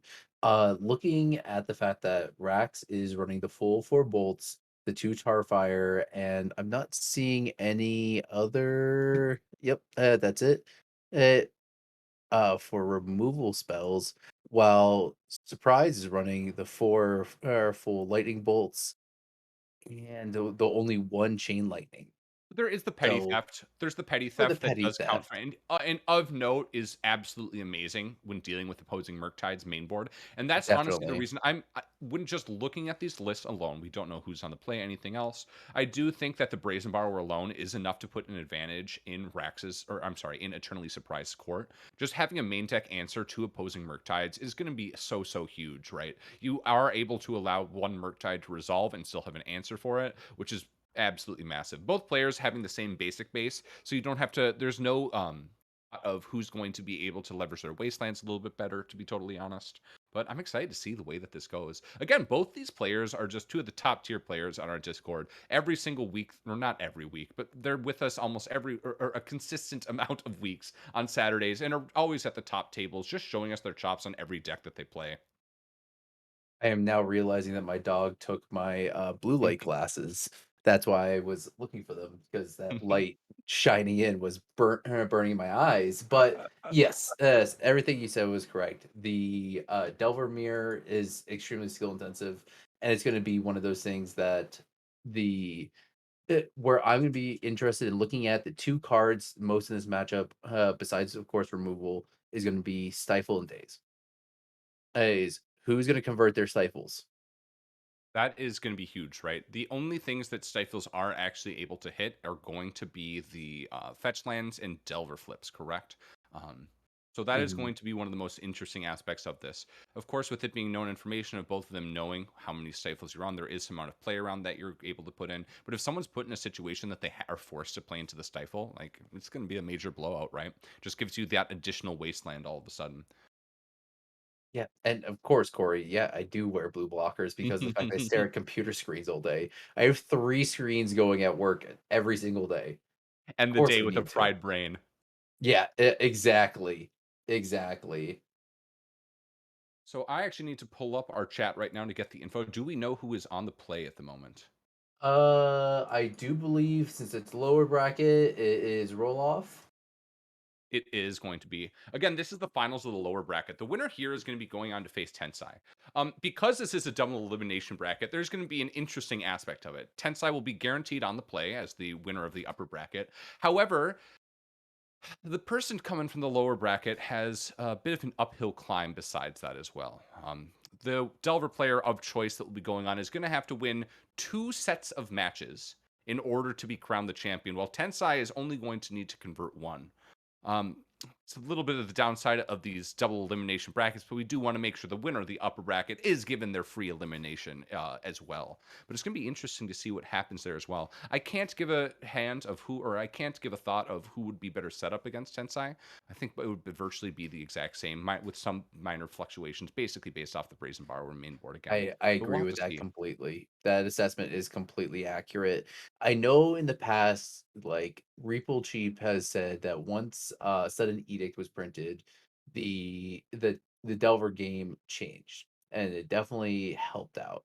But I know the Delver game is also very hard for curses to beat. You know, days, force of will, force negation.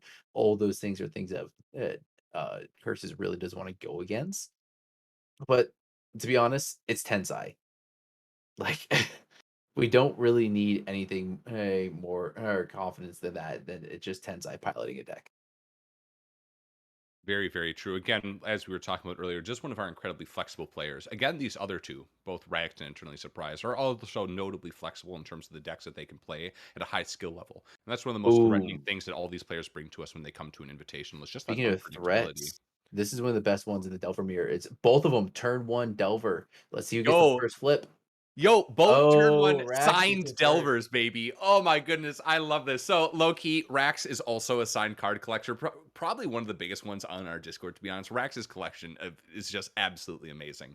And here's the question: how many signed cards from him am I going to get to see here? Am I just going to get to completely fanboy out this entire match? I'm so excited. I'm sure you also have most of these A's as well. Ooh, we have second Delver coming down. We're seeing 3 Delvers in the first 2 turns. Oh, and in addition of a Dragon Rage Channeler. No days or anything on the Dragon Rage channeler. I wonder if okay. Waste. Wasteland. Let's play on the same amount of resources, but the Delver did not flip from surprise. And we do have a DRC here.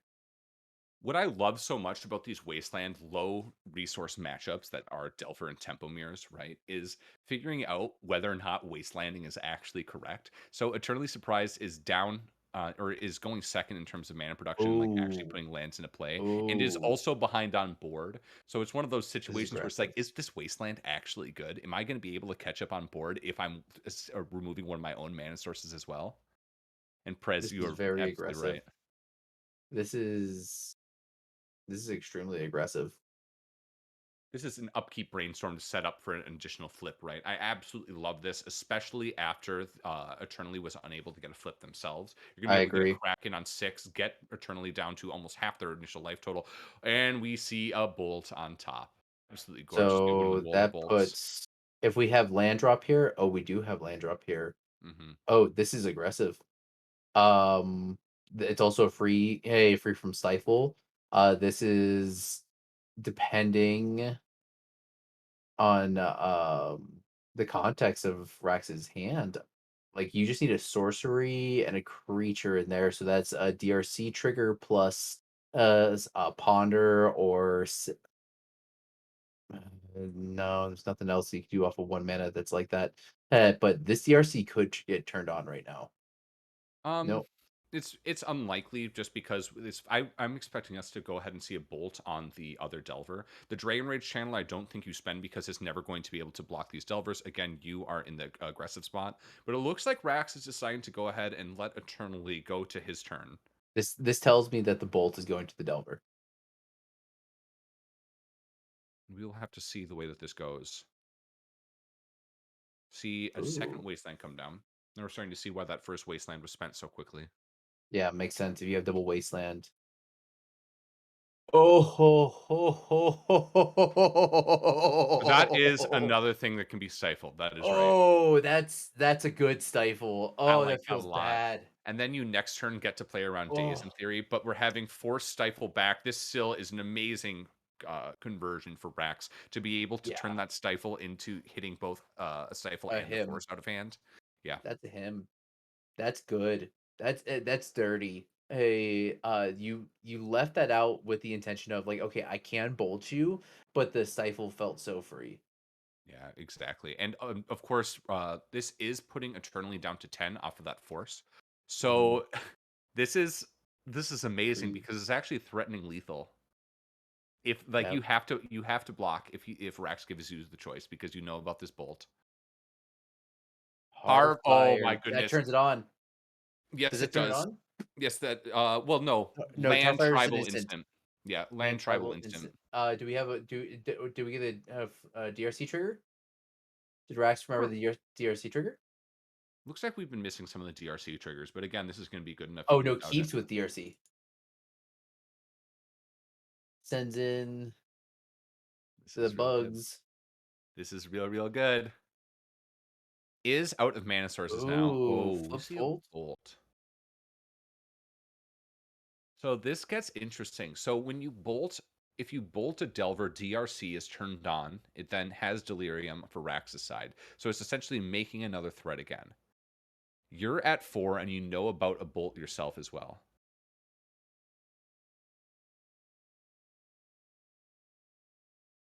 It's very tight. It's okay. It goes directly towards the Delver, but doesn't attack with a Delver. I like this. Yeah, you are in the blocking situation now. You need your Delver, you need your Insect to trade with the others. But you Fetching have for mount. and now you're able to play around days, so Force can't interact with this known Lightning Bolt in hand. This does seem to be wrapped up. Yeah, Corey, that's a good point. Rax is very patient. We've watched Rax on they have been very, very patient professional when it comes to these sorts of matchups because of the fact that it's so tight. And do we see here the bolt finally? Yep. Down to 1 in combat, Bolt on the stack. I I will point No to one of the best mirror matches I've ever watched, which was Rax versus Tensai with the mirror with Sneak and Show. That was a great You know matchup. what? You want me to say something like you feel old? That was a year ago. Oh gosh. That was our winter invitational last year. Oh, it Last was. February. How Oh time has man. flied. And of note, both of those players still with us here today. Oh Let's go yeah. ahead and jump over to sideboarding, shall we? Let's Yep. look at looks like we have Rax's list up on screen. I'll go ahead and go over and you can tell me what you're thinking. So Rax's list, or there, well, we talked about how similar their lists are, minus like the Tarfires, Brazen Bar, or Chain Lightning flex slots. However, the sideboards are where things get incredibly different. So we're going to be able to talk about two very disparate sideboards, very likely. One is Rax is playing one Alpine Moon, one Blue Elemental Blast, one End of Festivities, the new Elves Hate, one Flusterstorm, excuse me, one Flusterstorm, one Grafdigger's Cage, two Meltdown, two Red Elemental Blast, two Surgical Extraction, one Brazen Borrower, one Force Negation, one Hull Reacher, and one Submerge. What do you like in this matchup here? So I first want to respond to Charles' comment. Yes, I agree. That was a very masterclass on how the Delver Mirror should be played. So other than that, what I like here are of course going to be the blast effects because Murktide is a thing, as well as the fact that Expressive Iteration is the best draw spell in this mirror, and you want to get rid of that. So I want to bring in the Blast, and I want to bring in the Brazen Borrower and not the Force Negation, the Hull Breacher. I really Absolutely. do think that Hull Breacher is a X-axis in this, or Z-axis in this entire matchup, and I think that will be a pivotal card at some point if Rax can land it. It's interesting Or surprise. in how expensive it is compared to everything else. So we saw in that first game just how much the multiple wastelands and dazes that are both being played by both players are able to really slow the or really prevent you from getting heavy or like deep on land drops, right? So that's kind of the one issue of playing Hull Breacher is if you're expecting the game to go on like that. But man, if you land a Hull Breacher, and or if in response to a brainstorm, you've just won the game, right? So I absolutely agree. I would like bringing in if we're able to find the additional slot that you want to take out. Let's jump over real quick as these players are shuffling up to Eternally Surprised. Eternally Surprised is playing a little bit different in the sideboard. We have one Flusterstorm, one Grafdigger's Cage, two Meltdown, two Pyroblast, two Surgical Extraction, one Null Rod, one Torpor Orb, two Blood Moon, one Brazen Borrower, one Narset instead of the Hull Breacher, and one Rough Tumble. What do you like in here? Oh, bringing it back with a rough tumble. Yeah, right. Okay, so honestly, rough tumble pretty good right here. Kills non delirious DRCs, mops up young pyromancer tokens, stuff like that. So rough tumble is pretty solid. Other than that, once again, we see another Z access card with Narset Parter Veils in the space where Hull Breacher is. I could totally see that coming into here, but at the same time, it's going to depend because the fact that surprise is going to be on the play, so therefore you're going to keep the dazes in. So going for a 3 mana play is going to be a little bit harsh. Other than that, the Brazen Borrower is excellent, and of course the blast effects. And if you have the room, I wouldn't mind the Flusterstorm. Yeah, I absolutely agree with that. It is interesting thinking about the cards you can bring out. I know I'm incredibly biased with how much I say I want to take out Force of Will and Force Negations in matchups like these. I am really interested to see what these players will be taking out if they'll show us that at the end of this game. Um, If I'm the control deck in this matchup where my traditional standstill versus Delver, I only cut down to like 2 Force of Wills. I do agree with you in that cutting Force of Will because you are 2 for 1ing yourself. It can feel really bad, but there are times when that is necessary. In oh, the 100%. Delver mirror, what was that? Oh, I'm sorry. I'm sorry. I'm saying 100%. Yeah. So, in the Delver Mirror, though, I do believe that your mana and your card value in hand is significantly different. And so, because of that, I don't like Force Negation at all in this matchup. I think that should be cut immediately for Flusterstorm or Blast. But I could even see going down to 1 or 0 Force of Wills. Now, of course, I'm not a Delver player, so Delver players in the chat, please let me know if I am completely incorrect in that. Well, that metric that Delver and tempo players in general, infect players included, used for so long, which was board out Force of Wills in these grindy matchups, it kind of got put on its head. I don't want to blame fire design, but in the Oko era specifically, I agree where all of a sudden you completely. couldn't do that because you had these haymaker threats that you needed to 2 for 1 because they accrued so much value. You don't have that as much in these current builds, except for one card in particular that's really terrifying, and that's Murktide Regent. Like, if there's a card Exactly. that you want to be forcing that you're willing to 2 for 1 yourself on, it's really the Murktide Regent. It's like forcing an expressive iteration doesn't feel good because you're essentially like you're afraid of the value that EI provides, but you're already doing that to yourself with the force. So it's one of those things where it's like, how much do you fear Murktide Regent, and how much do you think you can deal with it independently with your blast effects? Yeah, exactly. That's exactly what I was thinking is Murktide Region. Murktide Region is the key in this. And in this type of thing, this is a matchup where your primary remove is gonna be Bolt, 2 damage or 3 damage effects like the Chain Lightning or Tarfire, and Red Elemental Blast. This is not a Source of Plowshares deck. This is not a deck that's gonna be running Graveyard Hate. You are playing all of your Murktides. You're not siding anything out. We are seeing Eternally Surprised doing a fetch land pass, while Brax is able to put out the early Delver threat, able to be the first one on board, but Eternally this time has the mana advantage, and hopefully we'll be able to leverage that. Yeah. And once again, that turn 1 Delver, you see whoever flips the Delver is immediately favored. Surprise stumbled for about 2 turns with the Delver, and it just crushed him. Yeah, so Actually, much of this deck is meant to be snowballing while you have the advantage, right? how Stifles, for instance, not a fantastic card if you're playing a control role, but if you are putting on pressure, if you're the one who is ending the game, man, Stifle just buying you an additional turn just turns into such an advantage or such a powerful card.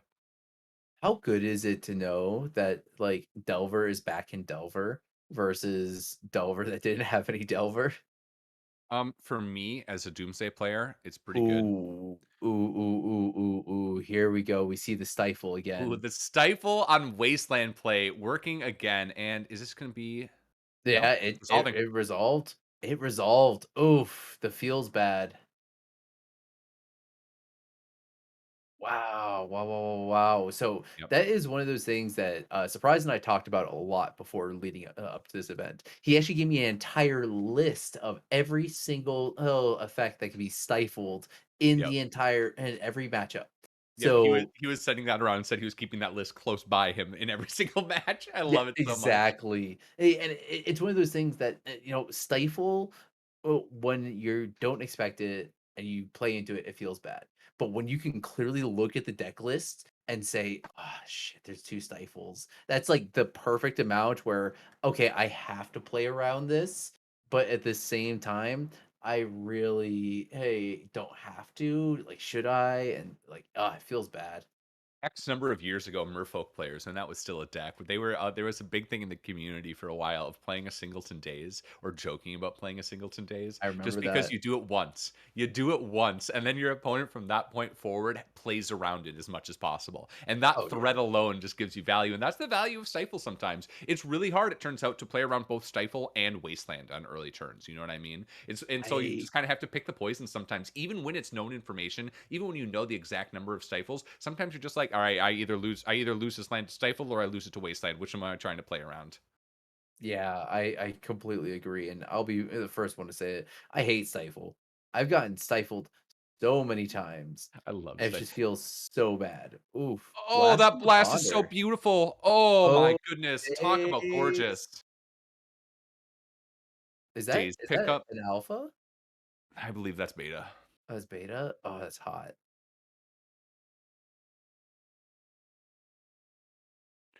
Have that Though I days like pickup. that fight. I like that fighting over the fighting over the ponder because Mhm. at this point, and right now, Surprise is trying to turn on the DRC.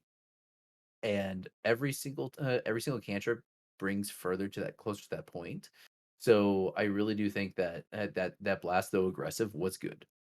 Well, it's just amazing how much DRC in conjunction with the cantrips just allows you to absolutely churn through your deck. You just see so much cardboard.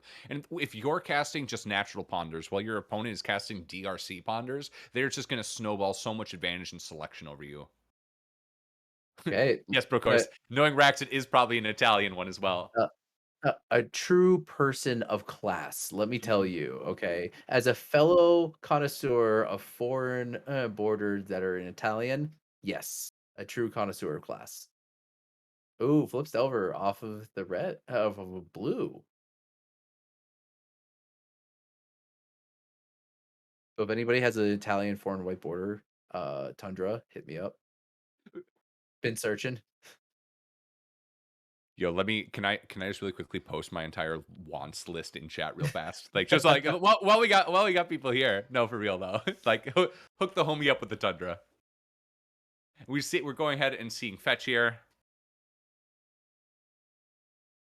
I know, Prez. I know. We have to talk about that The one because thing for I'm if I sorry, go get the ahead. foreign white border tundra, I got the foreign white border UC from you, and then I'm just in at that point. I need to find a replacement for my other UC. The one concerning things for Eternally side right now is he does seem to be falling behind on the card advantage side. It looks like he has one card in hand after this days.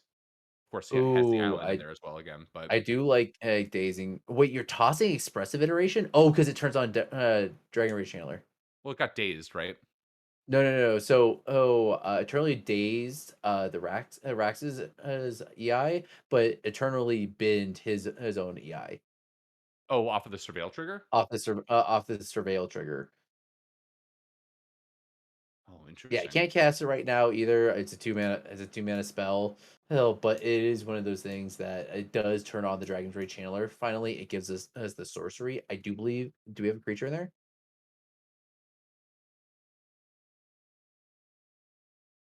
I'm I not don't think sure we to be have. totally honest with you. I don't think we got a creature. Oh, we got Bolt. You're the Delver.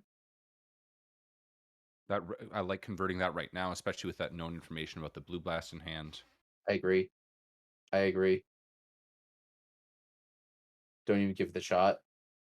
Of note, of course, there is the known island still in hand. That was sending a Volk out, so we know there's another mana source on Eternally Surprise in hand. And another EI. I mean, we've seen 2 days so far. Show us the third one. Nope, it's resolving. Nope. I think we got at least one land, and I think it was like a cantrip or something like that in hand from known information. It's a little unknown because the brainstorm just resolved, but Oh, there was a brainstorm. Yeah, sorry. Yeah.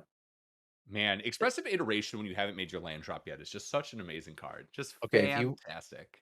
if you want to hear some hot takes about expressive iteration, listen to our podcast, hit exclamation point podcast in the chat. We just did a recent ban an episode where we talked about the recent legacy ban, and then there you can hear what we think about the Ragavan ban. It's a good listen, and we put out some like good points, and like also talk about like how much we hope Watsy like listens to us.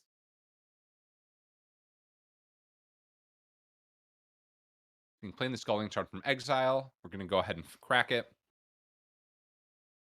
We're just falling so behind. Like Rax has the cards in hand over Eternally, but is just unable to deploy to the board or interact with the creatures at the moment. You know what they say? Dying with cards in hand is a way to just make your card advantage not matter. Like that is disgusting. Why? Why is expressive iteration just have to be so good, but only in Food blue chain red? baby. Why can't we get like a blue black version of it? That's good. That's not Baleful Strix. Because it has to be a lot better to beat out Baleful Strix. Oh, and we see Murktide come down. We've already seen one Pyroblast, or I'm sorry, Red Elemental Blast go ahead and get spent. There's Ooh, only one more blast effect that's going to be able to deal with this, but there is yeah. also Petty Theft. However, this There's resolving is very scary. yeah. I mean opposing Murktide Regents as well, just being bigger. But yeah, I think there's only one more Reb and the blast, and then the Brazen Bomber. Beautiful But even old that border side Dan temporary Scott solution. Ponder. Yep. Absolutely gorgeous. Of note, I do believe that is a blue Shadow Sig as well, which just looks beautiful along with that old border. Oh yeah. Man, I think Rax might be triggering me just a little bit. I might be going and buying some more signed cards after this. I'm not going to lie. I mean, I already put Archons in my cart, so Let's see. Tanking hard about this. I think after every single invitational, I've built a new legacy deck, and I just can't help it. That's why it goes. It gets us so excited about this format. You know what I mean? Oh We yeah, see some cool tech being played, and it's like, oh, Torpor Orb. Again, from the Invitational exactly 1 year ago. Torpor Orb, let's buy a bunch of them. I have two in my sideboard right now. After Amazing. after that Oh, invitational, I got two. found Oh, the second last blast. Reb. So that is all the blast effects that that Eternally has to worry about. We have seen blue blast and the 2 red blasts. I do think here though, like this Delver is just gonna go the distance. We don't have any other removal spells. Hell, there's not gonna be Rex doesn't have. Oh no. The second Rex threat has comes End the down. Festivities. His Eternally Surprise has what's called Rough Tumble. Yep. So it is So bolts as your only answers at this point. Along with Tarfire. Tarfire can deal with Starfire, this insect. Starfire. Cannot deal with this DRC. Yeah, DRC is turned on. Creature, instant, sorcery, land. Yeah, this is a scary place to be for sure. I I really think when looking at this and this whole situation though, Rax might be looking at like what can be most effective turn in the next game based upon the information provided. And oh, okay. That's pretty perfect. Those are the those are two very relevant cards here. You have an immediate flying blocker in the form of Murktide. Of course, your DRC cannot block when it's flying, and your Delver will not have flipped in time. So Surprise this is has the so only blocker many that could have been put in the way.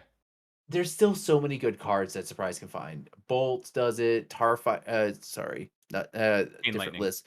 Bolt does it. Chain Lightning does it. There's still at least two more bolts from my count.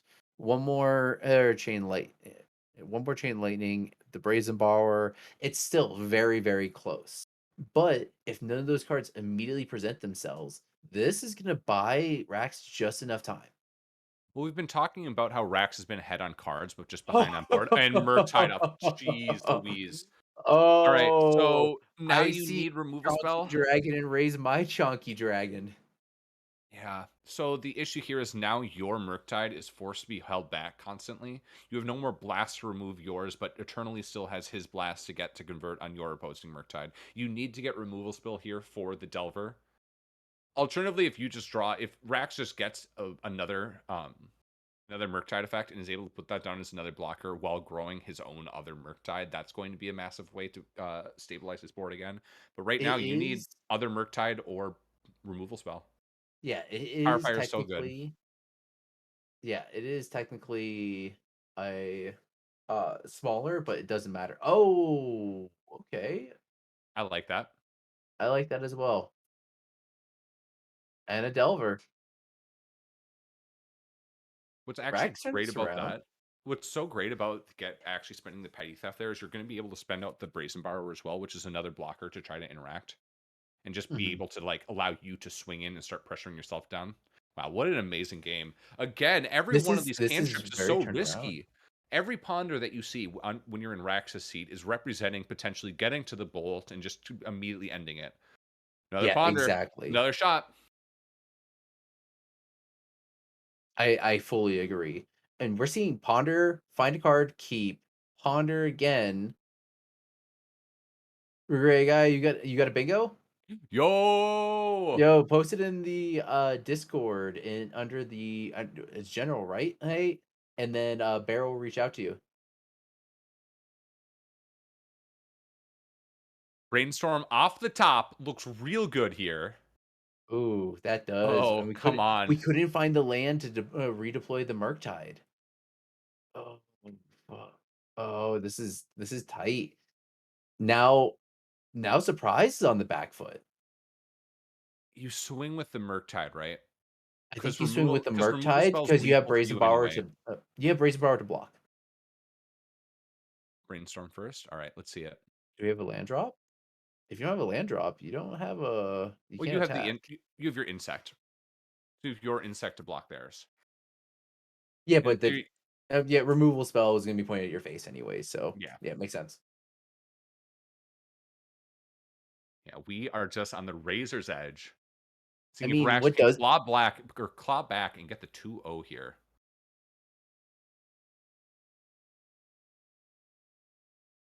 Russ can do it?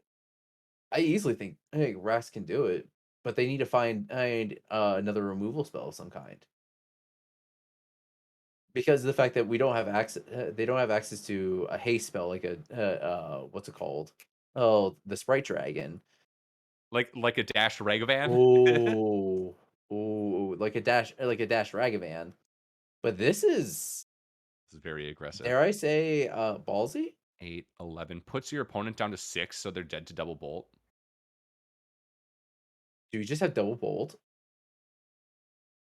DRC, DRC. can't block.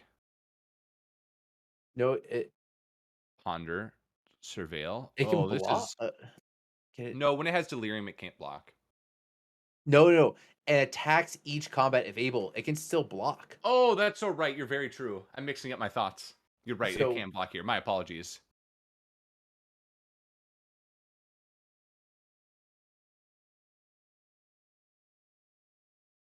All right. so it's turned on. It's a 3/3. There's a Yep. creature, instant You do have sorcery in blocker it. here. And do that trade. Yeah, you have to. Is Rax gonna take this down? I mean, we have a chunky dragon. Yeah, you have Murktide blocker. Looks like that's what we're going for. You can swing around Murktide and still have, and then flash in your own blocker. Oh, So you swing with Dragon and Delver. They're Eternity's forced to trade with with your own Murktide. yeah. Oh, that's actually really good. This is a fantastic position. This is so close. This is so close. I think yeah, the swing is forced here. Error because have to trade. You still have You hit another for flying 3. you put Rax can Oh, turn this this is so good. around. Bolt off the top is still lethal, but like, Bolt is off the top. well, it's land off the top. Oh Can my Rax goodness. do this? I thought this game was done. I'll be totally honest. Oh, That's okay though, because you just flashed in petty. There's a Oh, Brazen you need Borrower. the answer for Oh, the third. Oh! That's so good. Oh, do we have a response? Do we have anything? Do we have a No. Force Will? It's a I think 4/4 too. I believe Rax just has 2 cards in hand, or is this 1? One card in hand. That's a rip. Wow. That This is is a so rip. well done. Just a 4/4, still threatens lethal, and you can't attack into with Brazen Borrower for free. Dragon Rage Channeler? Okay. What is in Rax's hand? It's got to be a land. It's got to be a land that Rax is just holding. It's got to be like a fetch land. Or it could just be a force. A Like a force, force, and you haven't had other, and you don't have other blue card to convert it on the Murktide.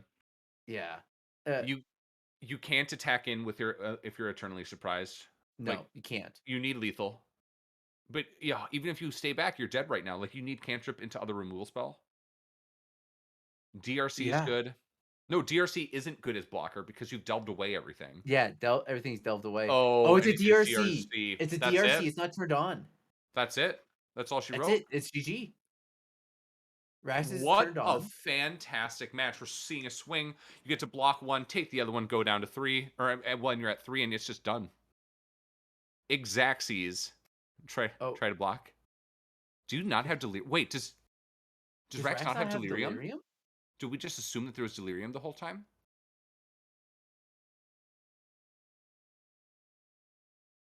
All right, this is the most important part.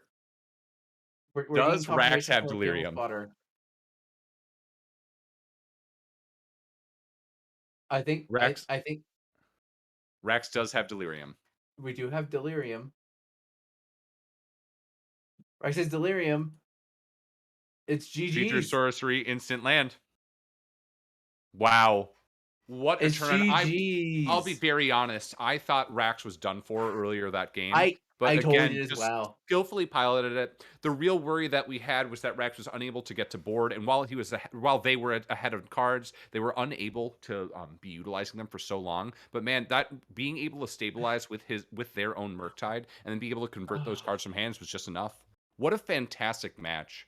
Big congrats to Eternally Surprised. Eternally Surprised, again, on that grind all season long. I want to say this is the 3rd Invitational in a row for Eternally Surprised to be here. And again, putting on a great performance. Getting to the finals of the bottom bracket is no small feat whatsoever.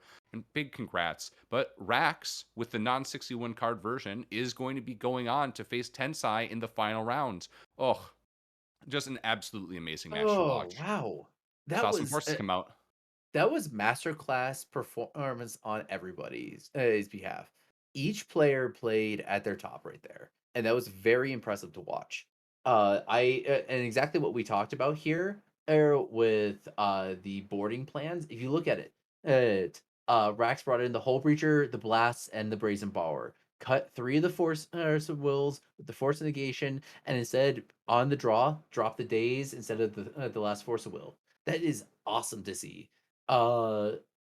Honestly, like uh, I I have to say that was a masterclass in the Delver mirror. I'm glad that that's on camera because we really need to show that off more.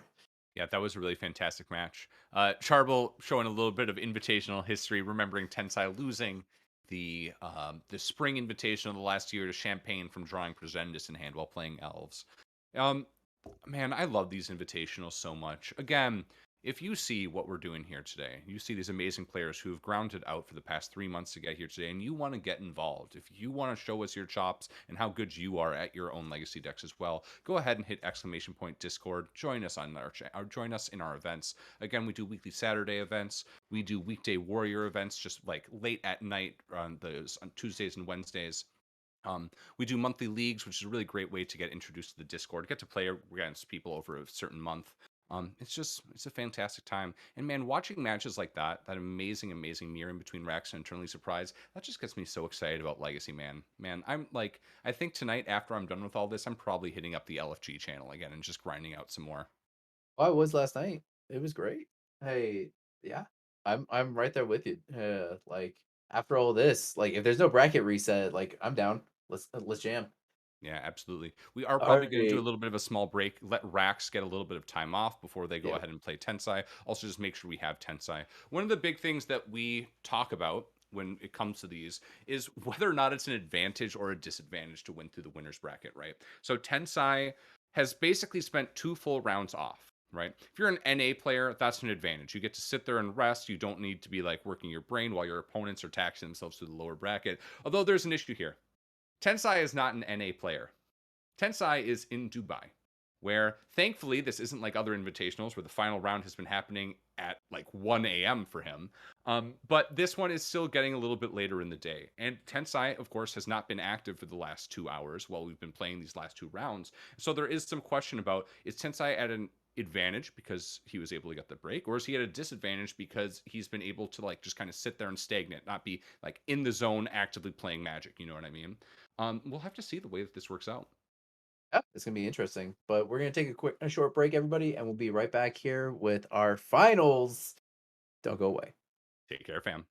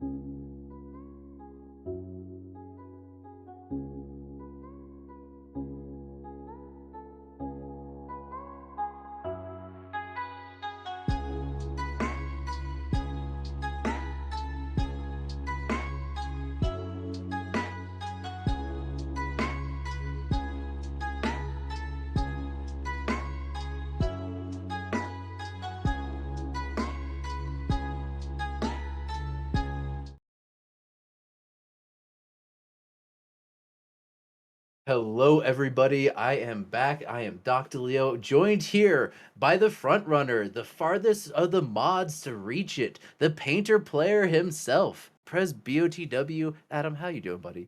I'm doing great. I made it honestly farther than I thought I would because I figured I was immediately going to scrub out if I lost round one. So I'm glad I made it as far as I did. This event is an absolute blast. I would highly recommend everyone try qualifying for it. It's so much fun. Oh yeah, this is one of those events where we really just pull out all the stops, make sure that all the players have the best amount of time. Even if you get scrubbed out, you still have a good time playing Legacy. And you know what? We are here once again talking about the player who we should just start naming the upper bracket, the Tensai bracket, because Tensai's back. Yeah, it's I'm not gonna lie, it's one of the other things I was thinking about. I figured that honestly, if I could manage to beat Tensai game or round one, I had a feeling that I actually wouldn't have that bad of a chance trying to get through the rest of the bracket there. Because I figured that I might be able to beat Tensai again. I absolutely would not be able to beat him 2 rounds in a row. Yeah, let me talk to you about that. How did it feel to get that curse of misfortune put on you turn one? I was like, oh, well, this is exactly the way I lose because that my only way to get through this is to have the Painter Servant out before the Overwhelming Splendor comes in. That's my only way out. If the Splendor comes in before the Painter Servant does, I am stone cold dead.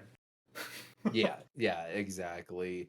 It's one of those things that when we saw it, it was like, okay, Dark Ritual. Oh, that's another one. Oh, that game's over. That's a curse, yeah. Like this Game's is basically over. Yeah. So Yeah. that was fine. But Tensai's been absolutely crushing it on this curses list. It's been very good, very proactive. Like it just Tensai and Mono Black lately have just been doing so well, and I think it's I don't know what it is. Chalice of the Void is extremely powerful right now. And I know there's a lot of people who are like, oh, it just dies the prismatic ending, which it does. But, you know, there was what? Oliver played a couple copies in his sideboard, and Amaru had it in the Jeskai control deck. That was it. And Yeah, exactly. Chalice of the Void is a great call for these types of metas, especially when you can expect, you know, there's a field of 8. What's going to be good? And I don't expect these people will be playing cards I lose Chalice to. Okay, I'm going to play Chalice deck. Yeah, exactly. I really do think that this was perfectly well metagamed. Yes, the Jeskai, if we would run all Tensai had to do was look at their position and look at where he was in the meta. It's like, okay, what's the likelihood of me running into Prismatic Ending in the first round? Okay, if I can survive the first round, land like utilize my Chalice more effectively each and every time, like it's a good call, and that's what Tensai just does. Tensai is just one of the best shot callers in this Discord, and honestly, I'd probably even say within Legacy. Like, if it wasn't for the fact that Tensai is in Dubai, he'd just be crushing like the SCG circuit.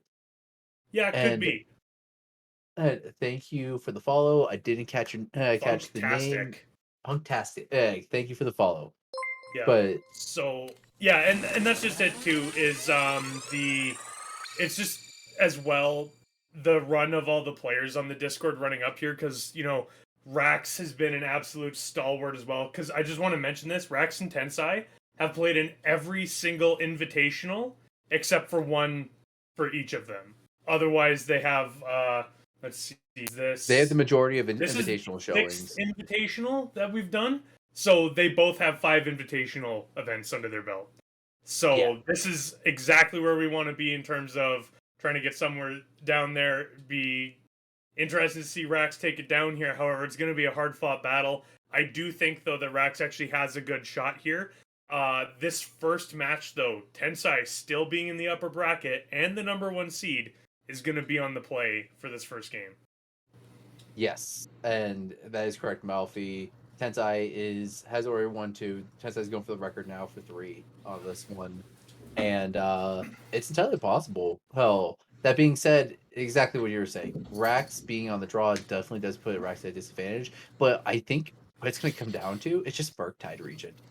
Yeah. That card is just so good, and it's just going to be so important in closing out any game that if Rax can get that on the board as soon as possible, it's game over. Yeah. Also, I do also think that uh, given that how important the Murktide is, I'm also going to say that one of the very important cards in this matchup is going to be Sudden Edict.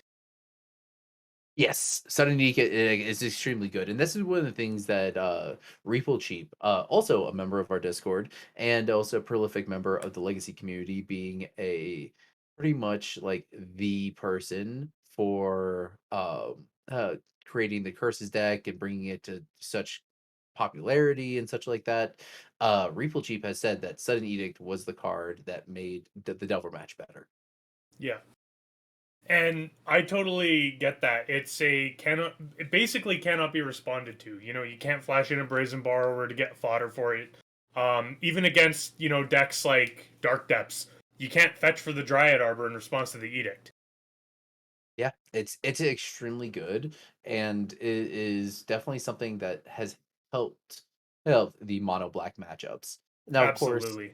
there's mono black is still very limiting, and when we talk about like answers for Murktide, Sudden Edict is invalidated by another creature on the board. That's where the rest of the prison elements come into play, and hopefully we're going to see some of that. But in game one, do you think Tensai is going for the combo kill of Leyline Helm, or go for the curses kill? I'm thinking game one that I guess it's not really which killer you're going to go for. As someone who has the multiple different avenues to victory thing that Shortcake has, the way it kind of works is that you have a bunch of A plus B groups of stuff, and whichever one you get first is the one you kind of funnel towards, and then you pivot as need be. So, for example, I might be on, okay, I have an Enlightened Tutor, and this mana base looks soft. I'm going to try and go with the Blood Moon plan into a slow combo. Okay, this is a not counterspell deck, and I have an LED. I'm gonna try and go as fast as I can. Oh, I got 2 sagas and an ancient tomb. Okay, we're going constructs. So True. I think in this case, Tensai's gonna basically pick which avenue to go for, depending on what the opening hand is. True. I agree with that. And you equating it to strawberry shortcake is very a very good comparison because of the fact that it is a combo deck that doesn't rely on blue cantripping spells. You're very much trying to assemble an artifact based combo and stuff like that. So I do like that comparison. Hmm. And so I'm going to lean on that expertise from you because of the fact that that's just not my wheelhouse. Everybody knows me as the bad blue player, so that's what Yeah, I'm going to lean into. I have also had my fair share of losing to Tensai in leagues on Curse Stompy. So we talked about it a little bit in the podcast, but as a invitational player, did you put Tensai on anything mono black again? I mean, he just has ran it back previously. So Tensai normally has this thing where he always changes his name to the deck he's known for or qualifying for that season, right? And he never ends up playing it. However, this time, changed his name, Curse Tensai. He's been on this deck. It's been very good. And I think given the field, I think it was actually a very good choice. I figured he would be on it. Even though I know he has a history of not doing anything remotely close to that, but I don't know. I'm really bad at getting the read on which decks people are playing. I can navigate them pretty well once I know what they're on, but trying to guess what they're gonna play, I'm terrible at. Understandable. Oh, and honestly, it's one of those things that it's such a wild card, and of course we full proxies allowed, so anybody could have brought anything, even if they don't even have the cards for it, anything that's like not even in their wheelhouse. Like, hey, I mean, it's entirely possible. But Yeah. I do like to see these players breaking out their bling, especially Rax's pretty sign deck. Like, I know some people go wild for that stuff. I can appreciate it. Not totally my thing, but still love my signed pernicious deeds that I do have. Absolutely. Oh yeah. Speaking of which, yes, Eternally Surprised. Yes, I do play Oh. Leovold as my tiny leader commander because Leovold is Bay Yeah. Looks with like we that just had a smug bit of face. connection issue there. We'll get Tensai back here shortly, and Okay, there then we should go. be good to start up. So Yep, players have decided on their mulligans, and both they're keeping on 7. So we are Starting off with the first game one of the finals, and we are seeing the Hagra Mauling played as the land backside. Yeah. Hogger Just Brood. shouts, "Punish me harder" with Wasteland. Yeah. I still don't Yes. mind that though, given that if you're exposing yourself to a turn 1 wasteland and that's what Rax spends a land drop on, I don't mind that at all. This is the type of matchup where, as Tensai, you basically just need to resolve a spell, either a curse or part of the combo. We didn't see the ley line come down, so Helm will be a while yet. But I just like the playing this out, and if Rax wants to tempo themselves out in order to wasteland it, go right ahead. Yeah, and definitely this is what I really like to see is the turn one Delver threat. You know, Reeful Cheap has been on record saying that this is one of the hardest things to deal with. It's like, okay, it's on the board. This is where Sudden Edict comes into play, giving more of those removal effects, which is really important for the deck. Yeah. Oh, but Ooh, we do see Retrofitter Foundry. Masterblast playing around days here. I like And that. also, eternally surprised, you are correct. Pernicious Deed has been seeing a bit of a resurgence now that it can 0 mana and wipe up Urza sagas. I do know because of the fact that they have now been put into my sideboard of my bad bug decks. There you go. Of note, this Delver not flipping for Rax, so that's a bit unfortunate on Rax's end because you want to be going fast in this matchup, especially given that Tensai's running a big mana deck. It's going to make a lot of mana over the course of the game with all the Accelerants, Dark Rituals, Ancient Tombs, stuff like that. And you just want to get a clock on as fast as possible and not let this Retrofitter Foundry just make blockers and blockers and blockers. Yeah, exactly. Hey, that's so true. You really want to get ahead of it. It does feel bad that had Delver didn't flip, but it's still 1 damage is still on the board, especially when you're talking about this is also an Ancient Tomb deck where life total is a resource here as Yeah. by the land choice. Yeah. Yeah, just plays an Ancient Tomb and passes the turn, so no 4-drop here.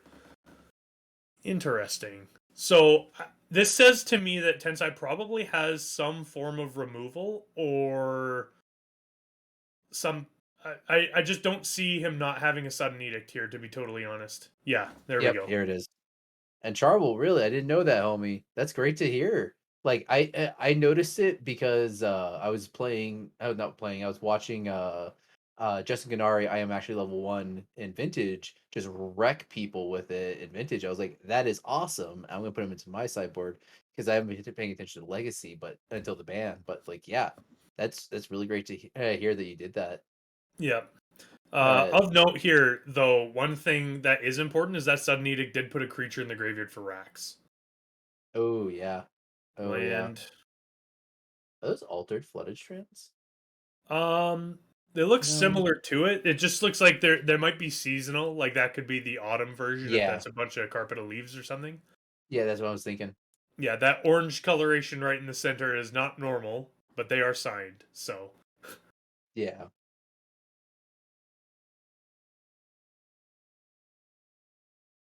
Yeah. I Are we gonna get delirium turned on here? We got creature. This is gonna be instant And so if land.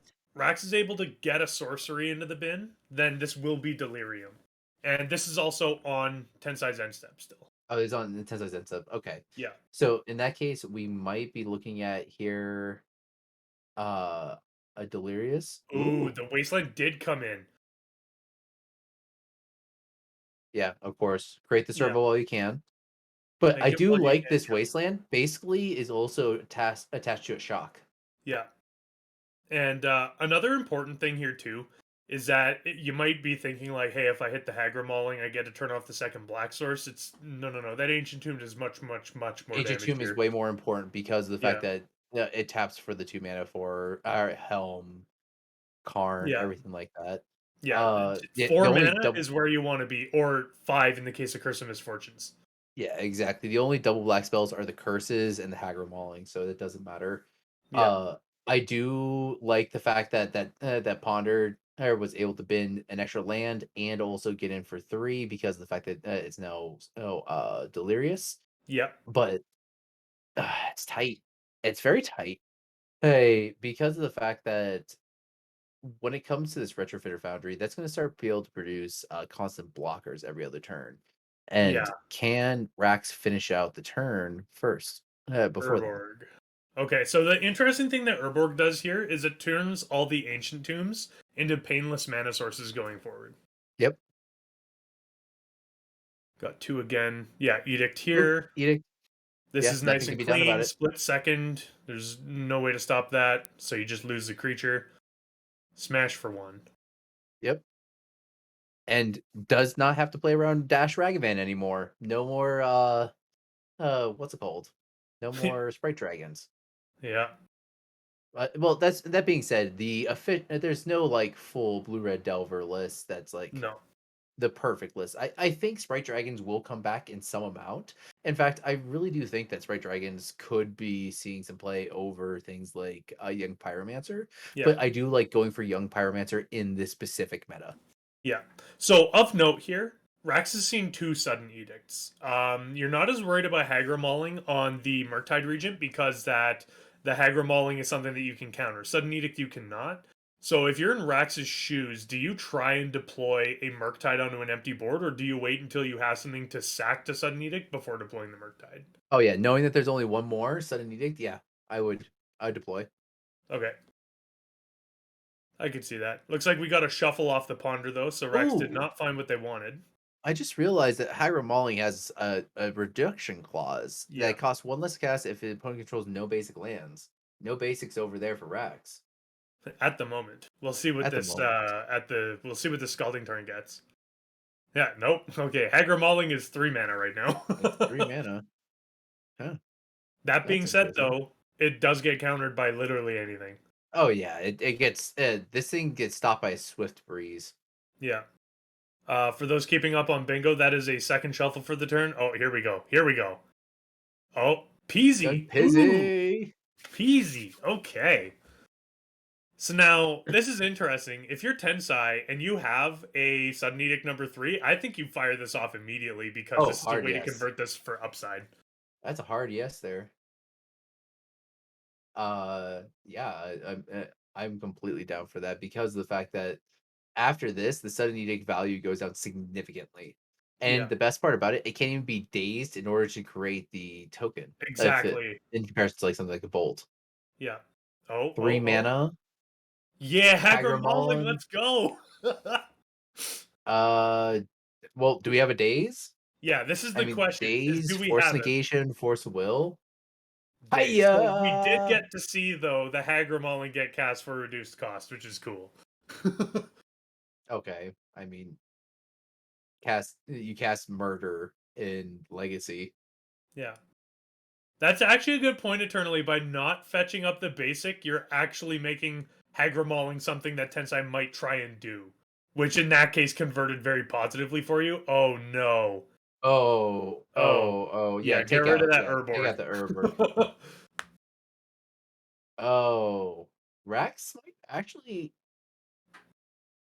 I mean, This is exactly the game plan though that Rax wants to be playing. Is this Tensai having a slow start, keeping Tensai low on mana? This is exactly what Rax needs to be doing. I also agree with that. It is going to be one of those things that with both of these, I think the fact that Tensai can only create a 1/1. Oh no! At this point, I would much rather see Tensai going to create a 4/4 with the Thopter Foundry. Yeah. So, and that's Or one of with the things there is that Tensai won't be able to do it this turn. He's short 1 mana. Ergmorgberg. Bolt there. I imagine we'd be setting this upstairs. Yeah. Yeah, this is Bolting Face. Oh, another Vulpix. I love this. Hashtag our sister server, Pokemon MTGPL. Yeah. Oh my god, that's the 3rd Wasteland? Oh, yeah. Oh, that's a bingo square. That is a bingo square. Wait, is that it? Is that three Wastelands? In one game, yep. Ancient Tomb, Urborg, and now the Hagra Okay. Brood Pit. This is why Legacy is a unique format, because of the fact that we have Wasteland like that. Yeah. So, Tensai opted to make a second servo rather than making a Thopter. And trading both servos in for the elementals. Huh. I think that's... If you're Rax, you gotta be thrilled about that. Yeah, I think so as well. There's more of a mana investment into creating. Oh, this is a Murktide. Murktide. Oh, Oh my goodness. oh yeah. This Big is boy. Yeah, sounds this is like Edict to me, exactly where Charbel. Rax. I agree. Rax is more than happy to trade in this PZ for a sudden Edict here. Okay, so now Yeah. if you're Rax, you're super thrilled about not making any Thopters. Yeah, exactly. Uh this is the hard part. So it's one of those things that black removal outside of sudden edict does not line up well with Murktide. Well, that and Snuff Out, but none of Mhm. those in here. And we have only one sudden edict like left in the deck, Yeah. and I think this might be GG's. Ancient Tomb. Okay, we're still 1 mana shy of putting out a Curse of Misfortunes. Even then, the interesting thing too is that Curse of Misfortunes isn't even, or sorry, Curse of Misfortunes into specifically Overwhelming Splendor is not lights out here because the Murktide Regent will become a 1/1 instead of a 3/3, but it'll still have the 5/1/1 counters on it. So So it's it'll still gonna still be be a a 6/6. 6/6. Oh, ugh, disgusting. Yeah. So Tensai's deep in the tank right now. Not only that, this Ancient Tomb is a fifth of Tensai's life. Yeah. What are we gonna see here? Down to 4 8. This mana. Murktide Regent is an 8/8. Helm of Obedience. That's Okay. okay. Into an empty board. No mana left. No way to defend against these 10 cards. Oh, pitches. Oh, that's so unfortunate. Didn't have another black card to pitch to the Chromox to play the curse. Oh. Oh Activates man. for 1. Did not hit a creature. Okay. Tensai concedes. I do like him Yeah. fighting through that. Hilariously, if that was actually a second Murktide Regent, that would have been a free 3/3 flyer, which would have been very nice. Yes. At least by Okay. another turn. Okay. So, game one going to Rax. As we were talking about, early threat with the Delver, combined with the fact that Tensai didn't have a fast lock piece like a Trinisphere or a what's it called? Oh, Chalice of the Void. Made it so that Rax took that, and that's very strong. There's a possibility for a bracket reset here now. Yeah.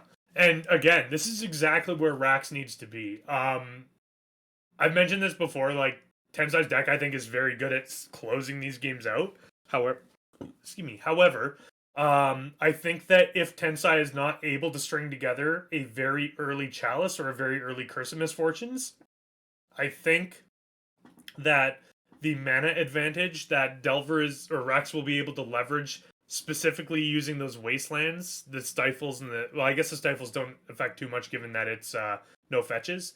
But the mana advantage that Delver will be able to leverage should help stabilize a little bit and then continue on. Yeah, that is correct. Correct. And yes, as Wiggles, there is a bracket reset if Tensai does drop down. But okay, so let's bring up our sideboards here, and we'll start with Tensai because Tensai is going to be on the play for this round.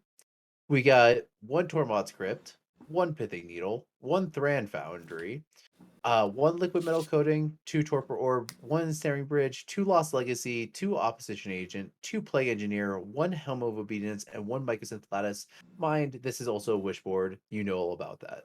Yeah. Uh, I'm a big fan of Plague Engineers here. I am also a big fan of, believe it or not, the Thran Foundry. Thran Foundry is hilarious anti-Doomsday tech. It also saves you from a Painter Mill combo. Shout out Tensai. Also, not only that, but it could also shuffle the graveyard back in terms of trying to turn off a Dragon Rage Channeler. That's that's cheeky. I like that. That's smart. That's some tech. Yeah. It's Otherwise, basically a 1 mana artifact. So those that don't know Thran Foundry, 1 mana artifact, one and tap. Remove Thran Foundry from the game. Target player shuffle his or her graveyard into their library. yeah. Again, this tech was originally designed in Saga Shells as a tutorable, uncounterable way to completely bone a Doomsday deck. because when they go put their entire pile through, you just shuffle their pile back in. This is pretty much like a very like old and colorless endurance. I like Yeah. it. I Yeah, like and it. that's just it. Is that the big reason it's played specifically is because it is tutorable off of Urza's Saga. However, it Okay. is also a great metagame choice, given that as everyone said, there was going to be a painter deck. Not only that, but if you're hedging against Doomsday, which Oliver V did qualify on, that's another thing as well that it would have just been good there too. Otherwise, I'm a big fan of Ensnaring Bridge in this matchup. I don't think I would board it in though, given that you have 4 Karns. I so I have a liking for Pithing Needle in this matchup. Yeah. Specifically to name Wasteland. What is Yes. your opinion on this? I do agree with you. I think that's very good. However, there is one in the main to tutor off of Saga. There's a second in the board to wish off of Karn. And the one in the Okay. board, I imagine, will stay there because it will be Needles. What will it be? Needles 6 through 10 with Okay. the Karns there. I agree. I didn't see the one Yeah. in the main. So in Yeah. that case, yes. In that case, Needle stays in the board.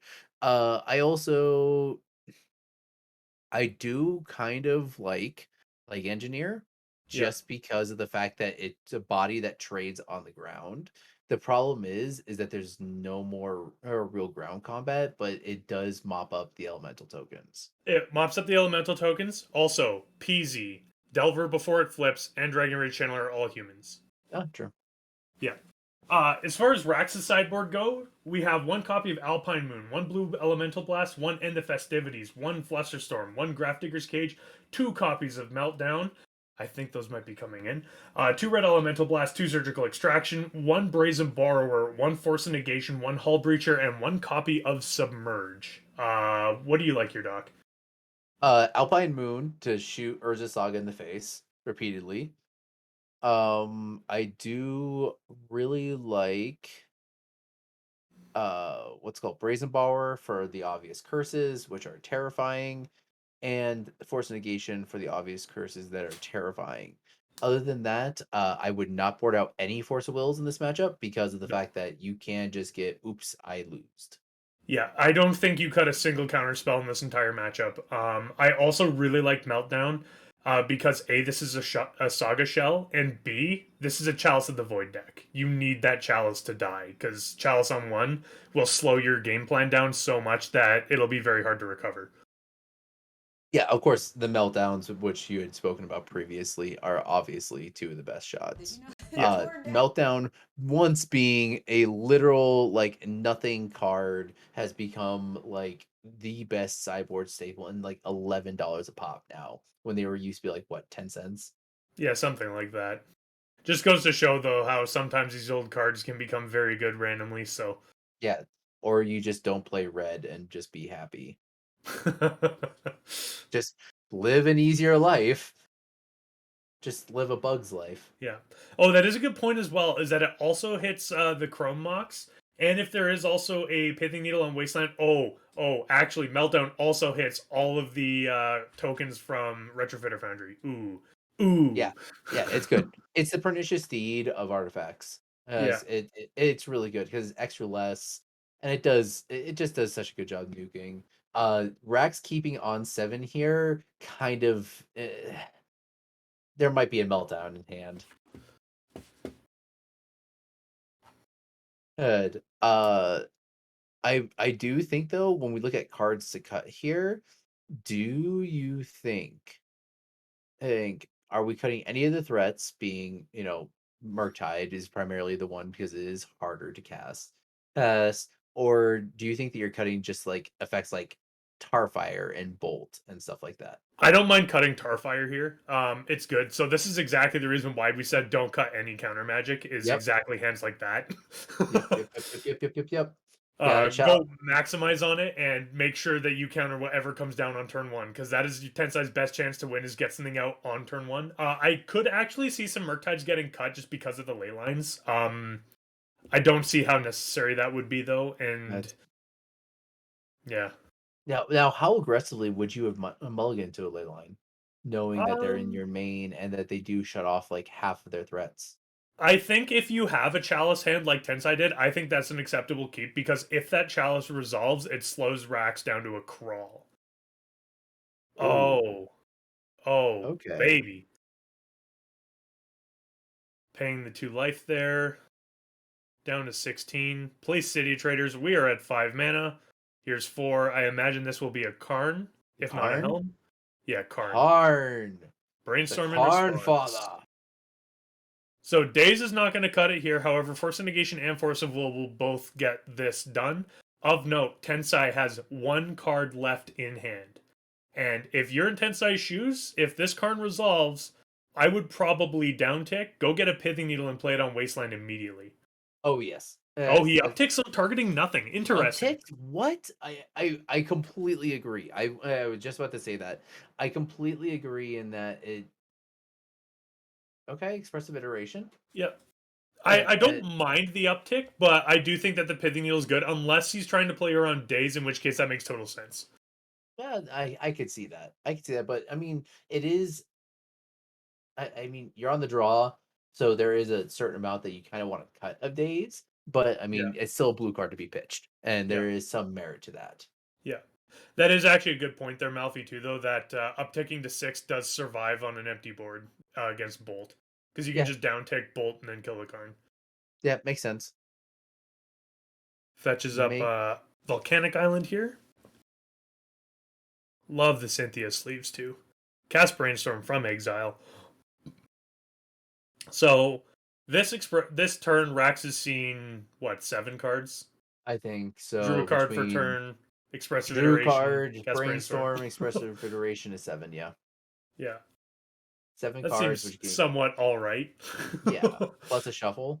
Like, yeah. It's so good. And honestly, that's what the Xerox shell just is so good at. Is just being able to be this repeated card draw engine for you to find your threats. That being said here, all I really want to do is start blowing up lands with what's it called? Liquid Metal Coating here would actually be super good. That is actually a good point. We see Tensai reaching for the sideboard right now. Given this board state and having this much mana left over, I actually don't mind that at all. The other thing is that oh no, Tensai doesn't have any Trinispheres in the board. Grabs Tormod's Crypt. I don't mind that either, actually. Yeah, I don't mind that either because of the fact that this allows this prevents things like Murktide, Crunch. In addition to Dragon Rage Channeler being effective cards next turn. Yeah, I actually really like that play. I'm curious as to what Tensai has in hand, given that he didn't deploy anything that turn. I imagine one of those cards would actually be a Leyline, given that he doesn't have the second black source yet. I would also say one of them might be a land. Like a land because of the fact that you don't want to sacrifice your City of Traders. Yeah.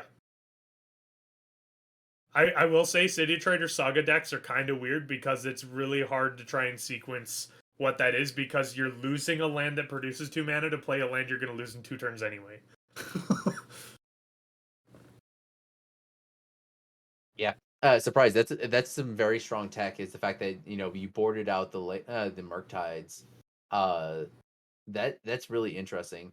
And I didn't even think about that when it came to the sideboarding tech with that because of the fact that it is such a premier threat. But you are correct; it is very sensitive to graveyard hate. Yeah. Is that? Oh, that's a shuffle. Okay, so we got to see the 8 cards this turn. We got to see an expressive iteration into a ponder shuffle.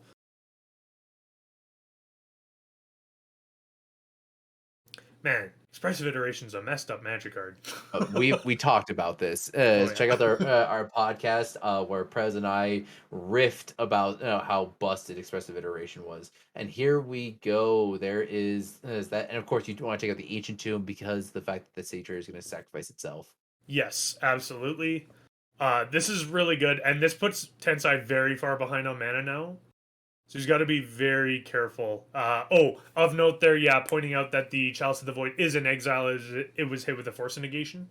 Which can be grabbed off of Karn the Great Creator because you've taught me that several times. I hate you, Prez. I no, it's just Karn the Great Creator is just such a good card. It's very powerful. It very much like turns the blue matches like Yeah. very poorly against it. And here we see it grabbing. Yeah, grabbing Chalice of the Void. I really like deploying it here actually, if you can. Because I if agree. you're able to 2-for-1, or if this resolves, then Rax literally cannot deploy anything other than a PZ or a Murktide now. Yeah, it also stops the Karn from being bolted, which is good because of the fact that it allows for the slow uptick. In addition to y- we're looking at right now, there is a possibility that this Karn can go up to grabbing liquid metal coating or to something like what other goodies we got in the sideboard Ensnaring here? Bridge is very good. Ensnaring Bridge, that one's pretty good. What other removal spells do we have for? Oh, Meltdown. That's what we Yeah, need. Meltdown is the thing, so Tensai does need to keep that in mind. Looks like Tensai is just gonna draw a card, uptick card with no targets, and pass back, and we're just gonna flash in a Brazen Bar over here. That's awesome. And Sudden kaboom, Edict. goodbye. So that is that's 2 sudden edicts this game because the last game were the other 2. So we'll see it Yeah. there. I'm not gonna lie, for only having 3 of those, Tensai sure seems to find them a lot. Oof. As somebody who's played a lot of Sudden Edicts when I was playing that blue black witch deck, yeah, you do end up finding them in your hands. They just like come to you when you need Yeah. them the most. Peasy. Okay, Peasy, So which good thing to note here is Rax can still make tokens even with this yep, chalice out.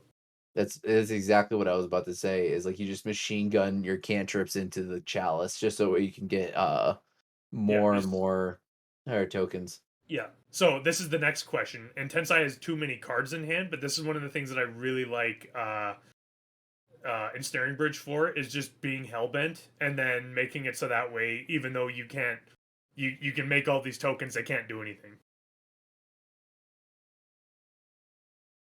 So Tensai's got to Because be careful here because if this is an end step anything, um, or any spell from Rax, this is gonna make a token. So even if Tensai did have a blocker or a way to stop the PZ from coming in, the token will still get through.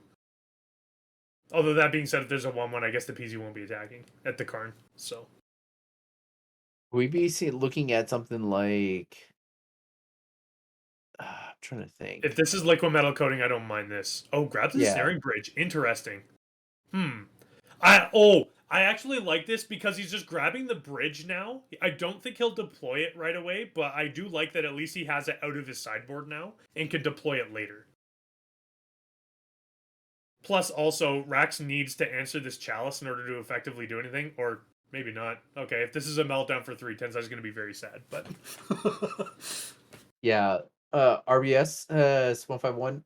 Awesome. You've been playing D&T. That's really great to hear. It's a great, hey, well positioned deck right now. But I do have to agree with Surprise. You get hit by the same stuff that everyone's gonna be hitting your sagas with. So like we were just talking about Pernicious Deed earlier, Meltdown, all yeah. that sort of stuff. You're really Um, gonna lose hard on that. So Another thing I just want to stress here too is the fact that if you put the Ancient Den, the white artifact land in your deck, you cannot grab it off of Urza Saga as the mana cost is nothing, not 0. It must be exactly a goose egg in order for you to grab it. yeah, Same thing, you that's cannot get Chalice of the Void because its mana cost is X, not 0 or 1. yeah, exactly. Hey, that's a very good thing to remember as well. In addition to what's it called? It also get hits by like null rod and stuff like that. I think Yeah, unless you're playing something like either 8 cast or specifically welder decks, like my homie up above me playing Strawberry Shortcake, that's yeah, when most people play the artifact lands. yeah. Ooh, we do see the Murktide in. Oh, oh boy. And we have Edict Fodder. Oh The my chunky goodness. dragon. Yeah, and with the basic land as well, Tensai will have to pay full retail for Hegra Mulling. Yep. Yep. Modest 6/6 Murktide Regent for 2 mana. Oh yeah. Just an honest one.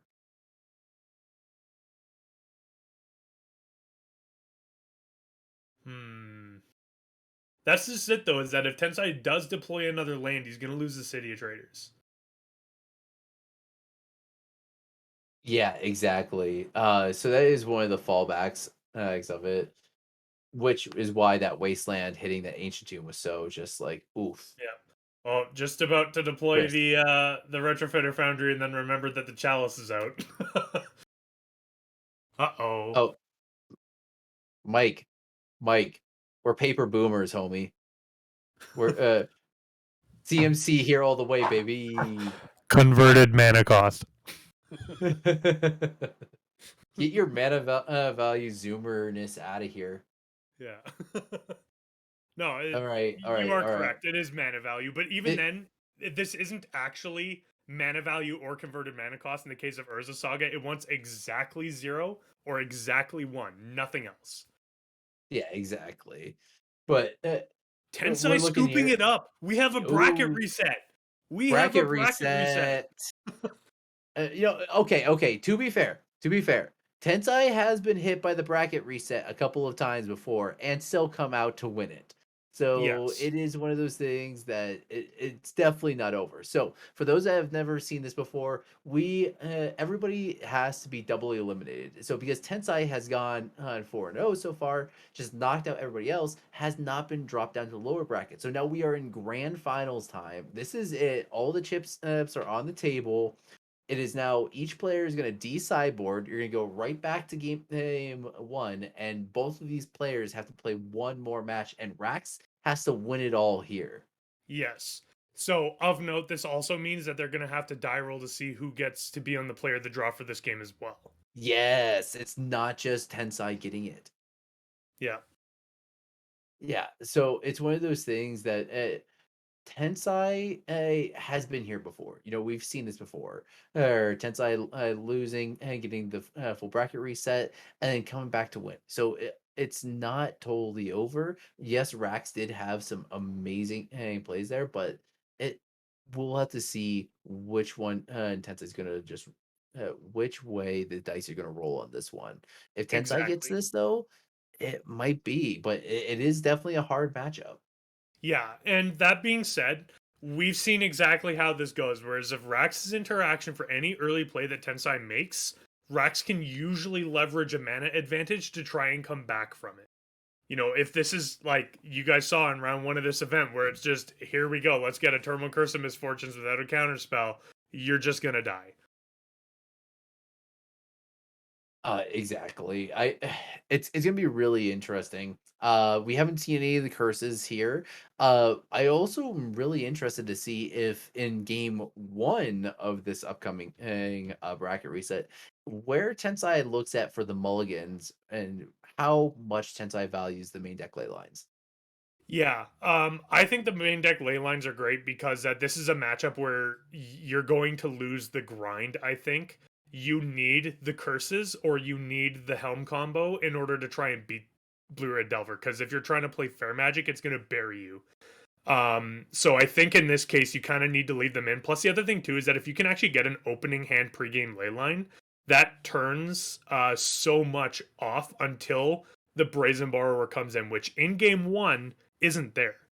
And being able to completely turn off the Delirium from Dragon Rage Channeler, making it so that way any card that you bin is literally just clearing a card instead of actually providing value. And it also turns Murktide into a 7-mana 3/3 flyer with no upside. Like, that's super good. I would leave that combo in every time. Yeah, I fully agree. I fully agree. I do believe this should be considered more of a combo deck rather than like a prison shell or anything Yeah. like that. There are prison elements here, but that's because of the fact that you don't get force of will or anything like that in order to protect your combo. You have to do it via Trinisphere and other effects like it. Yeah, and I also do think if Tensai has a turn 1 Trinisphere, he should absolutely try and jam it. But I think it's going to be that if Tensai goes for a game 1, like play a big threat, early, and it gets countered, I think Rax has the advantage. If it lands, Rax is probably going to get buried. The other thing too that Tensai we never saw from Tensai that match is we never saw a single Urza Saga from him. Now, Rax does Yeah. know that the Urza Saga is there. Oh yeah, Urza Saga. Okay, so we talked about this before, especially on the podcast, as where we looked at the card that won 2021 for us, which is by far and away Urza Saga. Urza Saga tokens will get bigger than anything Okay, here else we on the go. board. This is Okay, bad we for do see Rax. that the pregame ley line into Retrofitter. Foundry. Yeah. So this is good. So the big thing that this does for Tensai is that this really, really lowers the quality of Dragon Rage Channeler early on. And Murktide. And Murktide, yeah. So here's the Dragon Rage Channeler looking all sad. 1/1 Surveil to Exiler. Yes. Okay. Do we have what else do we have here? So here's the thing is that I still want to kill this Dragon Rage Channeler. Just the information gained is so valuable. I agree. Is this a Chalice on 1? Oh no. Oh Oh, no. are we gonna get Chalice on 1 as well? Oh, Oh, crap. Force a negation. Pitch. Yeah. Trigger the surveil. I absolutely love this. This is what you need to be doing. Yeah, and even then that bolt, the removal's not super good. Just get that out of here. You need threats. You need board presence. you need a Delver. Yeah. That's what you need. Delver or Young Pyromancer. Gonna get a blue. Cast Brainstorm. Trigger Dragon Rage Channeler. I still like the being able to see the cards. Because if it's something you don't need, you can just get rid of it. But the thing is just that you got to remember this Dragon Rage Channeler will only ever be a 1/1. Yeah, exactly. And there is literally no way for Rax to get rid of this game 1. Yeah. There's nothing in here that I really like exiling the Stifle there. There's so few things that are valuable here. Stifle like- isn't worth anything in this matchup. The best thing you can do with the Stifle is counter a Karn down tick or Actually, try I and can get a tell you. sacrifice a servo for a Thopter. I can tell you what the best thing to do, provided by our homie Eternally Surprised, because of the fact that went through and put together every single stifleable target Yeah. in Oh, this. That is a So good we point, Charbel. Yeah, you can hit Helm. That's actually very Yeah. good. So we got Karn, Helm, Pearl Box, Free ETB, ball. Oh Foundry. no. the triggers off the curses, Thran Foundry, Coding, and of course, Chalice. Yeah. Oh, that 3-ball hurts. That's almost worse than the. Well, it's not worse than the Chalice at this point, but It is. it's It is. brutal, Assuming that it even doesn't hit then. another land drop. Yeah. That being said, though, unlike the Chalice, this will still allow you to deploy a 3-mana 1/1. Fetch again. Man, what a brutal fight this is. And this is also just showing exactly the reason why, do you cut the combo? No, absolutely not. Yeah, no, you just leave it in there and slam it. I mean, it's only 6 cards, and 4 of the cards are effective in this matchup. Even Yeah. if their effect is minimal, it is still an effect. Yeah. Okay, Delver, we have an actual threat now. Actual threat established. Tensai is at 15. 14 now, actually. And that is a good point. This Ancient Tomb is doing work. So Tensai, while having this lock in play, and not only that, this Trinisphere could potentially start hurting Tensai here soon. Unless this is just a Helm. Because if this is a Helm, then we have like 1 turn. Karn. Okay, so Karn can go wish for a Helm. That I is think I'd important rather to know. see Karn stand up Trinisphere. Oh, that's actually a good call too. That's actually a really good call. Turns the Foundry into a creature. Interesting. I like that as well because it's a 1/1. Yeah. We Did didn't not get flip a the Delver. flip. Oh no. Oh, this is so unlucky.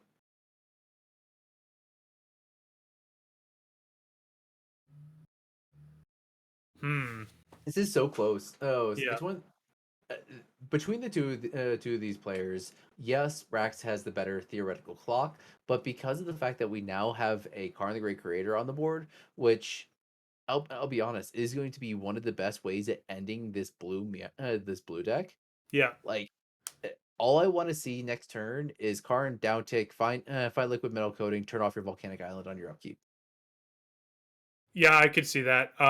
If he has a land, though, I wouldn't mind just land, wish for a helm, put in a helm. If you don't counter it, you die. Ooh, that's also a good point, Mike. You can down tick to grab the chalice that's exiled because it was exiled by a force negation again. Yeah, that is a very good point. So we're seeing 3 mana here. Second 3-ball. Okay. I actually really like upticking, making the 3-ball a 3/3, and then crashing in here because you have these 2 3-balls now, and one of them will always be on because as long as you leave one of them untapped, it's very good. Oh yeah. Oh, okay. So for those that haven't been around since the early days, 3-ball. Hell, as long as Trinisphere is untapped, very Yeah. first sentence on there. Each spell that would cost less than 3 mana costs 3 mana to cast. It's one of the old clauses. Trinisphere being originally printed in Urza's Trinisphere was originally in Darksteel. Darksteel. So because of that, it is one of those things that the second Trinisphere allows you to attack with one of them while being able to block with the other. But the Yeah. thing is, if that does happen, and that you're also counting on that Delver not flipping. Yeah.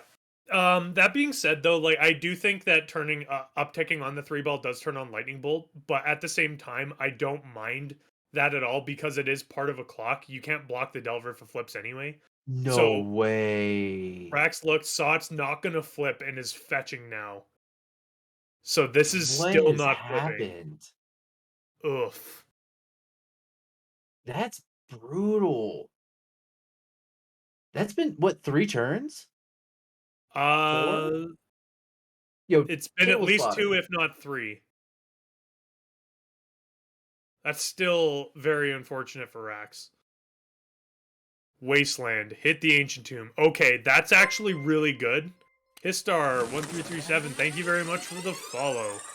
Attack for 1. And I like attacking Tensai directly. You cannot get this Karn down. Its loyalty is far Yeah, too no. high. Draw a card. So I really like the Wasteland there because what that does is that with only 2 swamps, Tensai cannot cast any spells. And if this Delver flips soon, then what'll happen is that this Delver will actually outrace this 3-ball. I agree. Yeah, the Hey, 3-ball is a Tensai dealt 5-turn a lot of clock. damage. Yeah, a flip Delver's a 3-turn clock. Okay, hey, Corey, it is 4 turns? Okay, because... yeah. Yeah, this is 4 turns. This Delver not flipping. If this Delver doesn't flip, Tensai though... needs to be upticking the Karn in order to attack with the Trinisphere.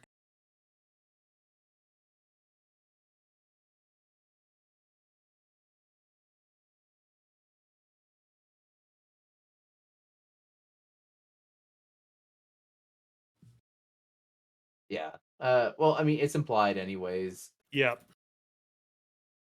Well, it just matters in terms of the amount of loyalty on it. Oh, no, it looks like he's still trying to decide. It looks like Okay. he's making... Yeah.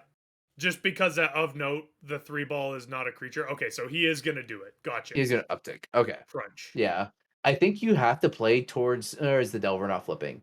Yeah. I think you have to just continue to pray and just hope that Delver doesn't flip. Oh, No. Brutal. Crunch again. No. Okay. We're going for the slow beats. That's 5 turns. Yeah, so of note now, Rax's clock is fast or slower than Tensai's clock, unless this Delver flips exactly right now. This Delver has to flip on this turn, otherwise this game is gonna go to Uh-oh. Tensai. Oh, We got mana. Down tick the Karn now that he Down has the tick mana to Karn. actually deploy something. What are we grabbing? I like the liquid metal coating here, honestly. Or just getting the helm. That's actually really good. Yeah, play helm. Now, that being said, though, if this is a counter... I guess Rax actually does have the mana to pay for a counterspell. Yeah, Rax hasn't had enough... hasn't had any... It doesn't flip! It doesn't flip! Brutal. That's turn 6. That's 6 turns. That's so rough. Oh.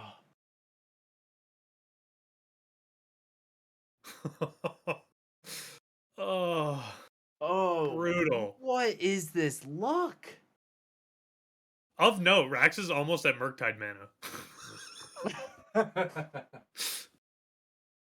Wasteland.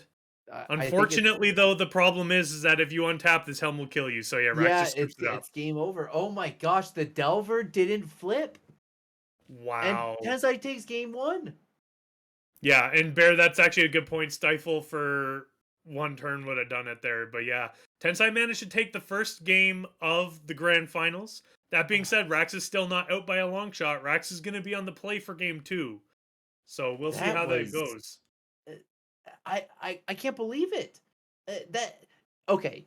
So we need to get somebody. Okay, anybody in the chat? Let me get my statistics nerds here. It's been a minute. Someone's got a database. Someone's got a hypergeometric calculator. Start doing the calcs. We need to know. There are 29 spells roughly in the deck. 29 that can trigger the flip, and we didn't see any of them, especially off of 2 shuffles. That's Yeah. insane. Good point, The Charble. odds gotta be Unlikely out of astronomical. 10. But yeah, for sideboards, we're gonna go over sideboards again one last time here. Rax in the sideboard has 1 copy of Alpine Moon, 1 Blue Elemental Blast, 1 End the Festivities, 1 Flusterstorm, 1 Grafdigger's Cage, 2 copies of Meltdown, 2 Red Elemental Blast, 2 Surgical Extraction, 1 Brazen Borrower, 1 copy of Force Negation, 1 Hull Breacher, 1 Submerge. I don't think anything changes from last time. I'd bring in the Force Negation, I'd bring in the Meltdowns, I'd bring in the Alpine Moon. I agree. Yeah. Those are just solid. Nothing else that I see here that really plays. I mean, if you really just want the extra threat, bring in the Hull Breacher. Yeah. I guess Uh, that's a good point there. I still think though the Force of Negation is just incredibly good. yeah. And again, Meltdown and Alpine Moon are just no brainers. You miss 100% of the Delvers you don't flip. Yeah, exactly. I go to Tensai, of course, Wishboard, as we saw, Tensai checking and de-sideboarding. Tormod's Crypt, Pithing Needle, Thran Foundry, 1 Liquid Metal Coating, 2 Torpor Orb, 1 Ensnaring Bridge, 2 Lost Legacy, 2 Opposition Agent, 2 Plague Engineers, 1 Helm Obedience, 1 Mycosynth Lattice. What you liking? Again, same thing. I really like the Plague Engineers. I like the Thran Foundry. I actually I guess Lost Legacy is a bit too much that can just get hit by, and I guess its inability to name land cards makes it not very good. Opposition Agent I could see, but I don't think it's super valuable in this particular case. So I agree. I think it might just be the Thran Foundry and the Plague Engineers, honestly. I agree. Both of those I agree on. It just feels it's just wild to see that that happened. Yeah. Of note, the bridge, the bridge, I think needs to stay in the board because you have 4 cards main and you don't have a main bridge. The Pithing Needle 100% is staying in the board because you already have one in the main. You need to wish for it. Mycosynth Lattice and Liquid Metal Coating are both complete steaming garbage without Carnout, so you'll can always Lost wish for them. Legacy- You can Lost Legacy Murktides, right? That is true. However, though, if you're banking on the ley line, is it worth it? Yeah, that's true. Like I mean, I do like surprise point of just like it's just another thing you gotta force because it's just Yeah. like well shit like I don't want to lose like by forces. Yeah. I do think it's interesting, but you know, we are here in the grand finals. All these players have been playing over the last 3 months, gaining points in all of our events, in our leagues, and our Saturday events. And you know, these players have participated and come out as the top players of the Discord. And if Of you note, Ensai and Rax are the number 1 and number 2 seeds. yeah, exactly. These 2 players are the top of the top. So if you think that you can play better or beat these players, come out and join the Prove Discord. it. Prove it. Come and play, prove it. Believe me, there's been a running joke about Tensai just being the top bracket and Rax always being the bridesmaid here. It's true. It's because of the fact that both these players are excellent at what they do, Yep. and both of these players are going to be No here. pre-game ley line. Oh, And okay. So that Dragon means Rage there's 4 Chandler is dead cards out. in deck. So I've lost to Tensai. Just I believe it was actually it was game 2 of round 1. Yeah, just he played the hardcast. ley line later, and He it did hardcast its the ley job. line. Yep. Yeah, Yeah. and that is actually a good point as Surprise. well. Eternally, yeah. You Yeah, were the top number 3 of the seed. Discord are confirmed. Yeah. We get another land here off of an Urborg from Tensai and nothing else. So Tensai's got a really slow start hand here, it looks like. Just crunching for 1, and it looks like is Rax is going to play it slow, or is Rax going to start trying to cantrip here and accrue some value off this Dragon Rage channeler? So I would love to see. Peasy, love That's this. exactly what I was about to say. Literally, young pyromancer. It's one of those things that I want to play as much of the board as possible. I want to make these edicts as bad as possible. I want to just like try and make Tensai's life as hard as possible. 3 And ball. exactly Force and for this negation. reason. Oh wow! So this is going to surveil and make a token. Oh my goodness. Okay. Yep. I think Keeps it on if those top. plague Okay. engineers sitting. Oh, whoa. Okay, what are we keeping on top in this situation? You got like what, 4 cards to hand? I would imagine it's either going to be a counter spell or it's going to be a wasteland. I think it actually, yeah. Oh my god, either of those 2 would be perfect. Yeah. If this is a wasteland off the top, hit that ancient tomb. You've sent Tensai back to the Stone Age. Expressive iteration. This no, is it's a just Dixon very time. good chance to get it. So this is also going to make a token, and you also get a surveil. Put a card in the graveyard. Yeah, you don't need that Delver right now. Yeah. Chat calling it iteration or force. Iteration or Yeah. force is a really good. 1, 2, 3. Put a wasteland in exile. For wasteland, please do it. Please put a wasteland and exile force negation into hand. Oh my goodness, that would be so gross. That's I Okay, love so you. we got card into hand, bolt into exile. Interesting. Into And then exile. that there. So there's either no additional land. Okay, so we do have a land. Fetch here. That tells me that the land wasn't found off of the expressive iteration. So we're at 3 out of 4 cards now. I wonder if this is literally going to be a bolt to face, make a token, try and hit a sorcery to get delirium, and then crash. I agree. For I an completely astronomical agree. amount of damage. I completely agree. That's what I want. No, we have a sorcery because of the expressive iteration. Oh, expressive we got iteration sorcery. We already got creature- delirium then. Creature, instant, sorcery, land. Yeah, We got delirium. I keep forgetting that expressive iteration isn't an instant. Because I already figure it's like the most broken card ever. Oh, I'm sorry. Like the concept of expressive iteration being an instant just like made me Attack ill. for 6. And Tensai's at 8 now, lethal on board, and has an ancient tomb. Yeah. This is needs to be busted. something very good. This is one of the fastest starts we've seen from any of these Delver players today. And Yeah. Rax just realizing I am the beatdown and coming in and just absolutely crushing Tensai in this game. Absolutely. Yeah, Bridge doesn't get this, but No, Bridge there's doesn't do no anything bridges unless in there's the a main. Lion's Eye Diamond. Yeah, Which is another the reason Lion's why Eye I like Diamond. Lion's Eye Diamond there. The first Urza Saga we've seen. Wow, and there's 4 of these in this deck. Yeah.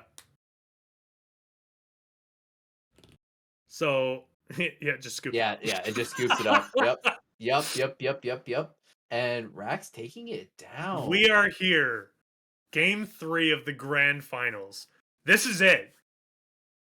Whew. This is all we This is get. good. This is good. This is good. This is some good shit. Chad, can we get some hype?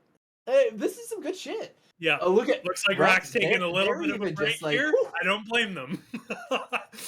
Okay.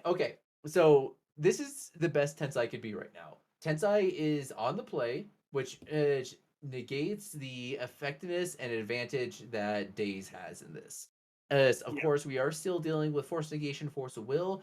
Do you try to just do the same thing that Tensai did with you and just go, like balls to the wall and just throw out the curse on turn one, like look for a hand like that, or you think that Tensai is going to look for a ley line hand to help invalidate some of those threats? So I think if you're in Tensai shoes, it depends on how good your hand is. Because if you have like, say, a Saga start with a Chrome Mox that's able to ritual you into it, then I don't mind that because you have the Saga to fall back on. If you only have exactly curse and nothing else with rituals, that is far too easy to get absolutely blown out by a counterspell. I think you need to try and have at least 2 avenues to victory, or you need the opening ley line. I agree. I really really agree. And we're getting some insight from the chat. Charbel saying that you just jam on this position, take the free 2-1. Mike is sorry, Malfi is also saying slam. Like I really do think that like I kind of want to mulligan aggressively in this matchup. You know where you're at, you know where you're standing.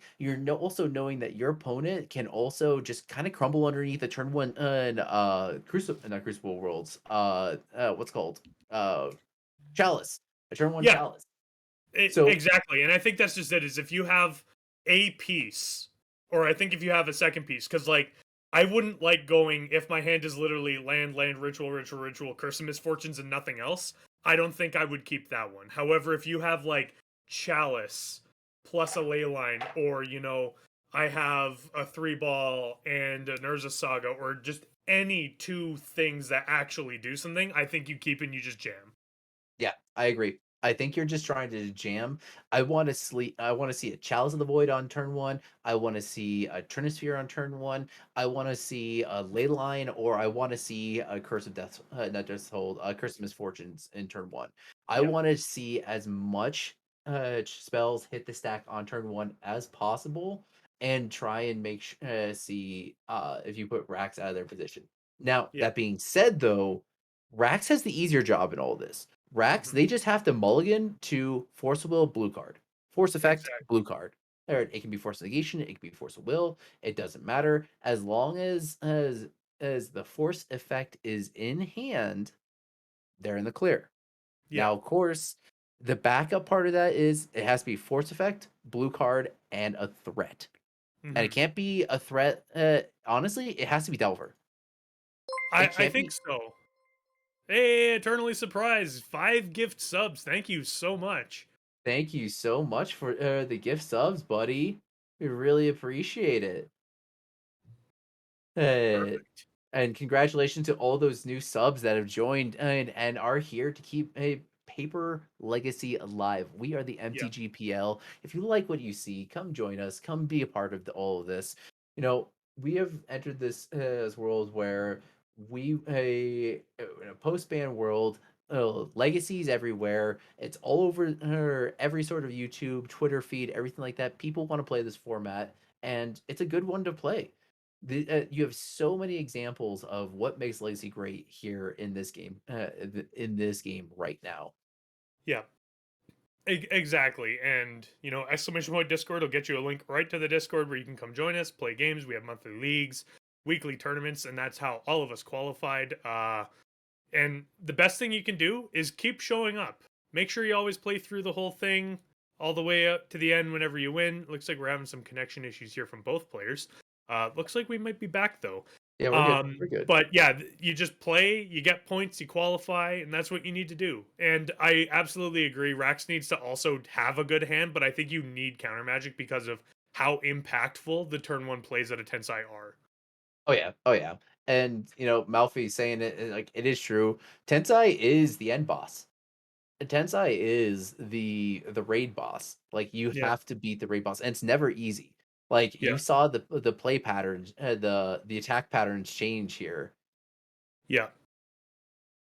Yeah, Rax is on the and mulligan. Oh no. Brax taking the first mulligan here. I really do think this is definitely a sign that it was probably almost there in the form of just like maybe having like a daze or something like that. But I don't think you can Yeah. do that when Tensai's keeping on 7. Days in this matchup on the play is not enough. I Yeah, don't think. or days in this matchup on the draw is not enough. No, You you need need a more. force effect. Ooh. Oh, hi there. Dog's coming over because she hears me being excited. Head. Oh no, is this a Mulda 5?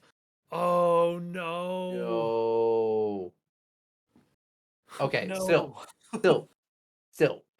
Land, force effect, pitch card, threat, and extra cantrip. Most likely going to be expressive iteration because Rax will hit the land drop, obviously.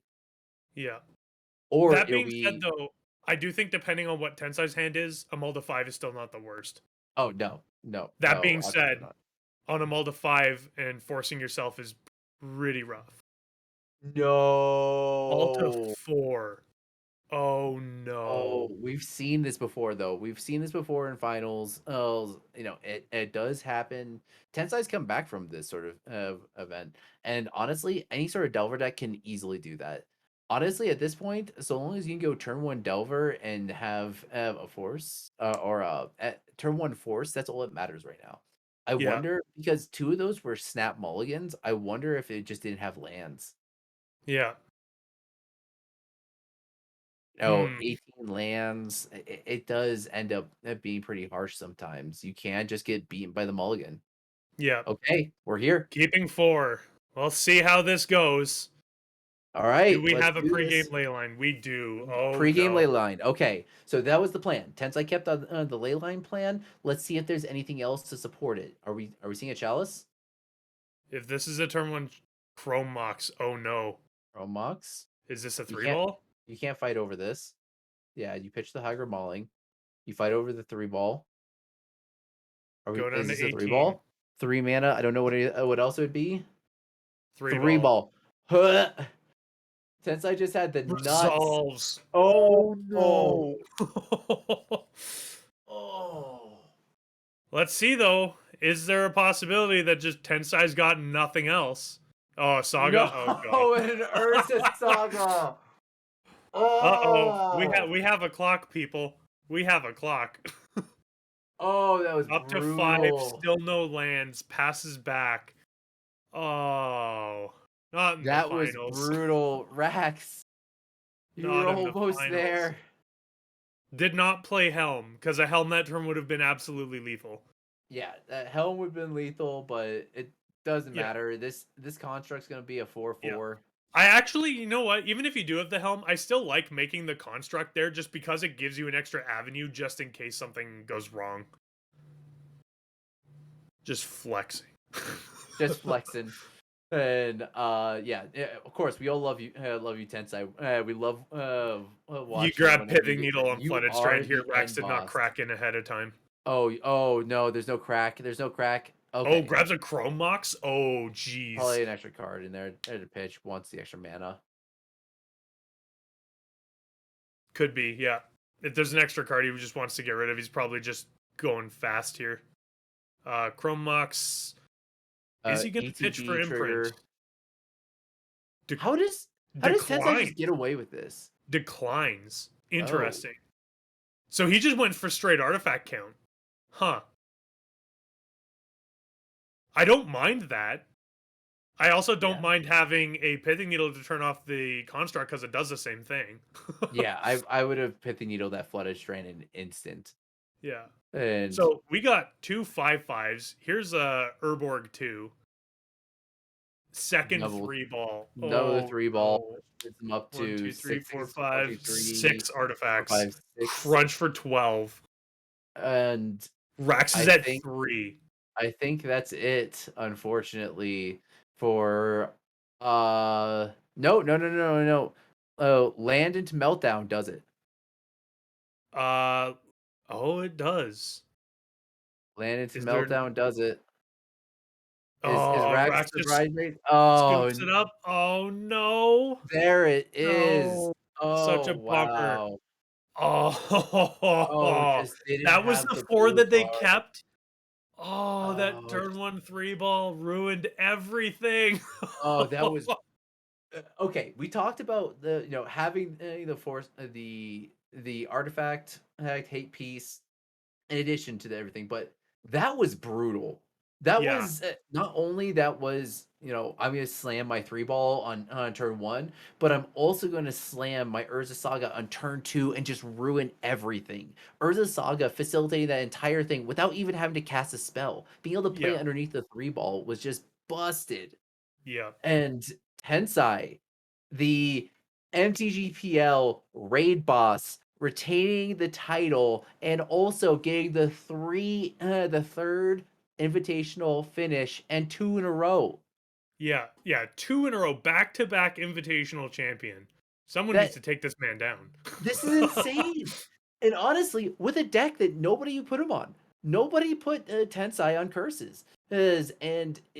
Looking at the way the axis was, knowing where his matchups were going to be, looking at this, I have to give credit where credit is due. The guy can read a meta and can build a deck for a meta. Yeah. Absolutely. Huge props to Rax as well. Absolutely running it back. Mastery in that the first game before the bracket reset. Absolutely crushed Tensai. 2 games in a Yes, row. Came back during the bracket reset. Got absolutely ran over by pregame leyline both times. Just well, I guess the 3 ball did it in the third game, but even then, congratulations to everybody who played today. Thank you so much for your 3 months of hard work trying to qualify for this event. This is the first one I've ever played in. It was an absolute blast. I loved it. I would highly recommend anyone else try and qualify for it as well. like thank you everybody for coming out. Thank you everybody for viewing. If you want to see more of this, the MTGPL everywhere, Twitter, YouTube, Twitch, MySpace, everything. You can find us on Spotify, everything like that. We are around. Hit us up. Come join the Discord, or come have a good time. Honestly, that's just what it's about. It's just playing the game and playing the format that is honestly some of the most fun there is. So I just want to give a shout out once again to the crew behind everything. Mr. Jack Dax, the homie running the stream, all the commentators, Cathor, Beyond Sadistic, Oliver, my homie Prez up above, thank you. Who Mike for being table spotter, in addition to Pie Boy and Astrid. Both of you are the best. Thank you all so much. And I don't think I missed anybody else, but thank you everybody for Chaotic coming Bear out and for having. organizing the Oh, entire and event. Bear. Oh, Bear. Bear wins the prize for just being the best at all of this and maintaining all of this. Bear, this is your baby, and we're so happy to see this happen every single time. Yeah. So, Anyway, we are out for the day. Thank you so much for joining us, and until next time, let us be your local meta.